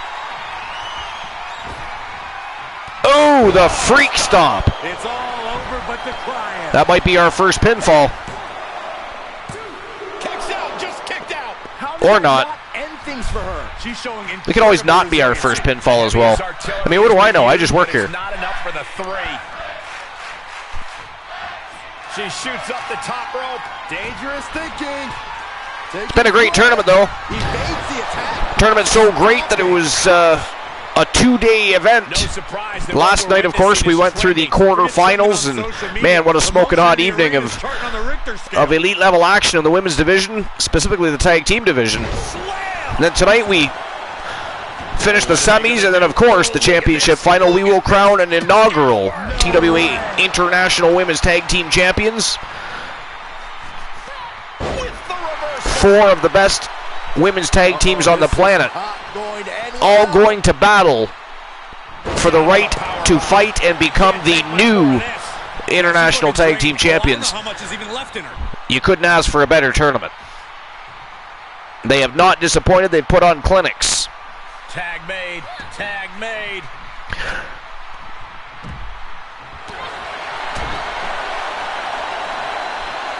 What a sidewalk slam. The Click is the only team so far to shut their opponents out. Yes, that is correct. Such aggression. Here's her tag. It'll be interesting to see if they can do it again. Especially, I mean, how interesting would it be if they were able to accomplish that against the Faces of Fear? Bang! What a move!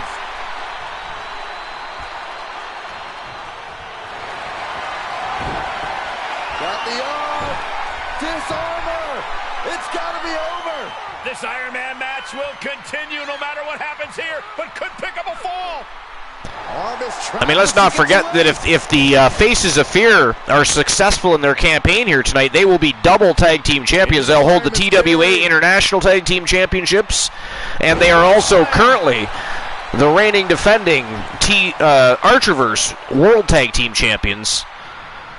They'll, of course, be defending those tag team championships at WCW Bash at the Beach next Sunday, or, well, this coming Sunday. We are less than a week away until the giant extravaganza, the thrill ride that will be Bash at the Beach. The Archerverse Wrestle Wars taking on the roster of WCW Thursday Night Thunder. 10 matches of epic awesomeness. Championship matches, bragging rights, supremacy being sought after.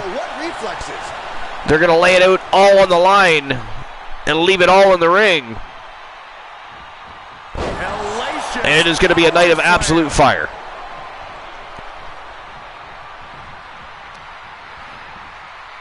You're going to have 5 championship matches from WCW, 5 championship matches from the Archerverse, and you will see cross-promotional challenges. It is the only time of the month where somebody from a different brand can challenge for another brand's title. And of course, if they're successful in their campaign, they hold that championship for a month. They have bragging rights over the other brand for an entire month. Of course, you all know that. That's just a little bit of extra fact for the evening.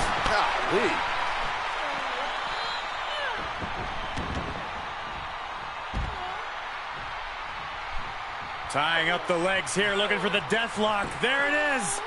This is how you punish your opponent. Nikita Razor right there to pick up the pieces. Look at this, Ashley Marie. The feisty little vixen. They don't call her Sister Sassy Pants for no reason. She is feisty, she is full of fight, and she's a former champion. She knows what it's like to be in the spotlight, be crowned as the top dog in the squared circle. And she would love to have that happen again. Hooked up. Fisherman suplex.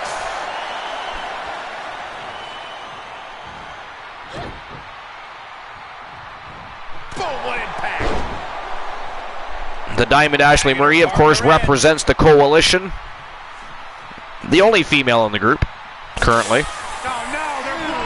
Oh! Referee didn't see it. Nikita Razor. And that mist, or whatever it is, that she blows, spits, by the way, to be clear, in people's faces. Looking for more damage here. Oh, just drops her right on her back.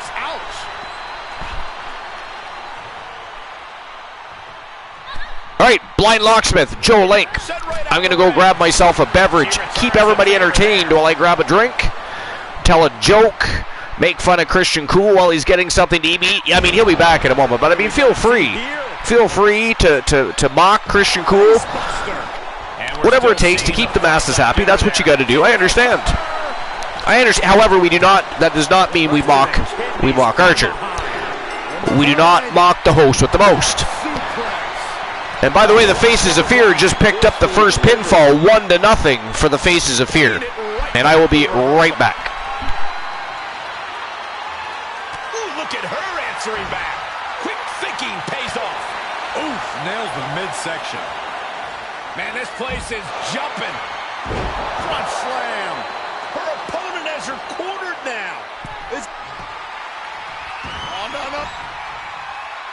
Oh, no. That hit the spot. She's finished. 2. Late in the match, and she has scored.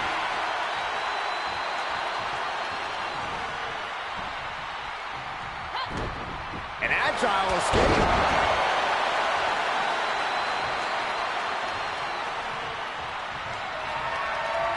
She's sent to the outside. Simple but effective leg drop.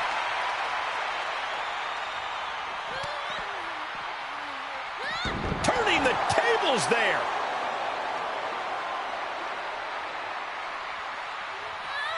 She's back in under the ropes.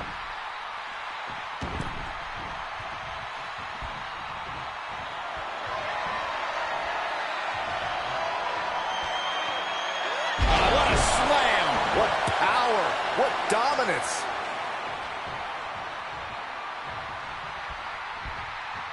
Big forearm.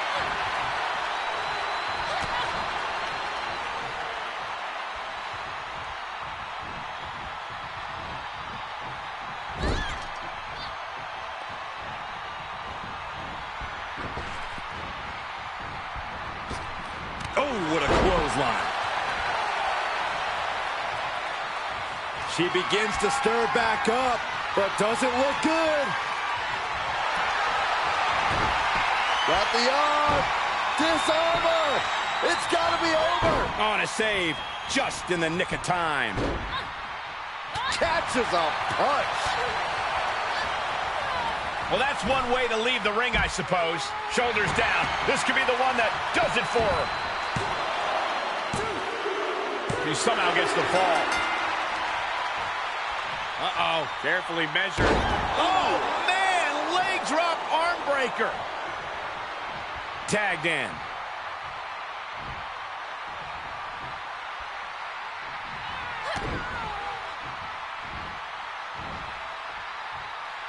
What a face buster.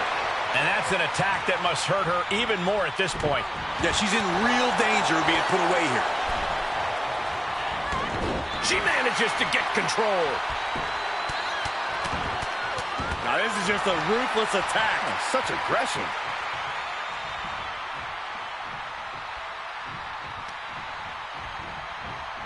Oh, what a counter. That was just disrespectful. Will it be? Oh, that was close. This match continues. She got launched.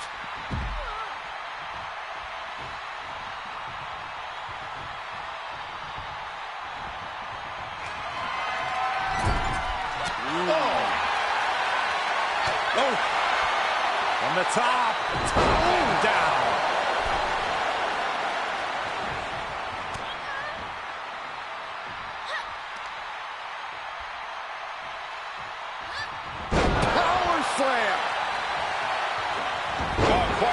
effective counter.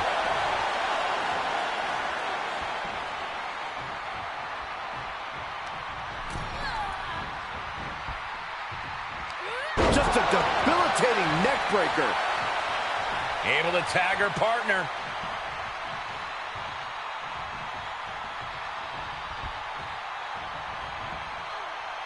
Military. Can she do it here? No, she kicks out.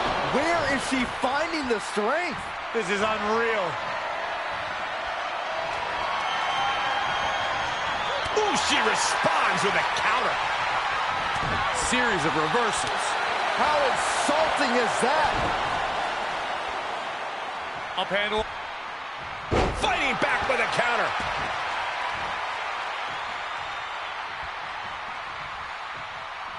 Big body slam. And pointed the elbow right to the chest.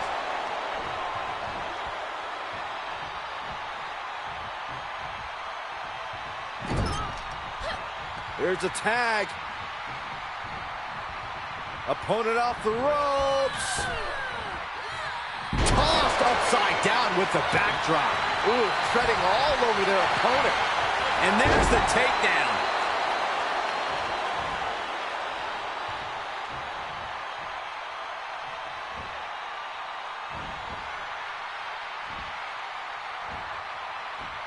Sorry about that. I have returned. Took a little longer than I thought it was going to. Actually, to be fair, I'm not even done quite yet. I was having a bit of an issue with the coffee maker at the concession stands. So my coffee's in the middle of brewing, but I thought I'd better come back before the end of the matchup.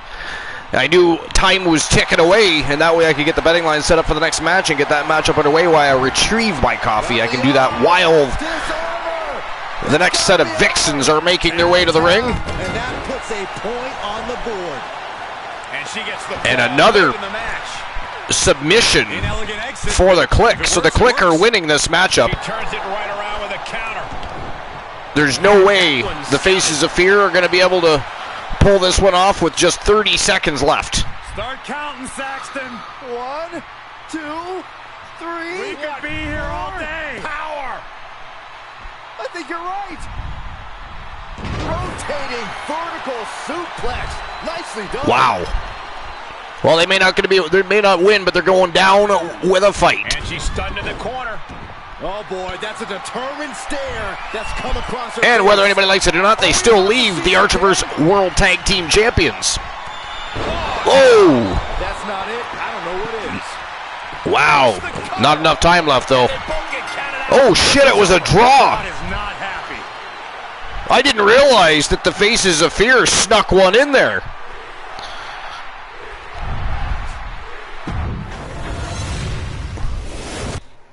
Wow. A draw.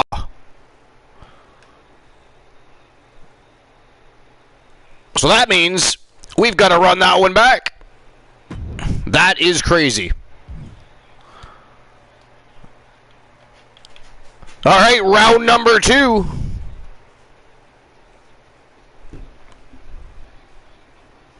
All right, while they make their way to the ring, I'm going to retrieve my coffee. That is not how I expected that one to turn out. That was crazy. Yeah, with literally a second left, Razor had a pinfall. I didn't even realize that the Faces of Fear had snuck in another pinfall or submission. So the last time Ashley Marie had tapped one of them out, that tied it up. I thought that the Click was still ahead. I missed one.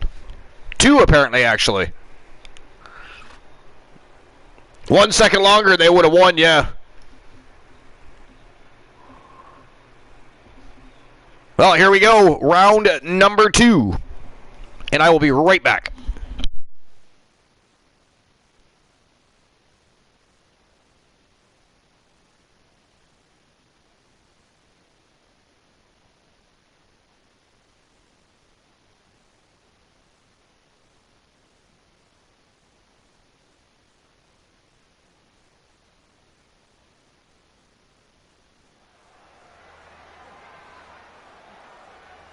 This is gonna be good.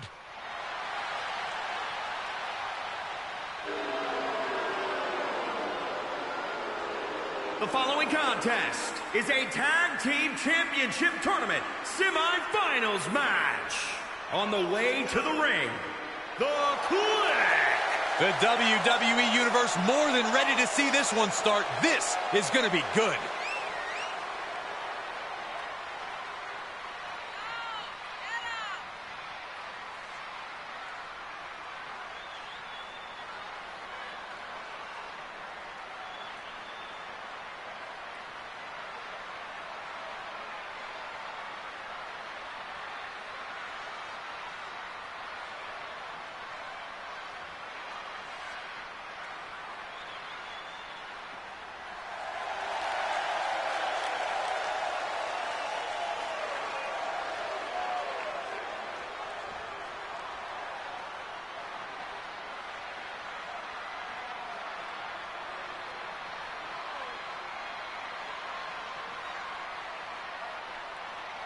And here they come.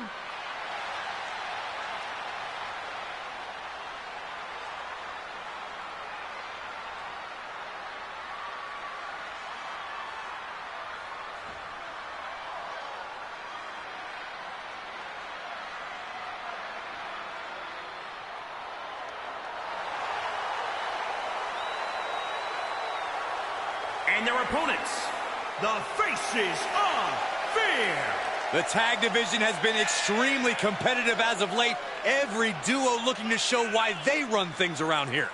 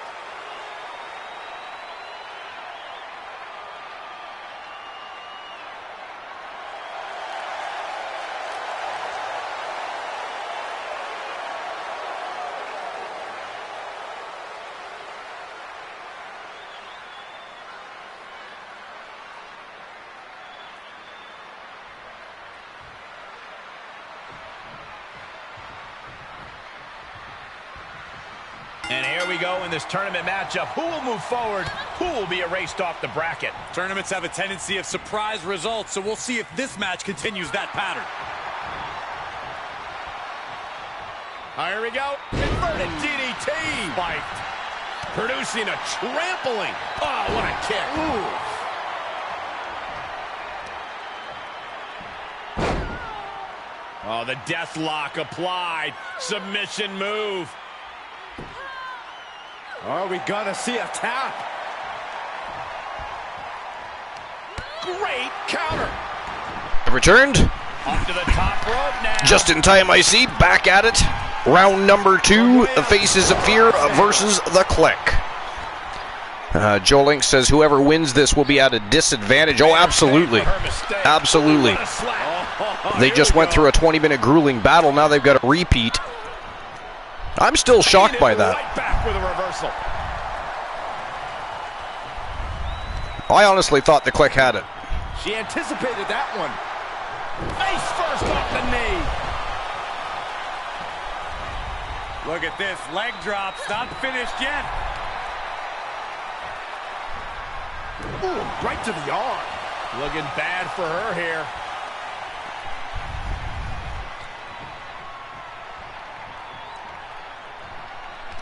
Yeah, the Blind Locksmith, you're absolutely right. Blind Locksmith says, so that's almost like the semi-final match for them. Whichever team wins, thus is basically another match deeper than every other team. Yeah, absolutely. I mean, it's not looking good. I mean, they're putting on a clinic for the fans, but I mean, when it comes to making it to the next round, it may not. I mean, unless they can hype themselves up and keep riding the momentum, if they're able to win. Well, I guess somebody wins, but... Driving down with the axe handle. This is the first draw of the tournament, too. Ooh, she responds with a counter. Up until tonight, there were no draws. Belly-to-belly suplex. Quarterfinals were actually spectacular. That's going to hurt. She's starting to look concerned.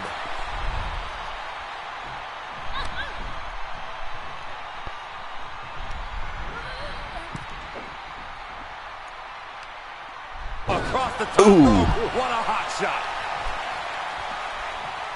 Kick right to the body. Oh, look at this. Oh, pump handle into a gut Ooh, buster. pump handle gut buster. The counter. That sucks. With a punch. Oh, put down face first.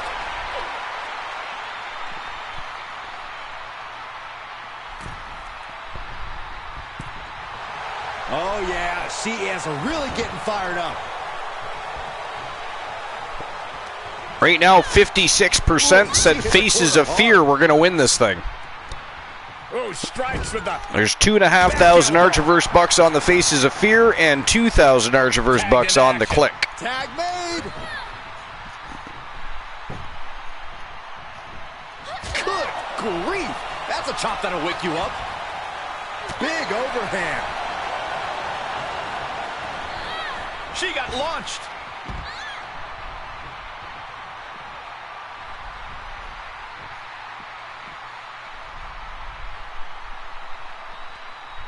Face first off the knee. Ooh, vicious. Oh, my Lord. Oh, quite an effective counter.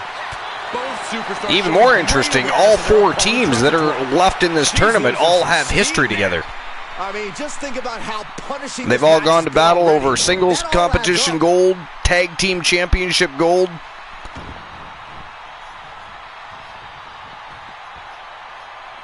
We've definitely seen the best of the very best go toe-to-toe in this tournament.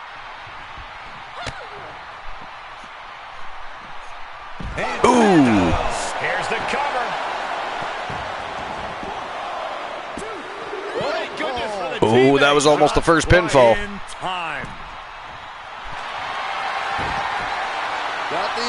There's that Fujiwara armbar. But Nikita Razor again making the save. Joe Link says makes the tournament even better. How dare they hit you with a commercial? So she tags in. Fiends.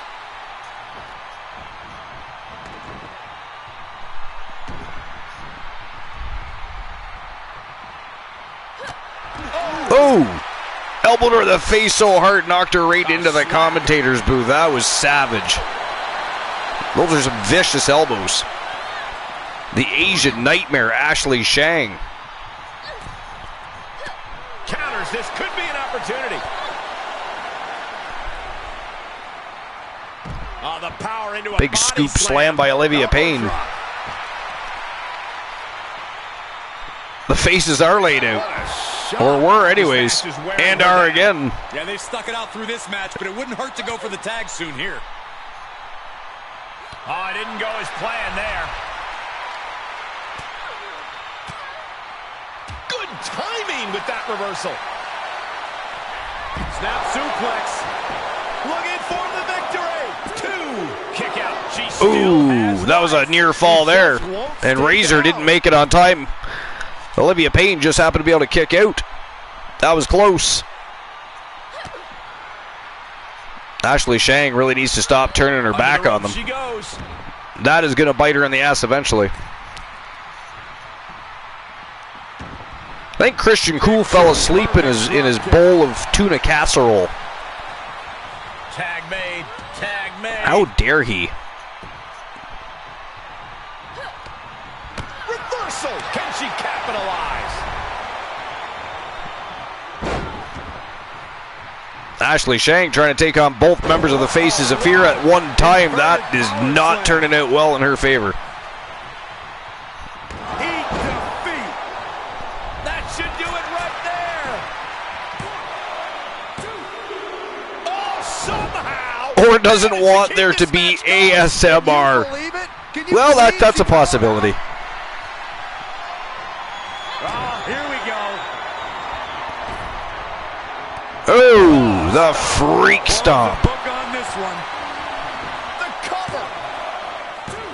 Oh, kicks out. Wow. I'm sure everyone in the building thought that was going to be the end of it, myself included. Big maneuver. Ashley Shang showing how resilient she is, that's for sure. Big miss right there. Oh. Bad enough it smells like fish at his place now. That's what she said. And then she said, sorry about your damn luck.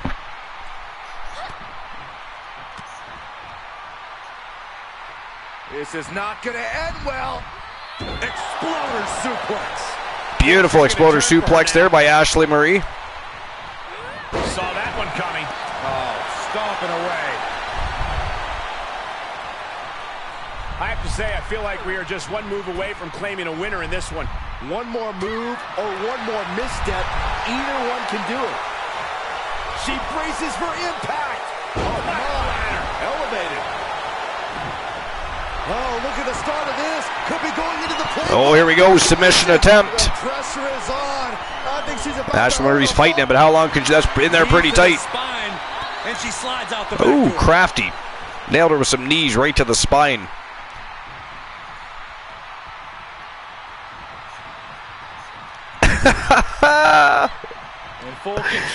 Blind Locksmith, fun fact, it's really hard to get canned tuna out of your dick hole.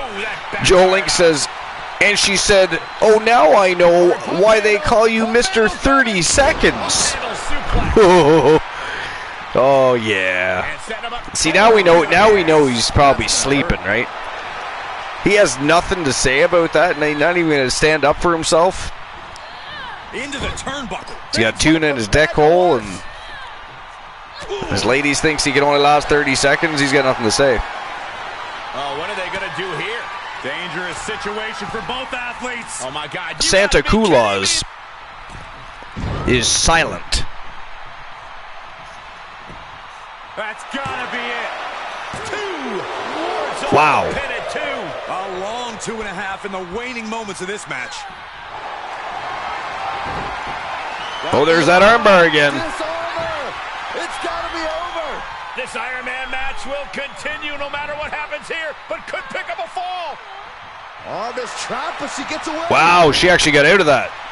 She really is a freak. Hammerlock. Uh-oh. Booyah.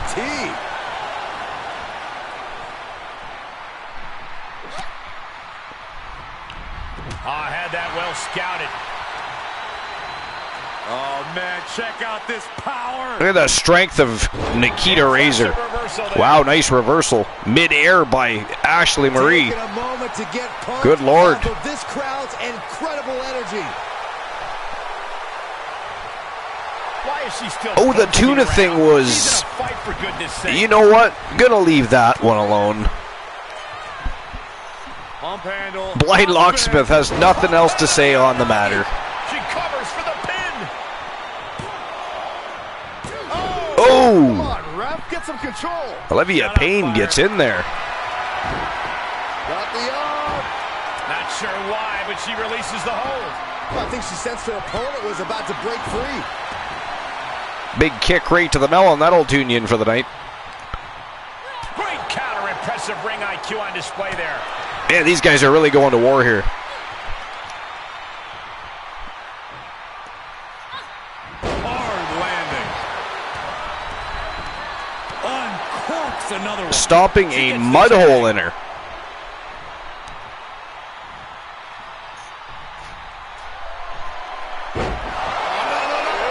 Just like she envisioned. For the win. 2 count. Nah, she kicked out. Wow. Not alone in your shock, Cole. 2 count only. Still no fall. Whoa. There's that What more can I do? hip toss DDT. Mat slam with some attitude. Brutal. Uh-oh. Oh, this is going to be nasty. This is going to be bad. Watch the impact. Claymore. This one is done. There's the pain kick. The cover. Owens And still no 3 count. Wow. And you see just wow. Now for how such impactful offense couldn't gain a pinfall. Reverse DDT. She's got her in her sights.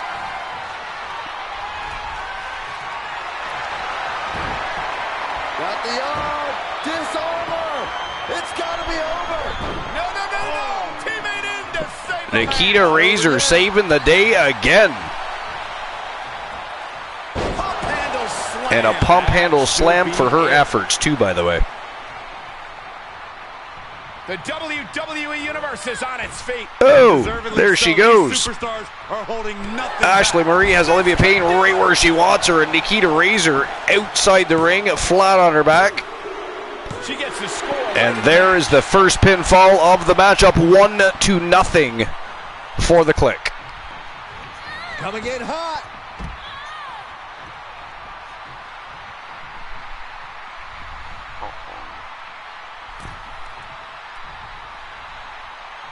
hooked up.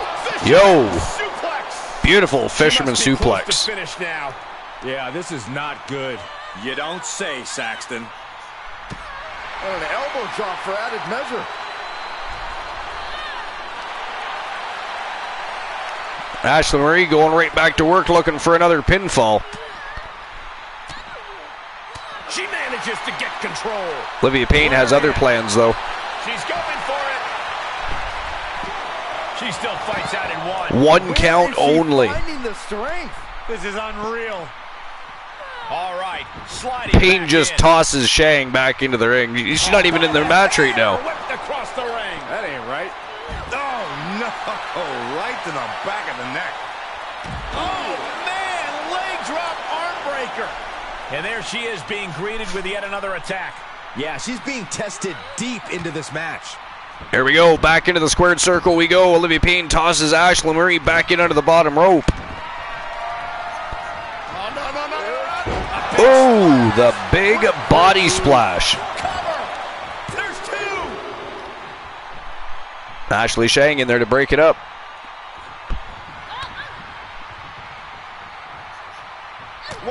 Ooh, vicious. A monstrous headbutt flattens Ashley Shang. Every time. But it did distract long enough for Ashley Marie to recoup a little bit there, get back to her feet. And back on the attack she goes. Ooh, she just turned it around.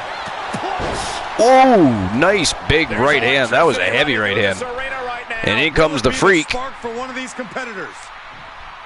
She starts to rise back up, but does she know And where she is sizing up Ashley Marie here. She wants it one more The Diamond might be in trouble. The freak stomp coming up. Oh! could be it. Oh, that is probably going to do it. That might be 1-1 right there. She has scored a fall late in the 1-1 it is. There she goes.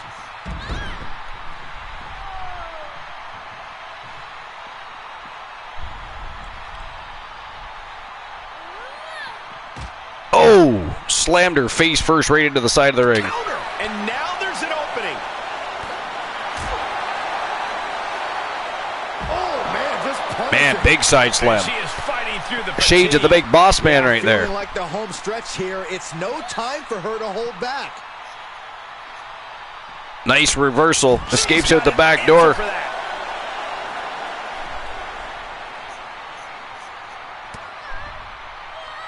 To the back of the neck. Not done yet. Wow. Will it Uranagi on the unforgiving floor. Referee there for the count. She kicks out with force. Only a 2 count though. Did you expect anything less?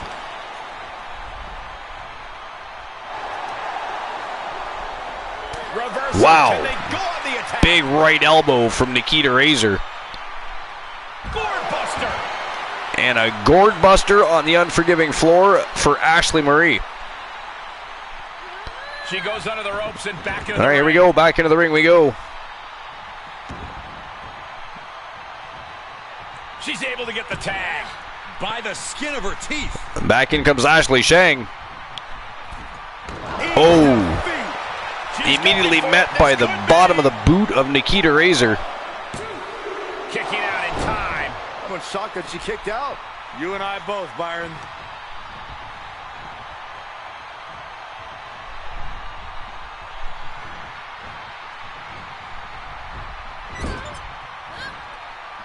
Tag is made. Joe Link says Ashley has been in a long time. Yeah, she really was. Definitely time for Ashley Shang to try and do her thing, but right now she's being double teamed though by the Faces of Fear. Look at the power of Ashley Shang. Just incredible power. Oh, nice! Ashley Shang retaliates to a near attack by Nikita Razor. She adjusts it and down goes Nikita Razor onto the floor, and look at this, taking care of business in the ring. Beautiful. She's finished. Beautiful. Cover. What in the Whoa, that was close. Well, stay in your That was close. Wow, back in comes Ashley Marie. That was I figured Ashley Shang would have stayed in just a little bit longer. Oh boy, here it comes. Will she get it fully? Single leg camel clutch applied here. Hang on. If she taps out, she will be down a fall. And there it is, the tap out. And there it is. 2-1. She gets the late score.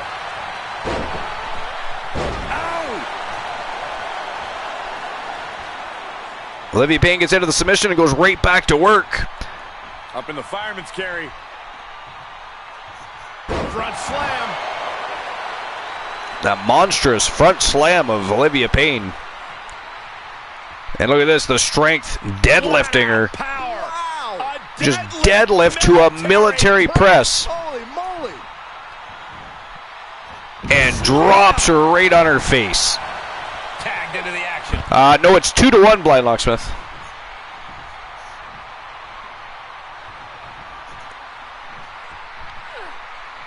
Definitely not where you want to be right now. Just carried like a rag doll here. Ooh, throat first. Off the top rope she goes. Top rope here.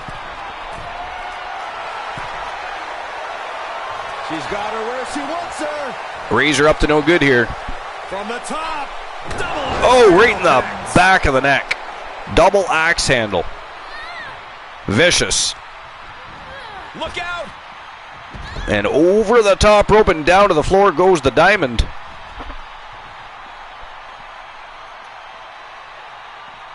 Up and Oh, wow. A thunderous spine buster. we all know what she's looking to do next. Oh, got her right in the face. But immediate retaliation by Ashley Marie. Look at this. Locks in an armbar. Oh, she got a tap.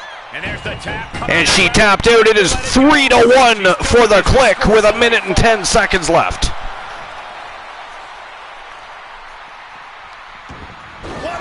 Oh, Jesus Christ. That was vicious.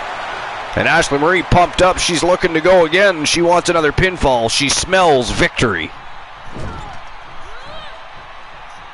Oh, strikes with the back elbow. And now she smells Nikita Razor's elbow.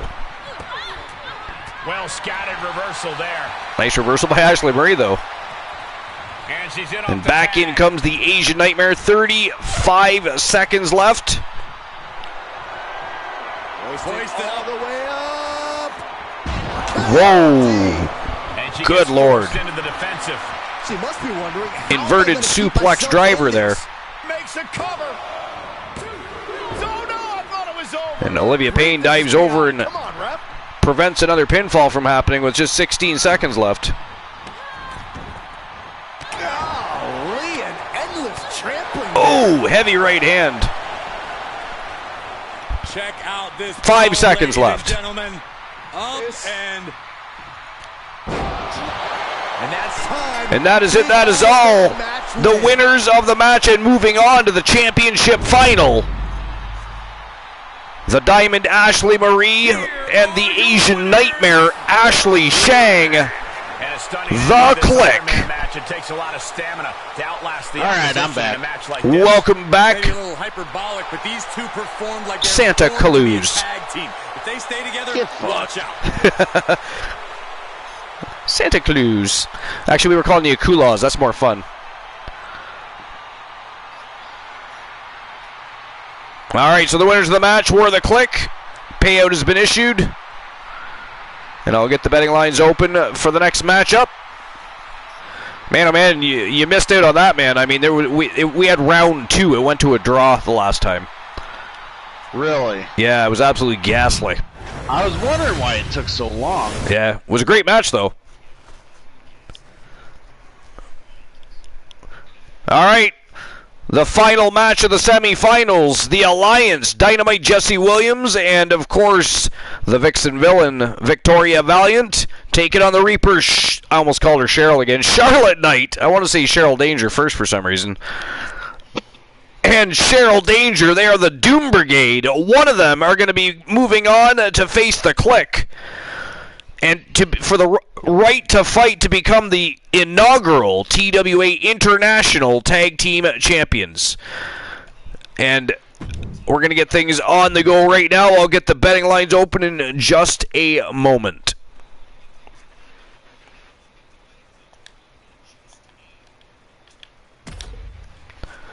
All right.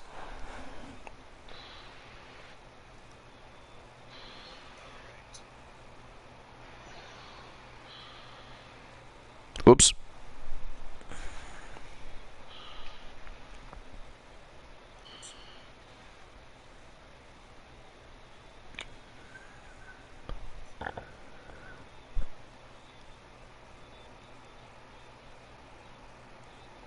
So who moves on to face the Click?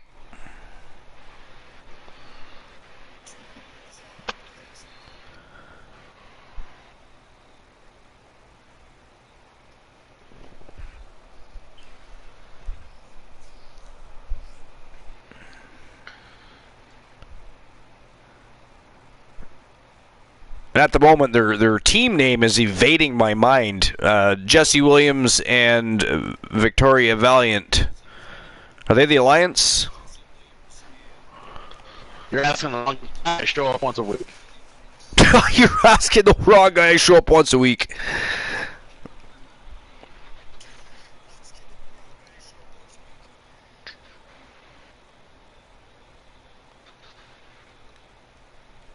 Joe Link, their team is the Alliance, isn't it?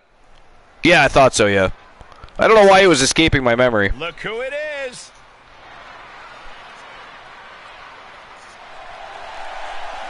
The following contest. All right, so who moves on to face the Click? The Doom Brigade or the Alliance? Finals match. On the way to the ring, the Alliance. The moment this match was announced, and you know what? It's a 20-minute Iron Man matchup. I think it is destined. So we're going to give you 10 minutes to make your bets. Starting right now. Betting lines are open. Oh, no wonder why you couldn't get this tournament done. You 20-minute Iron Man matches? What the hell? Yeah, they were actually supposed to be 10. Not really sure what happened there. It was supposed to be 10 minutes of Iron.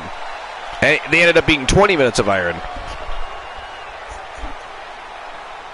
I just think you like doing 6 hours.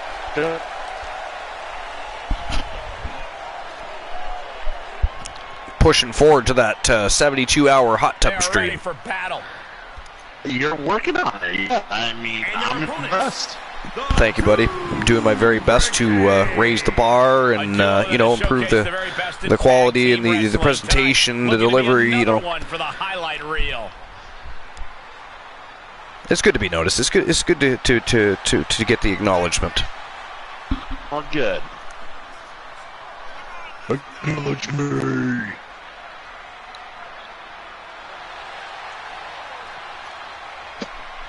Charlotte Knight does have some nice breasts, though, doesn't she? I gotta be honest. Oh, yeah. Oh, yeah.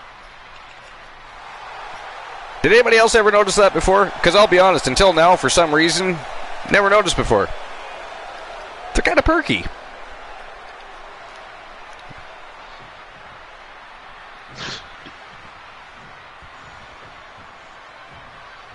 All right, here we go. Serious implications in this contest. Winner advances in the tournament. Loser has to head back to the locker room. You know, the sad thing of it all is, you know, they may have won the last matchup, but those teams went through 2, not 1, but 2 She's tagged in. grueling rounds of 20 minutes of iron to get to the championship final, chances are neither of these teams are going to a draw. Spin kick to the midsection. You know what I'm saying? It's not looking good. German suplex. Yeah, I was just surprised. Like, I was dinner around and getting everything in the oven, and then I come to the computer and I'm like, are the same fucking teams still in the ring? Yeah. Oh my. But the Click is going to be the Click is going to be one hell of a fatigued team. I mean, I'm sure they're going to get an adrenaline rush and a little bit of momentum. They won. They're making it to the championship final. There's titles on the line. Yay!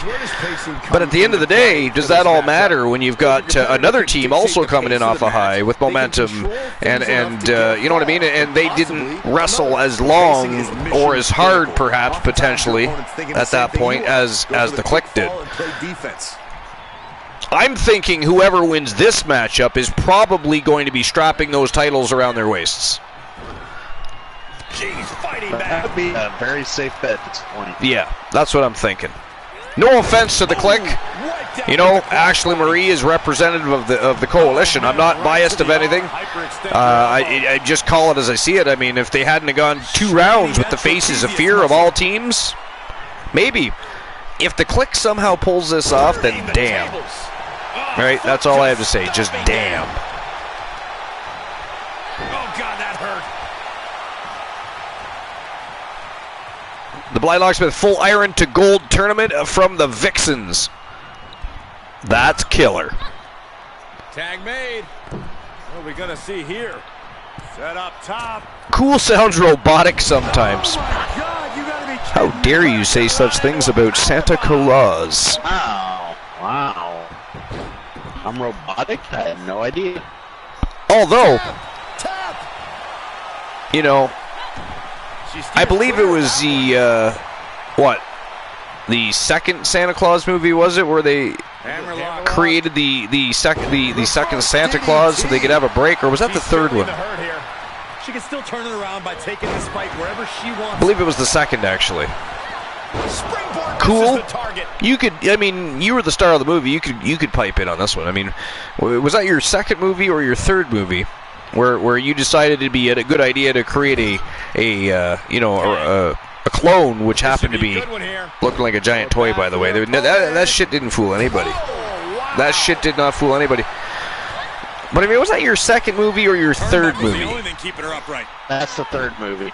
It was your third movie, okay. She can end it here.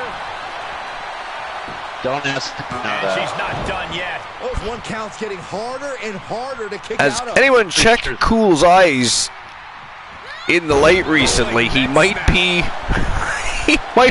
replicant.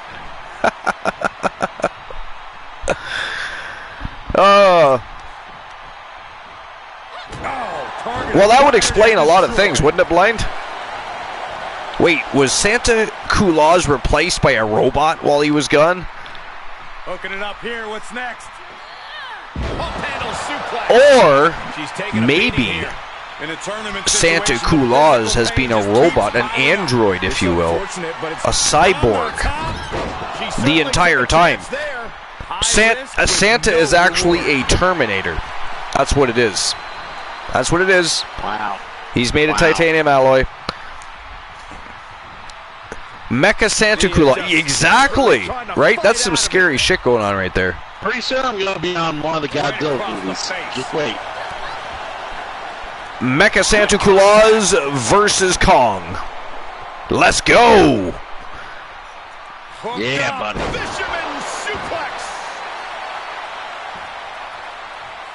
Man, these guys are really... Oh, shit. That was explosive. She returns the favor there. Kind of missed that one, though. Drove her own elbow right into the canvas. That had to suck.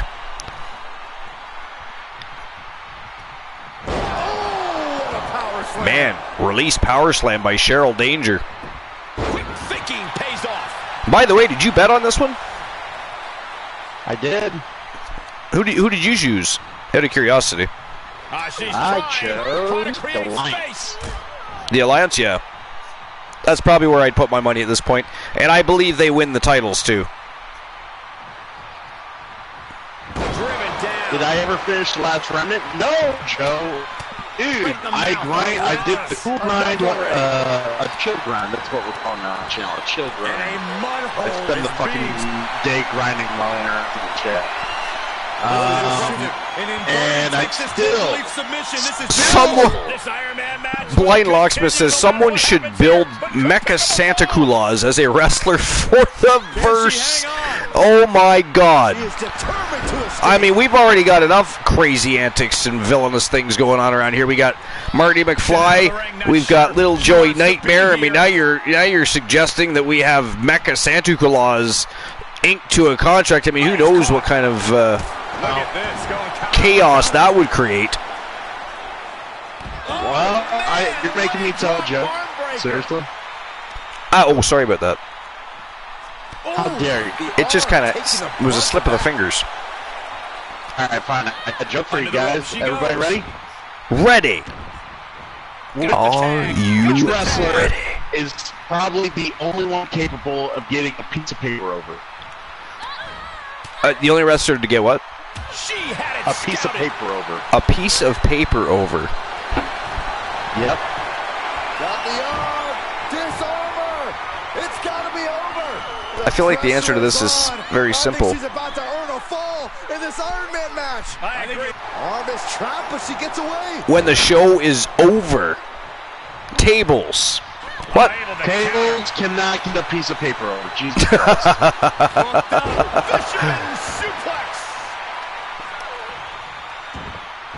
Blind Locksmith says, "Oh, you'll want to check your inbox for the chaos I'm already creating." From way up high. She turns it right around with a counter. Anybody else? Anybody else? I swear, if I check my inbox and I find naked pictures of Santa Claus, Right to the throat. You might find a corner somewhere, and that scares me. I mean, you should be keeping your pants on anyways. You're delivering toys, for God's sakes. What is wrong with you? The belly hides everything anyways. Stop. Right across the spine. Brutus the Barber Beefcake Scissors. Joe Link says The Rock. He's looking for the win. Yes, The Rock gets the paper over, yes. And there's the Whoa. save. That offense really hitting her hard. See, Joe Link got the joke.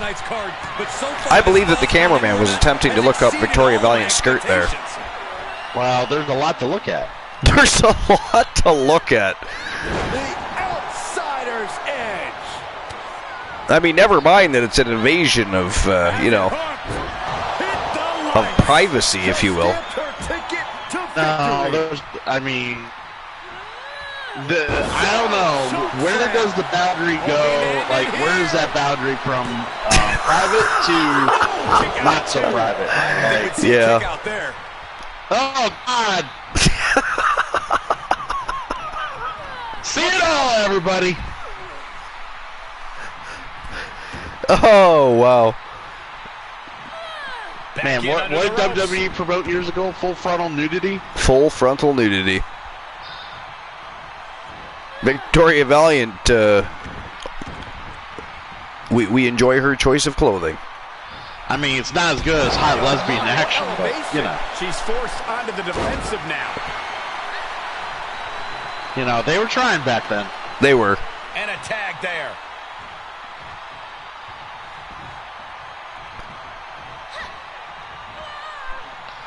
She is definitely not wearing the regulation Spanx. No. Nope, definitely not. And that one misses the mark. Oh, here we go. Oh, look at that. Fujiwara armbar. Oh, I don't think there is any way out of this submission. She's about to get this fall. And there's Oh, the shit. save. Drop kicked in the back, though.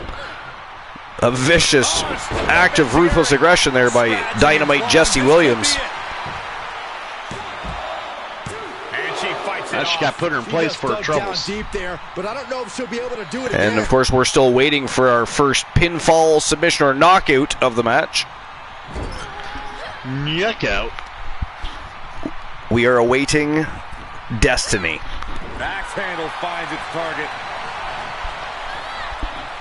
Or perhaps it's fate. Or perhaps it's all about the laws of gravity. I mean, they're really tossing each other over the top rope a lot tonight. I think everybody is itching for a Royal Rumble. The crowd's so loud, you find a way to do superhuman things. Oh, what the that? She just tossed her head first right into the Reaper. Charlotte Knight is a beast sometimes, I'm telling you. Oh, she isn't friendly. Neither was that. What a reversal. Incredible resiliency. Victoria Valiant, a beast in her own right. The Vixen villain. To summon all of her strength. Oh, look at this. Runs right into the arms of the Reaper. Ouch. And a rolling cutter for her efforts. Cover. Save. Jesse Williams breaking up that pin again. Coming in hot. Whoa! Jesus. Springboard leg drop right across the throat. Locked in on the shoulder. That'll do a number on the larynx. And in comes that little feisty Vixen, Cheryl Danger, from Team Cheyenne Cage.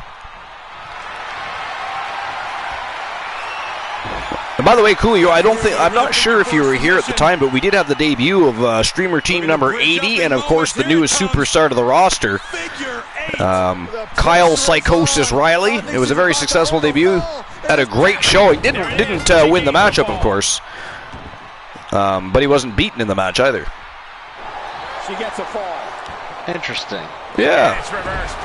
It was a fatal five-way matchup, but it was a one-fall matchup.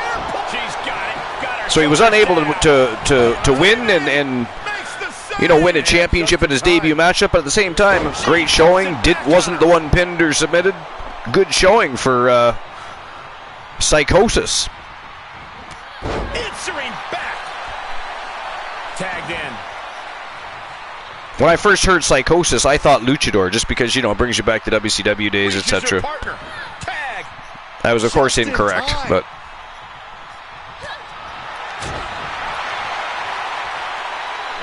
All the way up. Whoa! Jesus. Ooh, look at her. Almost did it again. I want to call her Cheryl Danger. That is Charlotte Knight. Cheryl Danger is the partner, the other person, the one in the blue. Good Lord. Isn't Charlotte Knight from Team Archerverse? I know. Well, not so much anymore. She's marching to the beat of her own drums these days. But I mean, she is Elijah Archer's little cousin, though. You'd think, Charlotte Knight would be an easy name to remember. So for those of you in chat, and I guess Archer, I'll tell you, I'm actually trying out the brand new update for Fall Guys. Whole new thing coming out. Please get some control. Many more obstacles, many more races, many more shit. Many more shit. That is the best English I've heard all evening. Many more shit. Ladies and gentlemen, there is many more shit. You've got to get it. It is a free download. Do it right now. Why are you waiting? Get off your... Actually, no, don't get off your ass. Do not move unless it's to grab a Coke, a Smile, and a bowl of popcorn. The show is still on the go. Do not listen to Christian Cool. Not done yet. You're a nuggie. Acknowledge me. The WWE Universe willing these superstars on. Pumping the adrenaline they so desperately need right now. She's trying so desperately to get back up to her feet. Dynamite Jesse Williams measuring up Charlotte Knight here. Got the arm. And there is that patented armbar. There it is. There's the tap. And she got her. Probably tapping to preserve herself for the remainder of the match. Oh, she got her. I believe that is 2-0. Able to get there in time.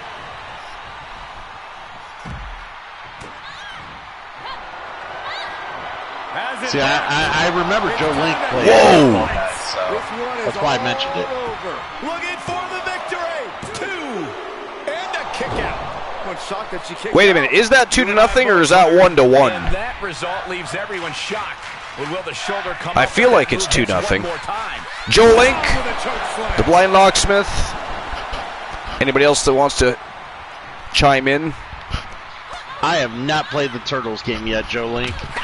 I'm waiting to buy it when it either goes on sale or if one of my friends really, really wants me to play it with him. Well, that's one way to because it's a leave the ring, I $30 price suppose. tag. It's fucking expensive.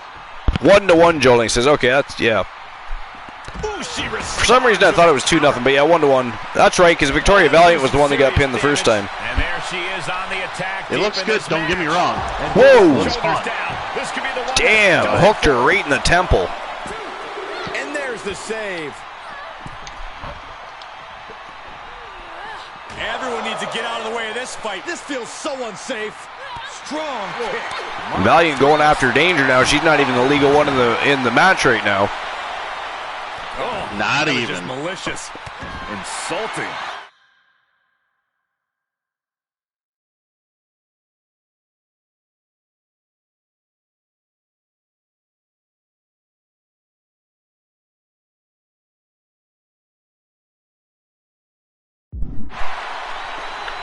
Sorry about that. The controller shit the bed. Here's the cover for the win. Shoulders down. Late in the match, she scores a fall. Oh, there we go, 2-1.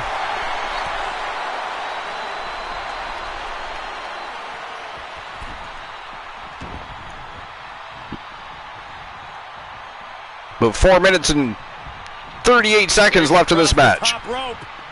Plumbing forearm. Able to reverse that one. Gets cracked by the overhand. Frogs and I beat Turtles in like a minute. Yeah, I heard it's a short game. Incredible. I heard it's pretty short. And she'll make the tag. Yeah. The same thing was said about the Miles Morales Spider-Man game. I guess it was, you could beat it in like under 7 hours. That's a little disappointing. From way up. Like, That's why those type of games I wait until the price is down. Yeah, it's not worth paying the hefty price tag. And now she comes up with a score. Wow, 3-1.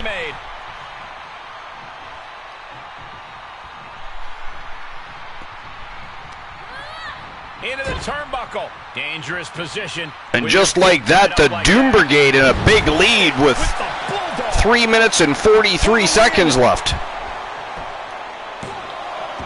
And there's the save. Let's keep fighting. Turtles in Time was a fantastic game, he says. She wants to be here. Ooh, look at her answering back.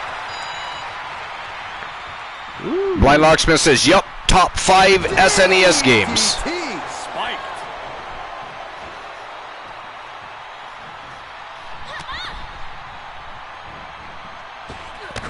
Whoa.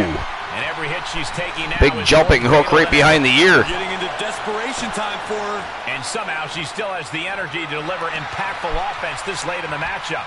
Her focus has to turn toward ending this very soon. Oh, yeah. Broken arrow. Nice Falcon Arrow by Charlotte Knight. Well, what a save. Corey, that should have been 3. I couldn't agree more.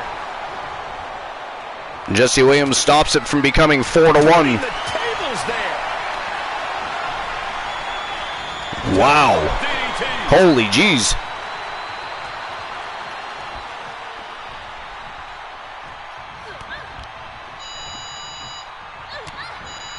Well, that is a ghastly noise. Yeah, I know. Hold on. Now tagging her in. Christian Cool's alarm for the evening going off to remind him that midget porn is on television. He has to catch that before he goes to bed for the evening. I do. Otherwise, I have a short fuse and I get a little angry. It's the equivalent to being hangry. Yes. For him, it's horngry. Yep, I get very horngry. Horngry. We've just invented a new word for the evening, folks. And we are, you know what? You know what? Cool and I are going to trademark that. You fucks aren't taking it. Yeah. It's ours. Yeah. Ours. Secretly, it's mine, but I'll let Archer borrow it. Yeah, he's going to let me borrow it. There they go. And oh man, Doom Brigade whooping some ass now. Minute and 30 left. They are ahead by a large margin.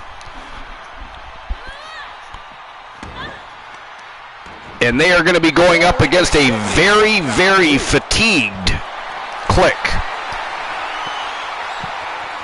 Steps through, looking for the figure 4 submission. Looking to bridge up in moments. Here it comes. Figure 8. She's got the submit. And there looking for. Oh, she got the submission. 4-1. Blind Locksmith says Horngry. Wheezes on the floor. He's wheezing. He's wheezing. He must be a smoker. Sit out, power bomb. Incredible impact. And she cover. Is it enough? With that Wow, 5-1. 30 seconds left, guys. And then it is on to the championship final. Joe Link fucking, it's like episode of Sesame Street with Joe Link. Let's use it in a sentence. Christian Hart is Horngry for the titles. Oh my God! You're right, I'd fuck anyone to get them titles. Finishing things right now. Wait, is that how it should Like sound? at the same time or individually or? No, I don't like how that sounds. Spiking DD. Withstood competition And that is it. That is all, ladies and gentlemen, the winners of the match, and moving on to the championship final to face the Click to crown inaugural TWA International Women's Tag Team Champions, That was one of the most the Doom Brigade. The length of this match was daunting, but they stayed the course and earned the win. perfect chemistry between these women. I see many more wins in the future for this pairing. All right. So congratulations to Team Queen Cheyenne Cage. Her and her partner in crime, Charlotte Knight, moving on to the championship finals. And again, they are facing a very, very fatigued tag team in the Click, because they went through not one, but two grueling rounds of 20 minutes of iron with the Faces of Fear before they could move on to the finals. And the Doom Brigade, well, I mean, they didn't breeze through the Alliance, but they had a lot less troubles with the Alliance than the Click did with the Faces of Fear, and they had 0 to no problem at all with Dakota Kai and Raquel Gonzalez. So now the Click remains the only team in this tournament that has recorded a shutout in the tournament. They defeated Ripley and Nikki ASH by a score of 5-0 in the quarterfinals. We'll see. Maybe they're going to be riding a high. Maybe they've got an extra adrenaline rush from the momentum of coming in off of a big victory over the Faces of Fear, who, by the way, are still the reigning defending Archerverse World Tag Team Champions. So, I mean, it could be done. It is a possibility. We're not saying it's not. It is in the realm of possibility. But I am suggesting, I think Christian Cool agrees with me, that the Doom Brigade, I mean, they've been so successful in this tournament, and they are the much fresher team. This is no tomato can tag team, and I think that the Doom Brigade is going to strap those titles around their waist and become the inaugural TWA International Tag Team Champions.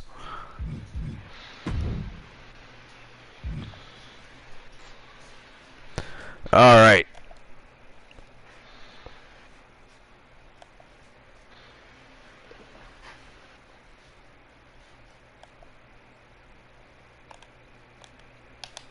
All right, so let me get the betting lines open.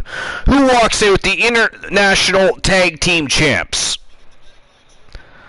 Is it going to be the Click? Or is it going to be the Doom Brigade? Fuck the Click. 10 minutes to make your bets. Fuck the Click. How dare you? A member of the coalition involved in that tag team. Shame on you. All right, the betting lines are open. You have 10 minutes during this 20 minutes of iron to crown inaugural TWA International Tag Team Champions. It is showtime and go time. Let's go. All right. Finally. And then I assume we're going to watch at least that segment between Elias and Ezekiel. Yeah. Oh, yeah. We got to watch that. I got time. I got time, he says.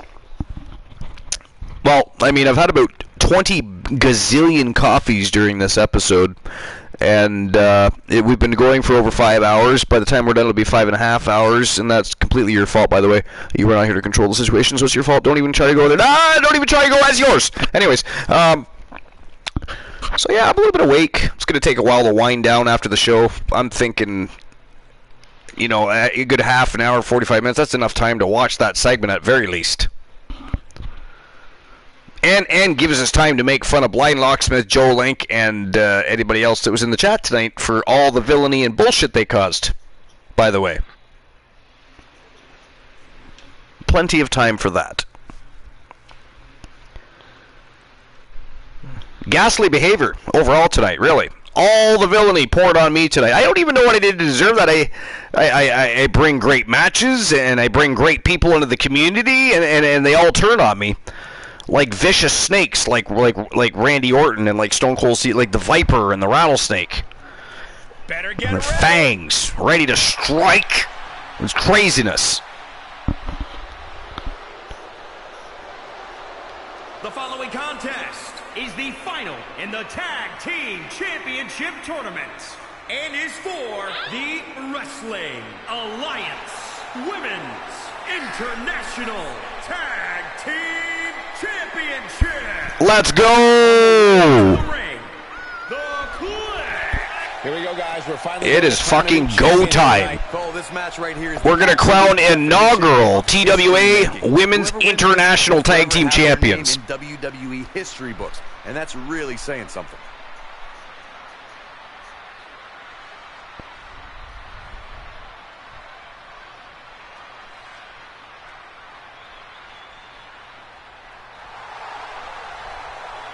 And by the way,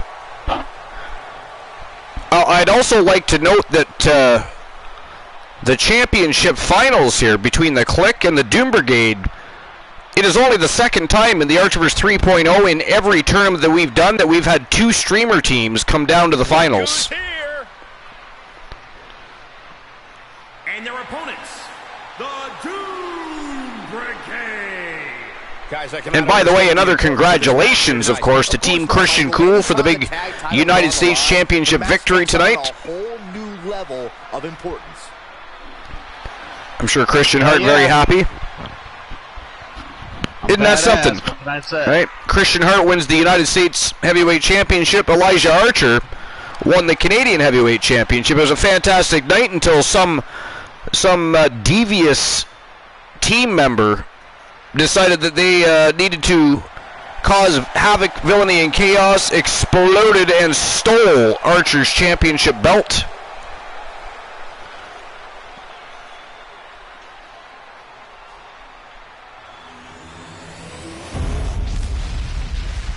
That is not funny. That is not funny, Blind Locksmith. Matchups like these are why I love tag team wrestling. All right, here we go. Showtime and go time. No, I was this close to winning the crown. No. Call me old school, but to me there's something special about a very first game, and I was it. I'm right with you, Corey. No Bummer. Close to getting the crown. Just two teams, two ropes, and two titles. All right, who do you got with this one? Did you already bet? I have not. Oh, and a knee, and another precision strikes. All right. Fear not, cowardly leader. You have 10 minutes to make a bet. Did you just say cowardly leader? I wondered if you caught that.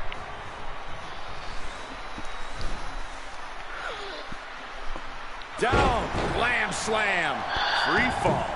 Oh yeah. Whoa, hang tight. Really cool earlier. God damn it. Oh yeah, that's right. You didn't do that, did you? I forgot about that. No, I've been busy. How dare you, ignoring the Blind Locksmith like that? I'll ignore him all I wish. Ghastly behavior. Not becoming of a professional. reversal. Wow. Can she capitalize? Great job refocusing to reverse that. You know Quick what? exchange of counters there. Ooh, what a slap. Because I want to eat my Here food. we go. Here's the pump handle. I will refund it. Suplex. I will refund it. Launched. To refund them because you want to eat? She makes the tag. Yeah, is I kind of don't want to unleashed. like chew into the microphone. What's the biggest risk in a Falls Count Anywhere match? I'd say a false sense of security. Oftentimes in a standard match, mean, you can roll out of the ring when you're in trouble, but Unless that's you not want the to be case here. You need to what treat is it called? every setting like it's high risk. AMSR stream? SMR? Absolutely brutal. SMR? I don't know. ASMR? ASMR, yeah. Blind Locksmith was suggesting that perhaps that is a fetish of yours. Another just non-stop aggression. What a Alright, counter. alright. Let's see if some of you guys really enjoy the soothing She got sounds out of there. of Krishiku. A counter answered by another counter. Dodges. Oh, man, check out this power. Shoulders down, this could be it. Stops the count before it, too. Fighting hard to stay in this match. Alright, let's try Right to another the kidneys. Golly.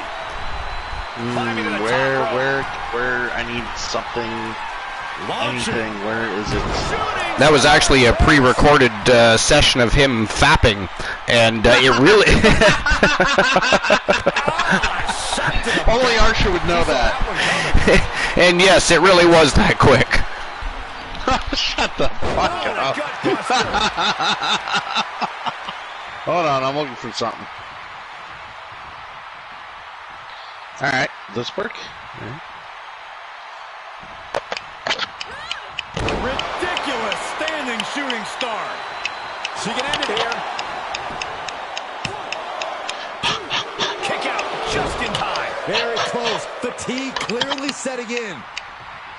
There's a tag. I don't get why people enjoy this shit. It seems like such a waste of time. Yeah, it's not for me either. But I mean, whatever. No, As a- hey, I mean- hey, Blind Locksmith, don't you run away from me. Don't you walk away. You redeem the silly cool. I'm doing silly ass Mr. Sounds. Just for you. Just for you. I'm doing all this for you. You redeemed it. Oh, wait a second. No. And you should be enjoying yourself. You should be at peace or But something. wait a minute. Wait. Since when does silly cool have anything to do with ASMR? What? I think the idea of it's silly, so I'm doing it. What are we involving? We're evolving the horizons here. We're trying to expand into new territory. We're going to offer new services. I mean, what? Am I missing something? I didn't offer anything. I'm just showing people how silly the concept is. Doom Brigade picking up a pinfall already this early into the matchup. I knew this was going to happen though.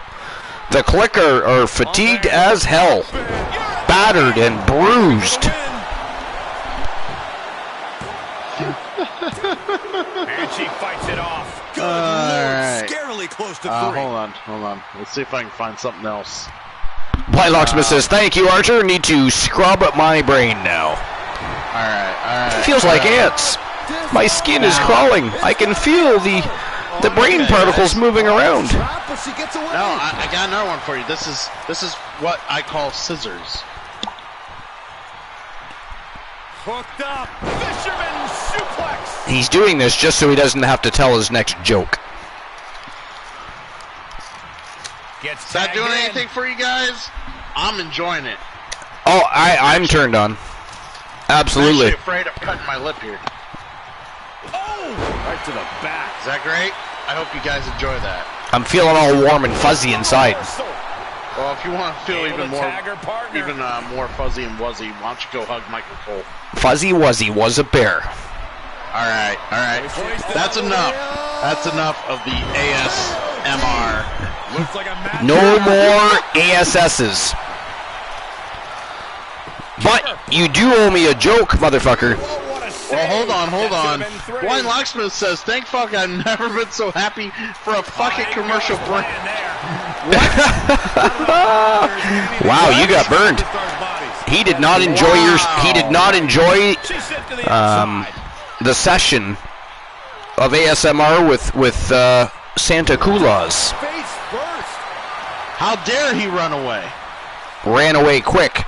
Tail between the legs, much like his client tried. Able to get the advantage here. For good reason, obviously. Archer whooped that ass. Took that championship belt there. They had to cheat. They had to cheat Christian Cool to get that title away from him. No, see, now he's sub. No more commercials, motherfucker. Ooh, gift sub from Team Christian Cool to the Blind Locksmith. Awesomeness personified. And there's another pinfall for the Doom Brigade. Producing a trampling. The Doom Brigade they're wasting no time trying to pick apart the Click here, as we knew they would. But just saying, I just bring you the facts, or at least the facts as we see them or want them to be, and push into your minds. We project our thoughts onto you. You guys are like puppets, so there. Evil puppets. You're like those scary little marionettes hanging in that horror shop. Oh, look at this. Oh, pump handle. Oh, and a gut buster. Uh-oh. Look at this, Ashley Shang with a show of strength here. I mean, the resiliency of the Click is fascinating, but they are definitely behind in this. They're behind in the count, 2-0 right now, if I'm not mistaken. Joe Link will correct me if I'm wrong, but I believe the count is right now 2-0 for the Doom Brigade. She'll get sent out the hard way. Which is, by the way, the fastest 2 pinfalls of the entire tournament. What do you say? Matter of fact, it might be the fastest 2 pinfalls of any tournament. Not very often that you have 2 pinfalls in less than 10 minutes. And a kick out at 2. I don't believe it. I don't believe it. I don't either. Can this ref even count the 3? Team Christian Cool is playing some funky shit. Slides back into the ring.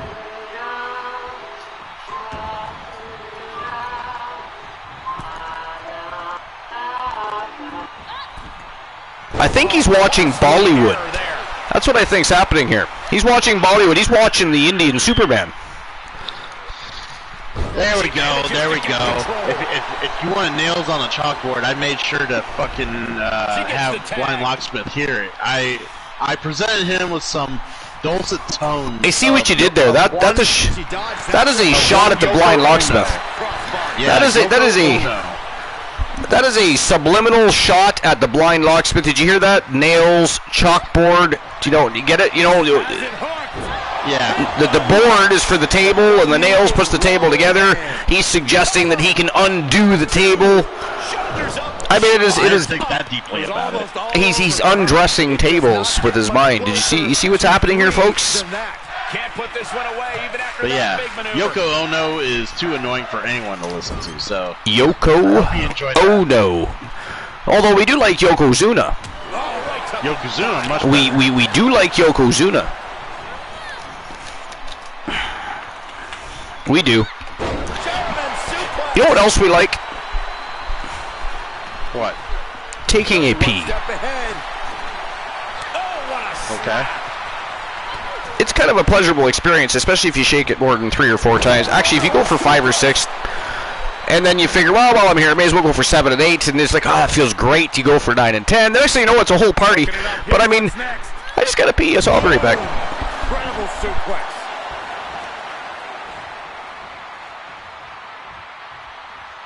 You can sense it. This crowd is on pins and needles. The WWE Universe is ready to erupt. All right. Are we close to the See, beginning of the that's end? what you get for redeeming a silly cool at fucking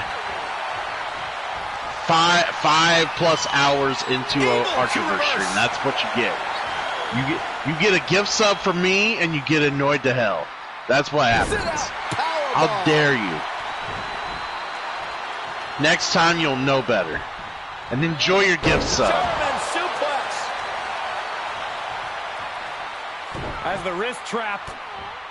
And now a series of stomps and kicks. And she's pushed into a weakened state now. She has to gather herself. She has to regain some composure now. Oh, yes. These ladies really are duking it out. Slam! Will this be enough? Maybe not.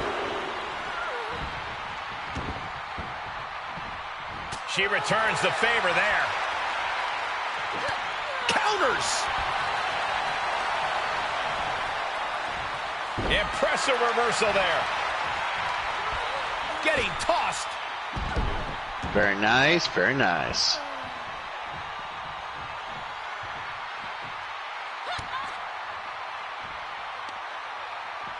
Oh, man, check out this power. Can you guys believe the power? And she's gone after her opponent's core a few. Say goodnight. KOD. Good luck getting up from that. Shoulders down. I have no idea, Locksmith. You're going to have to wait till Archer gets back to have him tell you. Just about as close as you can get. Sometimes when you unleash your best offense and it doesn't. I am not familiar with all things Archer does at this point in time. So now in this match. We're going to end this one with a submission. Although one would think I am, but I am not. Oh, wait a second. No. How about the figure 8 instead? Figure 8. Leave the night light on for her. And there she goes. She's saying, I quit. Tack one onto her score. Stomp to scratching and clawing. This could be it. And they're still in this.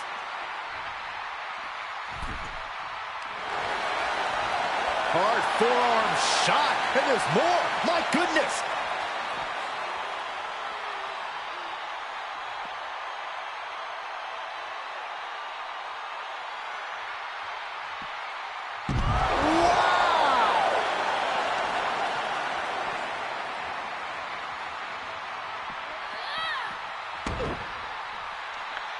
I think Tables just needs to take a night off. What do you think? Oh, man, right to the arm. Hyperextend your elbow.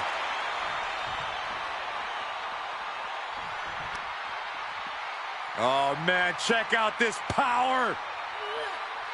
Vulgar display of power here.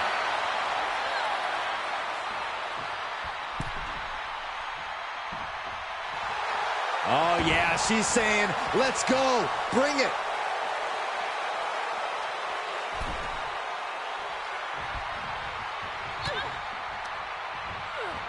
She's sent to the I have returned.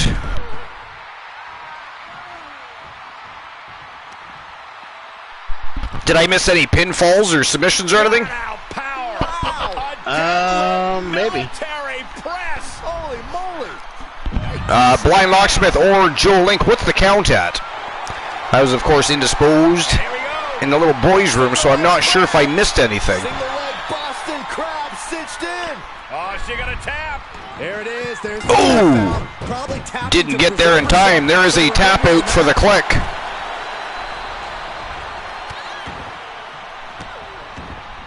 Stomp after stomp. Relentless. I mean, I know when I left the Doom Brigade were picking up steam. That was athletic. General Volland, what's going on? Elbow smash. Welcome to episode number 330, my friend. This is the very last match in the TWA International Women's Tag Team Tournament. The Doom Brigade versus the Click. We actually started the tournament last night, and the second half of the tournament was this evening following the TWA Wrestle Kingdom card. It was a fantastic night. Matches, epic. Instant classics all night long. Getting hyped up. 3-1, but Tables is distracting me. Might be off. Well, it might be 3-2 now. I don't care who you are. You can't survive any. And now it might be 3-3. Coming to the rescue. Or not.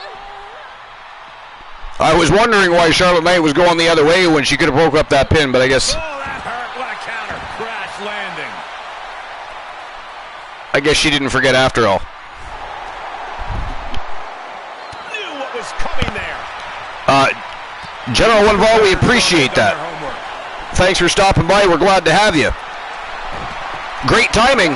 You're going to see inaugural TWA International Women's Tag Team Champions crowned tonight. They are brand new titles for a brand new division for Tuesday night's TWA Wrestle Kingdom program, which originally was TWA Showdown. It was streamer versus streamer, dedicated to just the streamer teams, but then they opened it up to streamer versus the world, so we changed the format a little bit, so it is now TWA Wrestle Kingdom.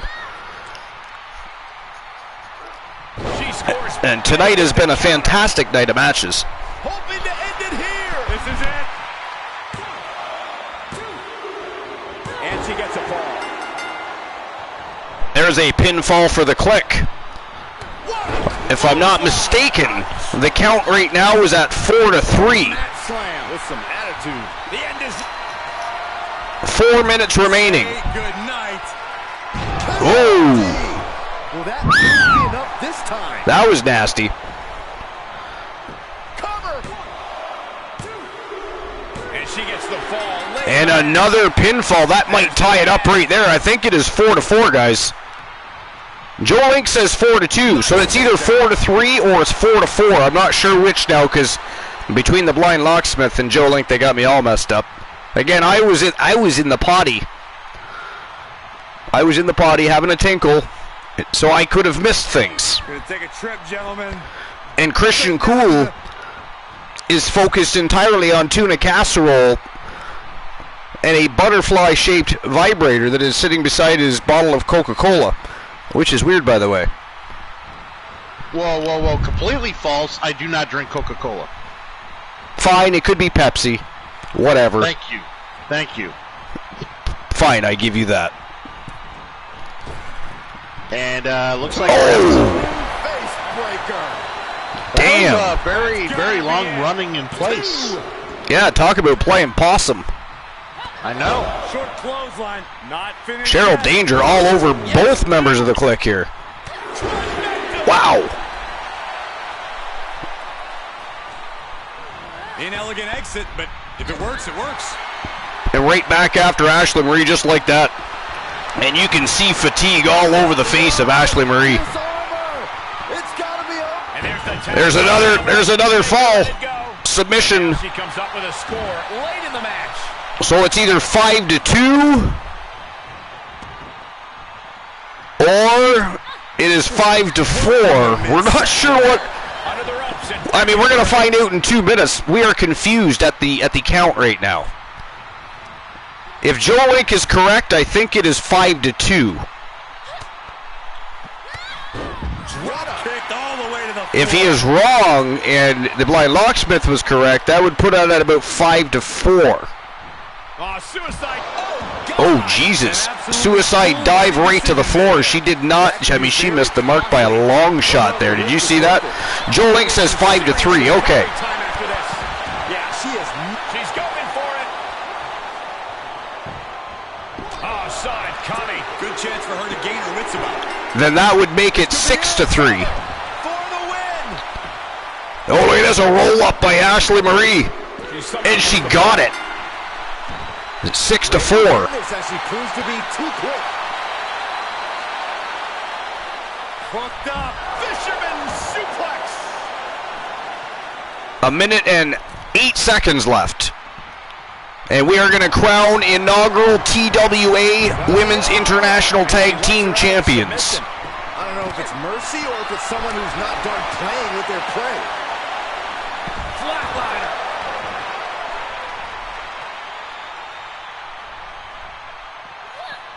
She goes under the ropes and back into the ring. Yes, tag.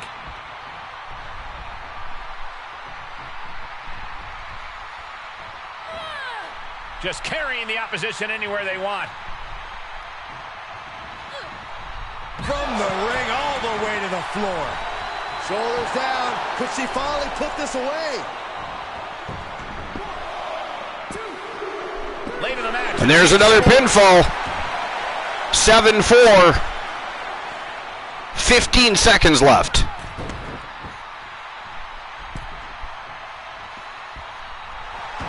Oh, yeah, she is really getting fired up.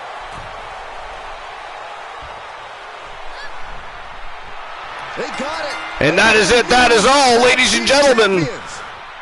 The winners of the match and winners of the TWA International Women's Tag Team Championship Gold Rush Tournament and inaugural Tag Team Champions from Team Queen Cheyenne Cage, Cheryl Danger and the Reaper Charlotte Knight. They are the Doom Brigade.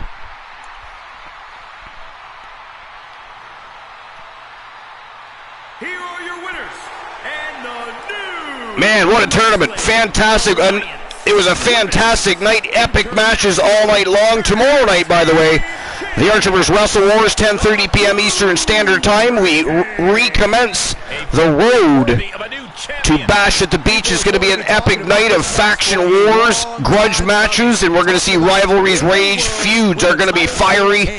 It is going to be an exciting week. And, of course, remember, there are no championship matches or contendership matches until this Sunday night's WCW Bash at the Beach stream preview.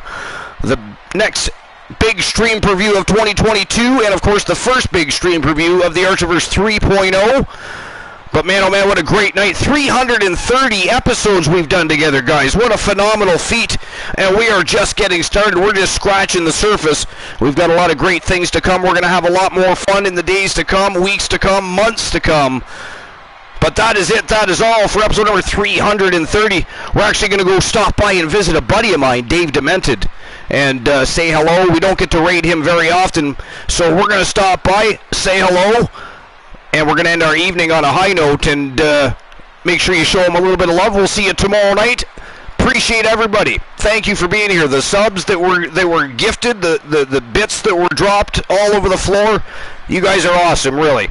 We'll see you tomorrow night. It was a great evening. Let's go say hello to Dave Demented. He's been a buddy of mine for over a decade.